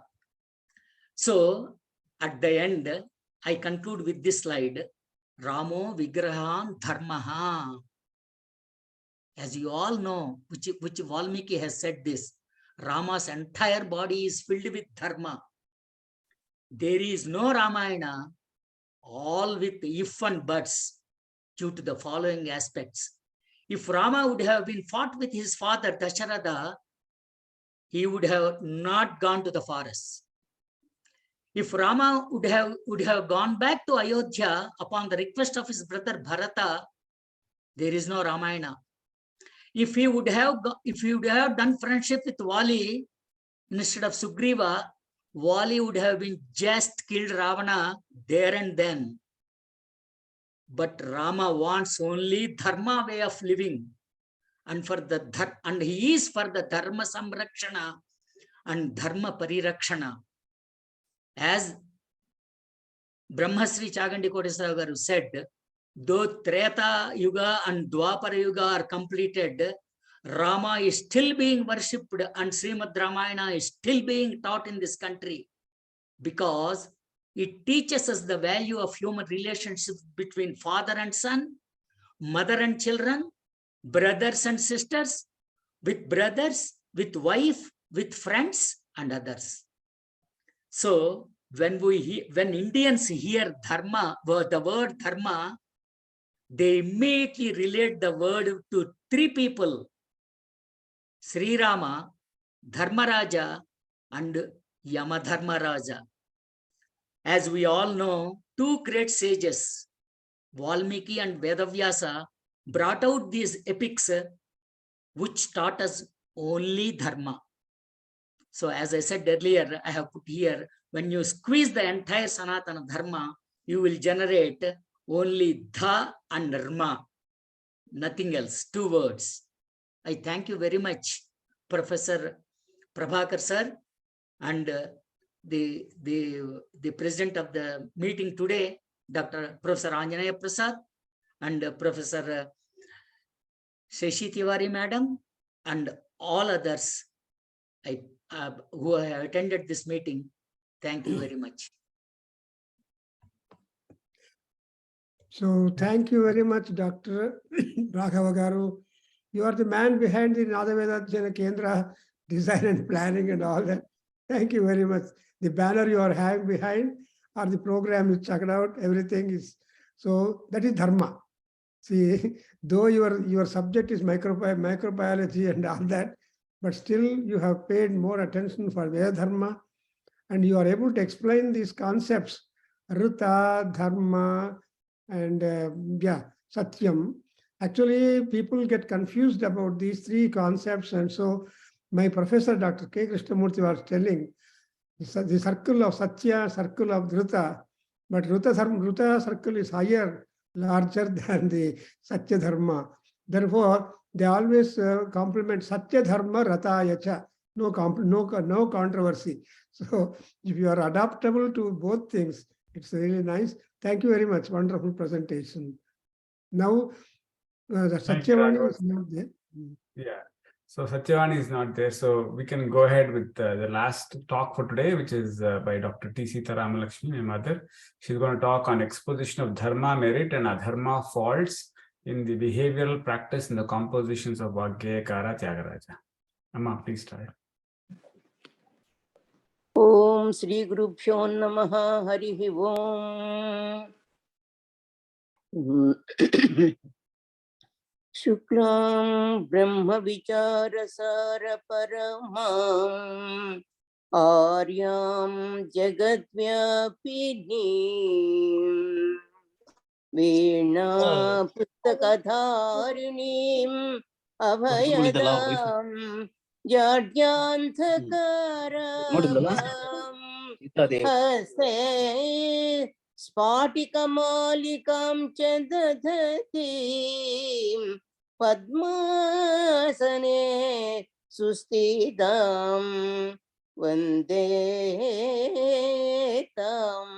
Parameswarim Bhagavatim Buddhipradam Sharada.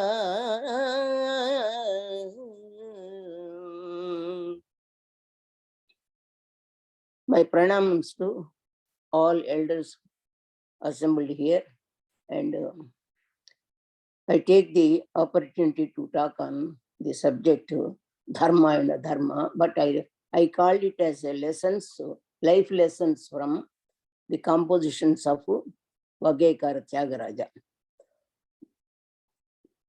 And Creator created all living beings on earth. Why I have taken this particular topic from Tyagaraja, Tyaga Raja. He is the king of Tyagas. Tyaga is the goal for spirituality and leading way for spirituality. So Tyagaraja, not only Tyagaraja, all the other composers also we can take into consideration to establish dharma and adharma. Creator created all the living beings on earth, right from human beings, not only human beings, birds, animals, plants, trees, etc., etc., insects also. So, but the living being, among the living beings, the human life is very gifted and precious one, and it is a helping hand to the other living beings also. So to mention that Manava Janma is a great boon from the God. It is to be utilized properly in the way by understanding Sanatana Dharma, and also sometimes we use Swadharma. That will be good, but if you go with your Swadharma in the bad way, it will also curse the person. So Sanatana Dharma is also correct. The Sanatana Dharma, where from it came? Vedas. Vedas are the knowledge, abundant of knowledge. So from that we can. But mentioning Vedas is Upanishads is okay, but all cannot understand Vedic language and Vedic contents directly. All faculties. So that's why Manava Janma, in this Manava Janma, what to go further with dharma and adharma, we have to decide where from we can get the good material to understand Vedas. That's why to say the greatness of the Manava Janma, the other composers start with Annamacharya. What he said is, Manujudai Buddhi Manujini Sevinchi. You should not go in want of money for another man, but you being Manuja, you should utilize your birth by worshipping God and doing good things. Like that, Purandaradasa says, Manava Janma Dodadu. Manava Janma Dodadu. Adu Hani Madabadi Uttipagalira. Like that. Manujudai Putti Manujini Sevinchi. Here I want to tell, this paper is representing Tyagaraja musicians and Nada Veda Adhyayana Kendra, the part of Nada section. So I take the opportunity to show some demonstrations here and there. So Manavatanu Durlabhamansu Nenchi Paramanandamantaleka Kesu Tyagaraja. Hina Manavasrayam Tyajamem. Hinamanavashreyam Tyajami. Says Dikshitar. Hina Manavulanu Kori Bhajimpanu. Syama Sastri, he says. So like that, everybody understood the greatness of Manava Janma, and we should also understand that at least from listening to the great Vagekara's words. Why I am telling about Vagekara's, I am being a musician and music person and representing the music kula, Tyagaraja kula, I called it as, and the musician circle is called as Tyagaraja kula, and because we can easily understand the Vedic content and Upanishad Sara through the compositional texts. That's why I request all musicians, while rendering, understand the inner content of the composition and then give the feelings to the words containing in that compositions and sing. Sangeetamapi sahityam saraswatya stanadvayam ekamapata madhuram ananyadha alochanamritam, says the saying. So while singing, if you only understand the, if you go into the only lyrics, it will takes time to understand the. While singing, the same lyrics are expressed, you will understand the content easily without any abstraction. So the God-given gift Manava Janma means the contents of the compositions, not only compositions of Vagekara's, Lakshana Granthas also start with Bharata, Sarangadeva, Narada, Matanga, so and so forth. And compositions of what I said, all the Vagekaras we can take into consideration. Just now I took the compositions of Tyagaraja because he says so many he expresses so many in compositions, the dharma, adharma, nyaya, anyaya, and punya, papa, goodness and badness, merits and faults, everything he expressed in his compositions in different compositional ways. So let us take some of the compositions. I mainly concentrating on the two Pancharatnas, namely Dulkugala Gaula Raga Pancharatna and Endaro Mahanubhavu Sri Raga Pancharatna. Before going into the two compositions in detailed way, I say some of the compositions listed here. I listed from the hundreds of compositions just to show you the nature of what is wrong, what is correct. Sangeeta jnanamu bhakti vina. If you have the knowledge of music, it is not enough to sing like that. With bhakti, if you sing, then God will please.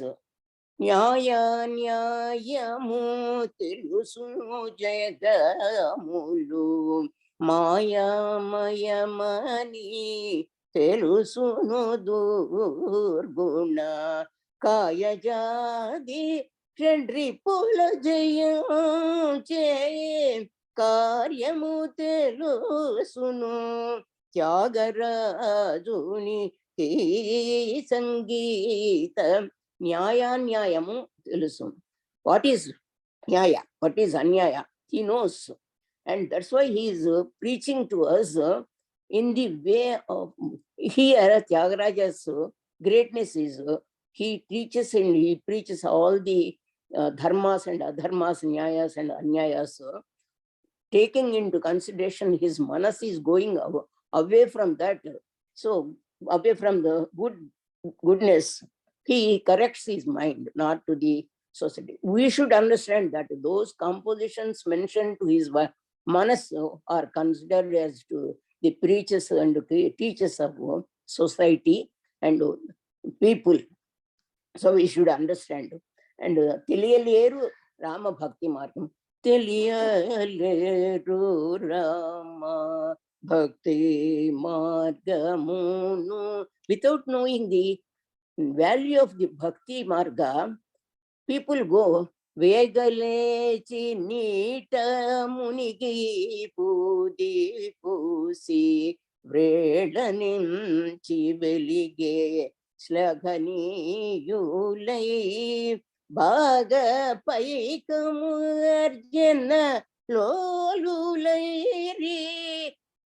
What he says is pretending like a bhakta, right in the morning, getting up and in immediately taking bath and doing some sanjhavana brisk way, and then go to get the money from others, posing themselves vibhuti rekha he is wearing and everything, as if he is a big brahmana, did all the pujas right in the morning. He came, then people will give some money.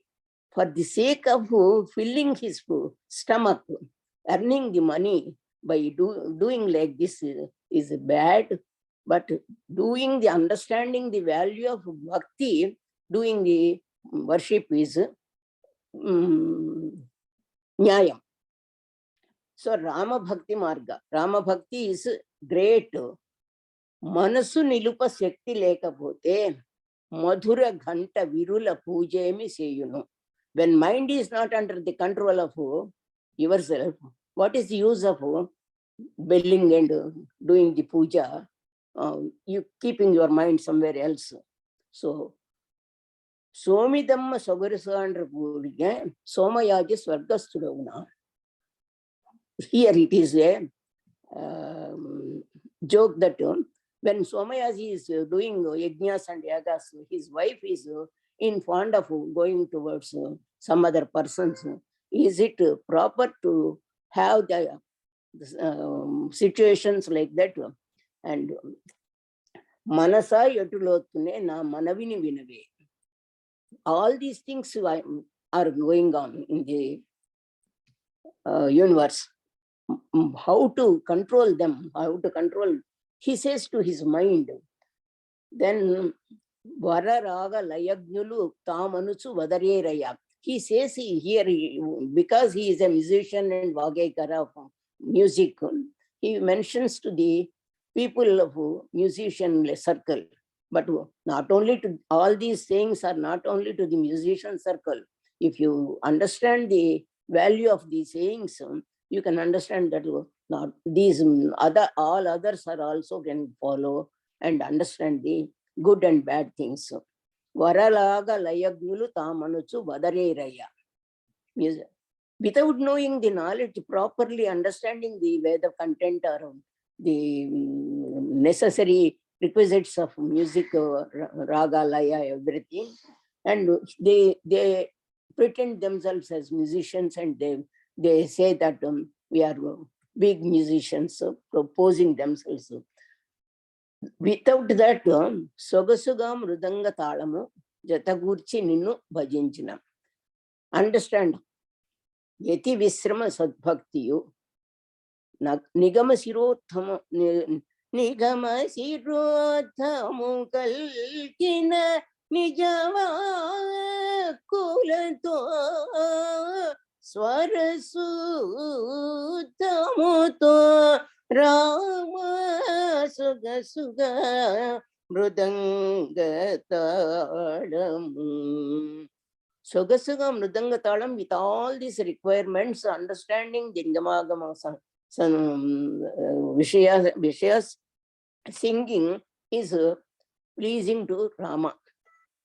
Yati Visrama Sadbhaktiyo Ratidraksha Rasanavarasam. The singing should be prosodical, following the prosodically, and also putting the rasam, draksha rasa, like Mathura, melodious way, and then only Rama pleases and gives the protection and also the moksha, pradatvam.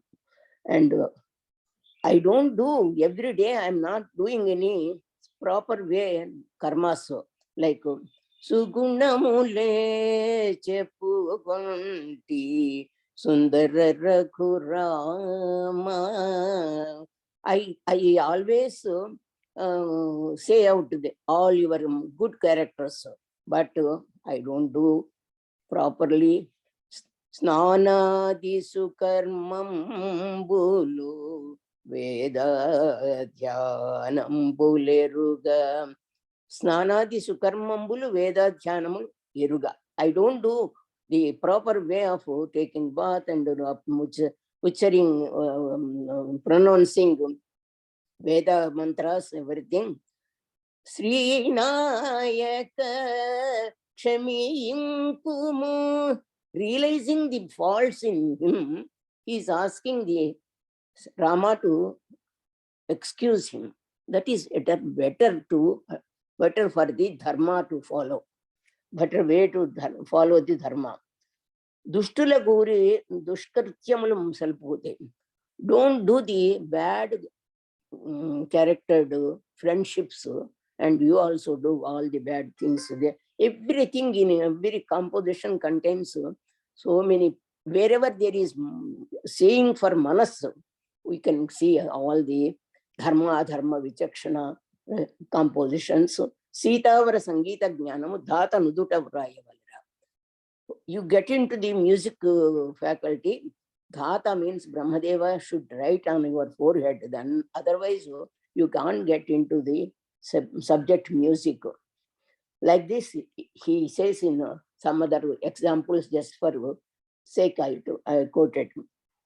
When we come to the Dudukugala composition and Endaro Mahanubhavalu, the contrast I will show. Kaludur Vishaya Krishtuday Gadiya Unindaru Duttuku Gala Nannedora Koduku Brochura.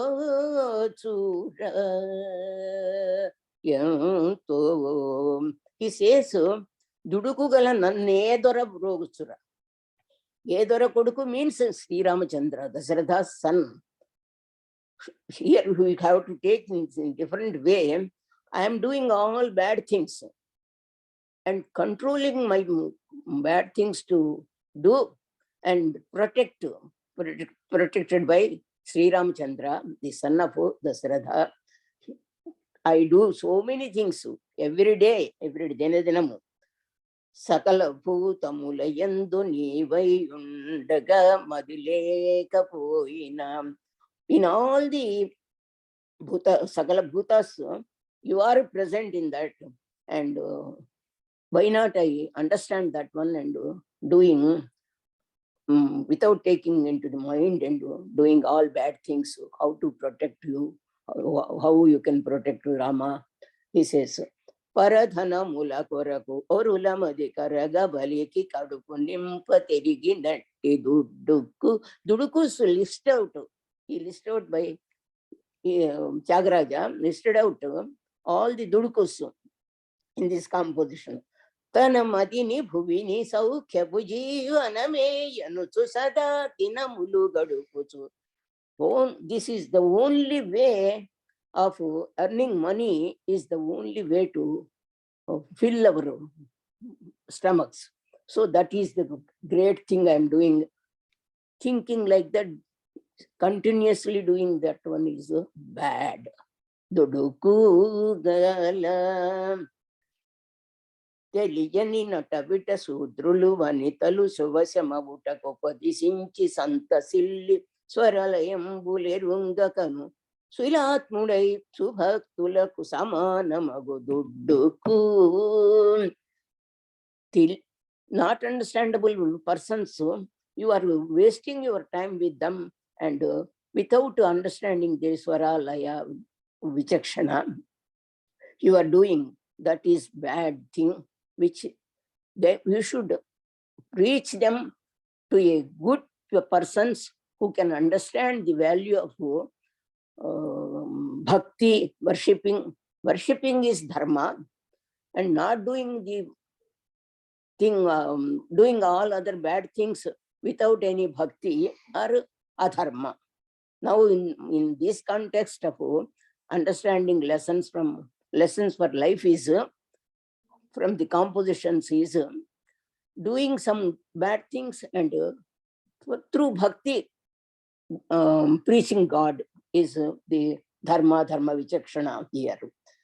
And another place he says, Manavatanu Durlavamanu Sunenchi Paramananda Mundaleka Madamatsara Kamalo Pumo Hula Kuda Sudai Mosapoti Gaka Arishad Vargaski.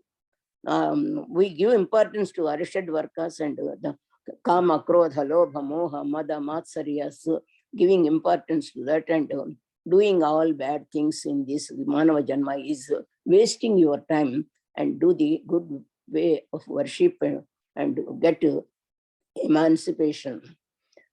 And for some days, Satulakai Konaldu, Sutulakai Konaldu, Dhana Tatulakai Konaldu. For the sake of children, I am earning. For the sake of my wife, I am earning.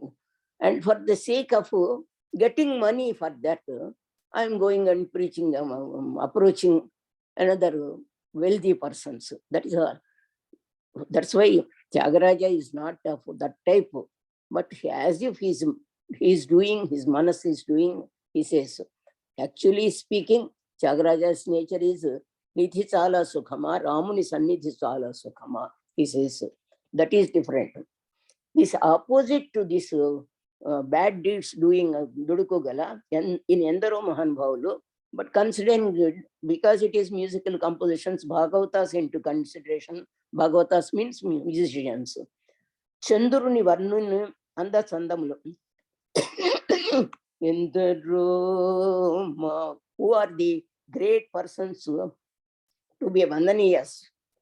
What are the qualities of Vandaniyas? Here he says, Chanduru Varnuni Anda Sandamunu Hrudayara Vindamuna Duchi Brahma Nandamanu Bhavim Suvara Arenda Romanu Bhavulu.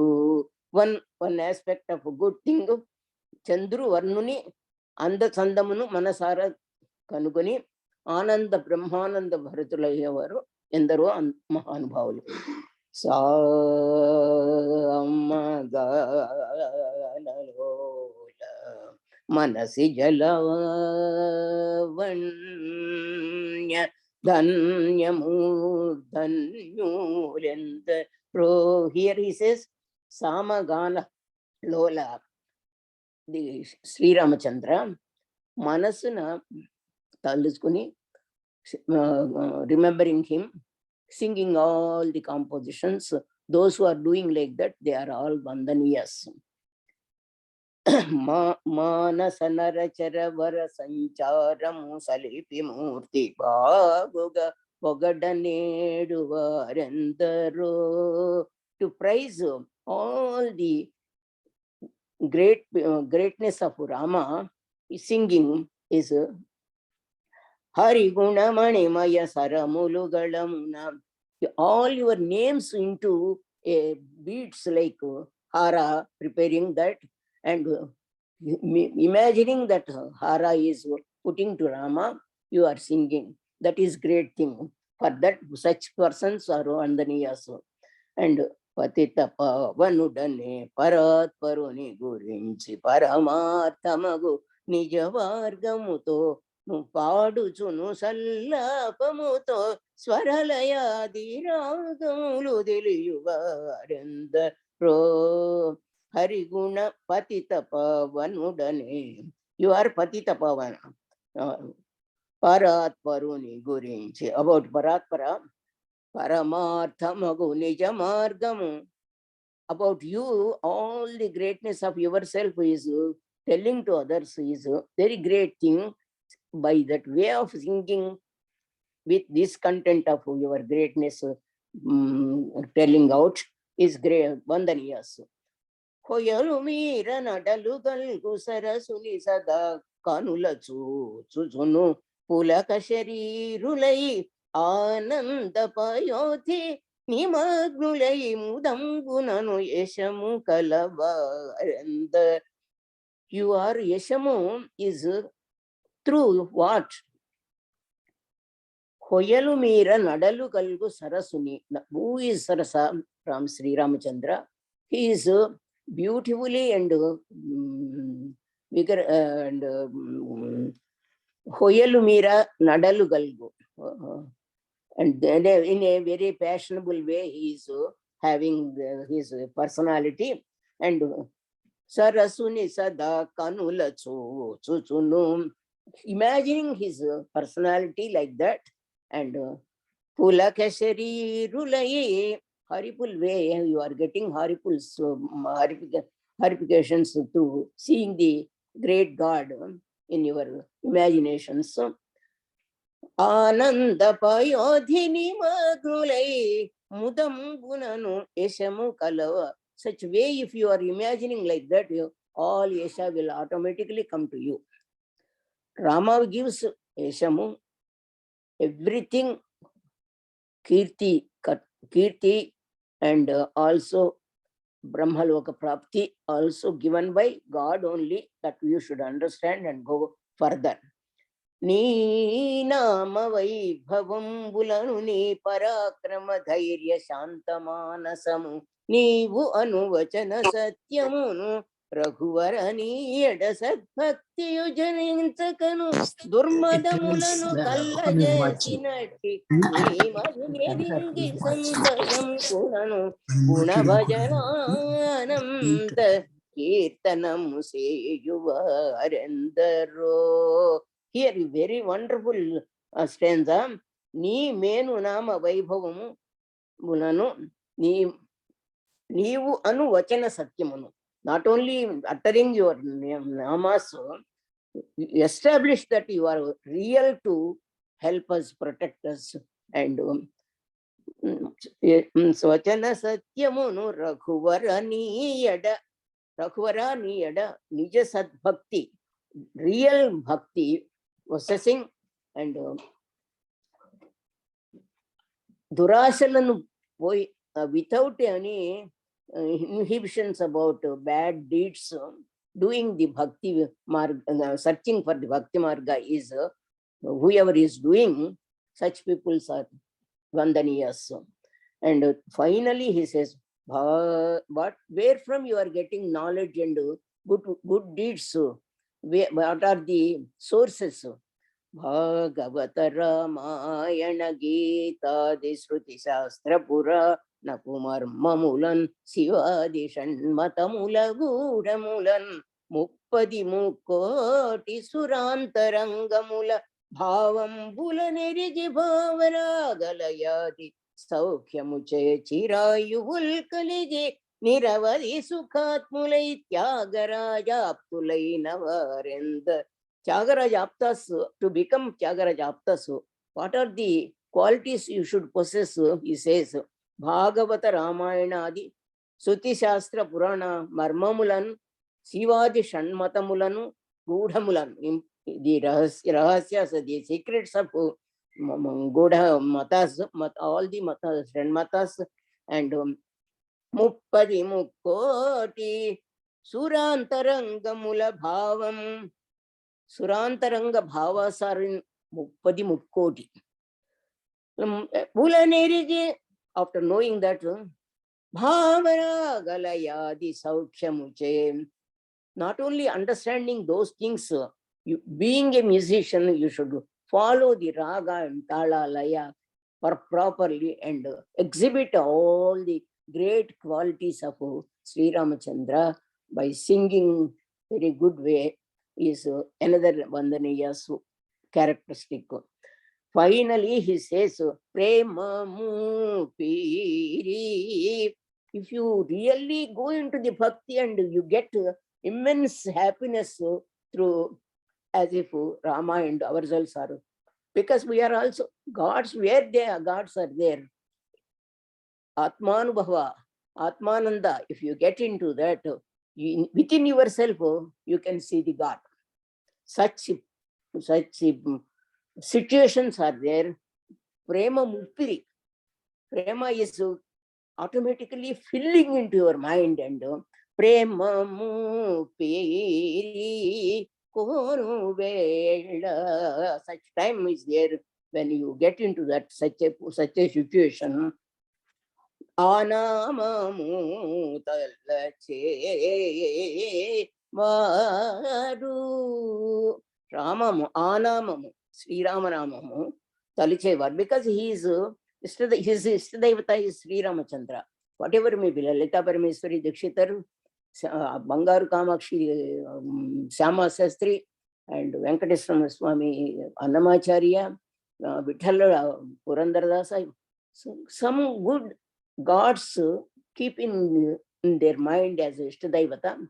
They preach us, they sing and they pray, worship, and through the musical compositions by Vagyakaras. Or the greatness of Vagyakaras are understanding the content of the Vedas of Upanishads. That's why we call Chava Upanishad, Purandara Upanishad, like that. We can't go into the Upanishads, Upanishadara, we can't understand by going into the Upanishads, because all are not, all Sanskrit Pandits are also not Veda Pandits. Not mere knowing the Sanskrit is not enough for understanding the Veda content. So this way, all the great people to be called as Vandaniyas. And such Namaskara Yogyas, such people. In this another composition, what we saw, all the qualities, bad qualities to protect Rama, removing them and bringing the solution for greatness and great ideas to be uttered to the people. And in this composition, all the greatness of God to be followed by Bhakta. Bhakti is the main source for get into the salvation, liberation. And one man is normal, dharma, spiritual man is dharma, ordinary man is dharma. Ordinary man is considered to be when he is doing all the normal way of doings, dharma will become a dharma in him. So this is how we can, if we go deep into the worship and get to get into the mercy of the God, you get fame, longevity, concentration, and good personality, and finally gives liberation. Atma Sakshatkaram, Atma Sakshatkara, and Janmarahitya, no birth and rebirths. So if you do like that, for that you need yoga and upasana, nadopasana, everything through. Why I'm talking in the terms of music, but for this is all beneficial to anybody and everybody. So kindly follow, and this is the way a musician Tyagaraja Avgayakara expressed his dharma vichakshana, nyaya vichakshana, and papa punya vichakshana, badness and good deeds vichakshana, everything. So this is how I present my paper, and thank you very much for giving the opportunity to express my points about the topic mentioned. Thank you. Namaste.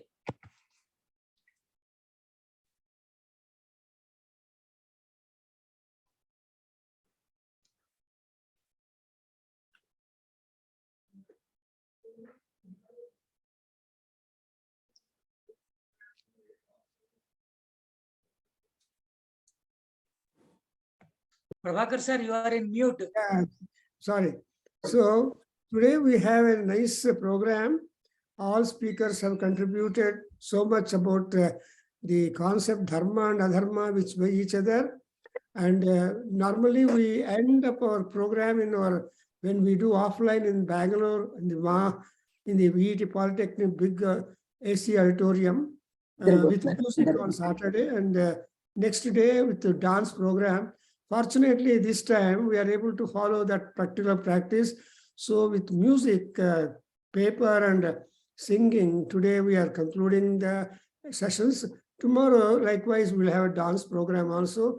Thereby, though we are doing online, but we are not at all deprived of the traditions of our Veda Adhyayana Kendra, which has started long back, 27, 28 years. So wonderful presentation by one and all.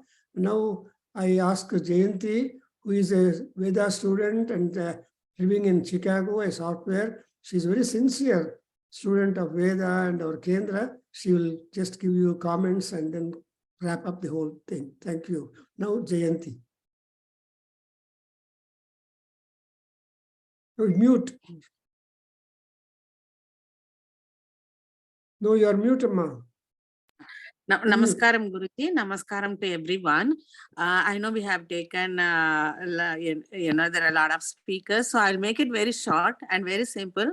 I thank our students from NVAC for the Veda Kusumanjali by Sri Vasan, and also Sangeetanjali by Srimati Annapurna Dhruvuri, and the students of Srimati Suman Nagendra. I thank all the speakers because we have a lot of speakers today.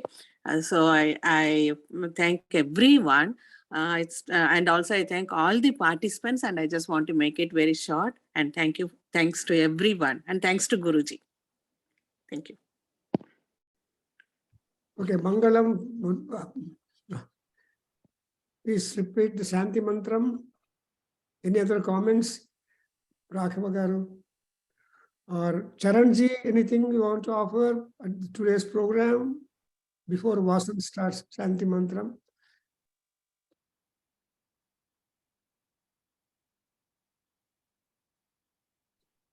You are muted.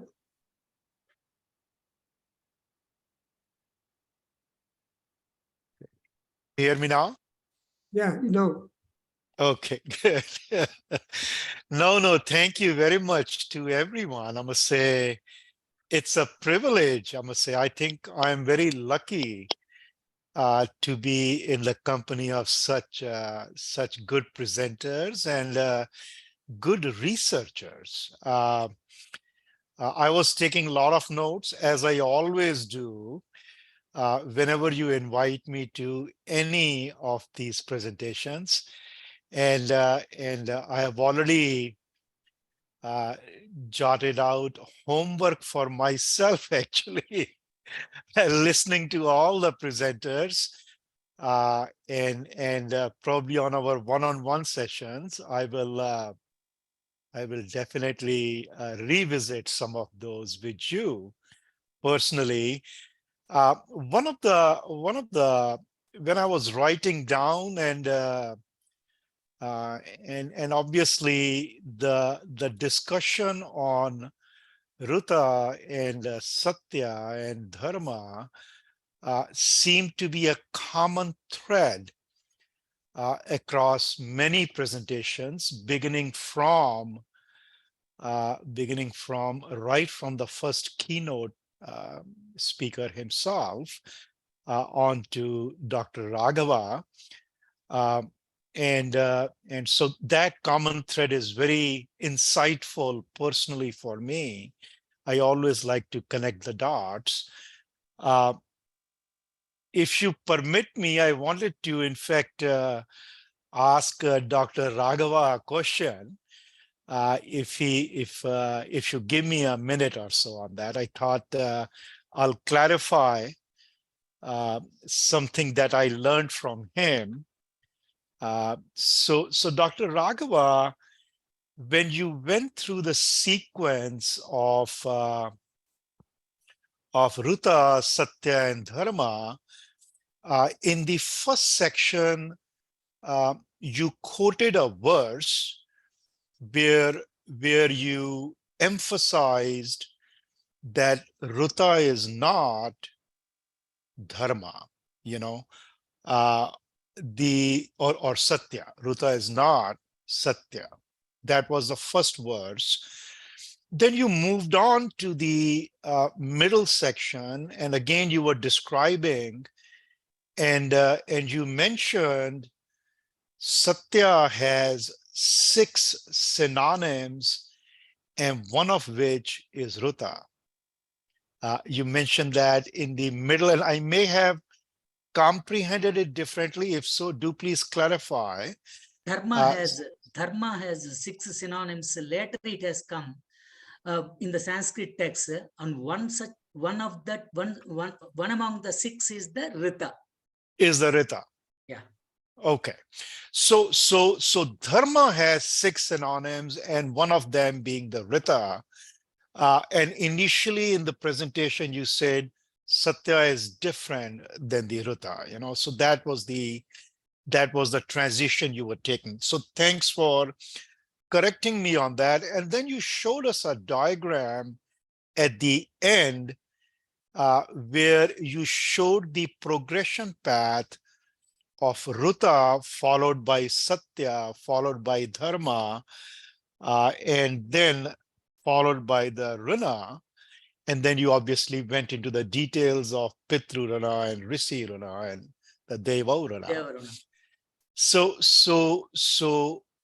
now Dharma sits under the Satya in this diagram, compared to what you had indicated in the first section, that the verse said they are distinct, completely distinct. So I wanted to kind of comprehend that myself, Yeah, I wouldn't say it is completely distinct between Rita, Dharma, and Satya, but the subtle difference, which Shankaracharya sir has said that that one of the example is that sage, when the deer went into the sage, so to the hunter, he said that no, it is not there, it is not there. So that means he wanted to save the deer, which is already injured by this chaser. And then what happens is that though he said that it is not there, it is untruth, which we see like that. Manava will see like that, but the truth is that is the Rita. So that subtle difference between Rita and Satya is very well mentioned by that, with that example, and which the sage has saved the deer. So that's what I was telling sir, Charan sir. So sorry. Yeah, please. No, you. So thank you. That was the. So from Rita was the first word that has come. That was during that time when Rigveda was prevalent. The Rigveda Vedic period, Dharma and Satya were not there. Yeah. So Dharma and Satya has come only after Rita. So after Rigveda, the Vedic period, the other Vedic periods, that later Vedic periods, which the Veda Vyasa has done the division, So and that's why in Dwapara Yuga, where I said that Bhagavad Gita is completely of dharma. He has not, Krishna Paramatma has not used Rita at all. Do you agree with me, sir? I do. You were very specific when you were describing Ruta. Yeah. In context based itself, or the dharma, because you gave that example, and even though it was not Satya, it did serve the dharma at that time. Yeah. And that I noted down as well. Excellent. I appreciate. Thank you very much. Something must be there. You are very good. Thank you very much. Now it's too late, and so anyway, we have done wonderful job. Vasan, let us have Shanti Mantra. You can join sirs for Shanti Mantram also. Om Sahana Vavatu Sahano Bhunaktu Saha Viryam Karavavahai Tejasvinavaditamastu Ma Vidvishavahai. Om Shanti Shanti Shanti Harihi Om Tat Sat Sarvam Shri Krishnarpanamastu Shri Vasudevarpanamastu Shri Veda Purusha Ashirvadostu Om Tat Sat. Hari Om Guru. Namaste.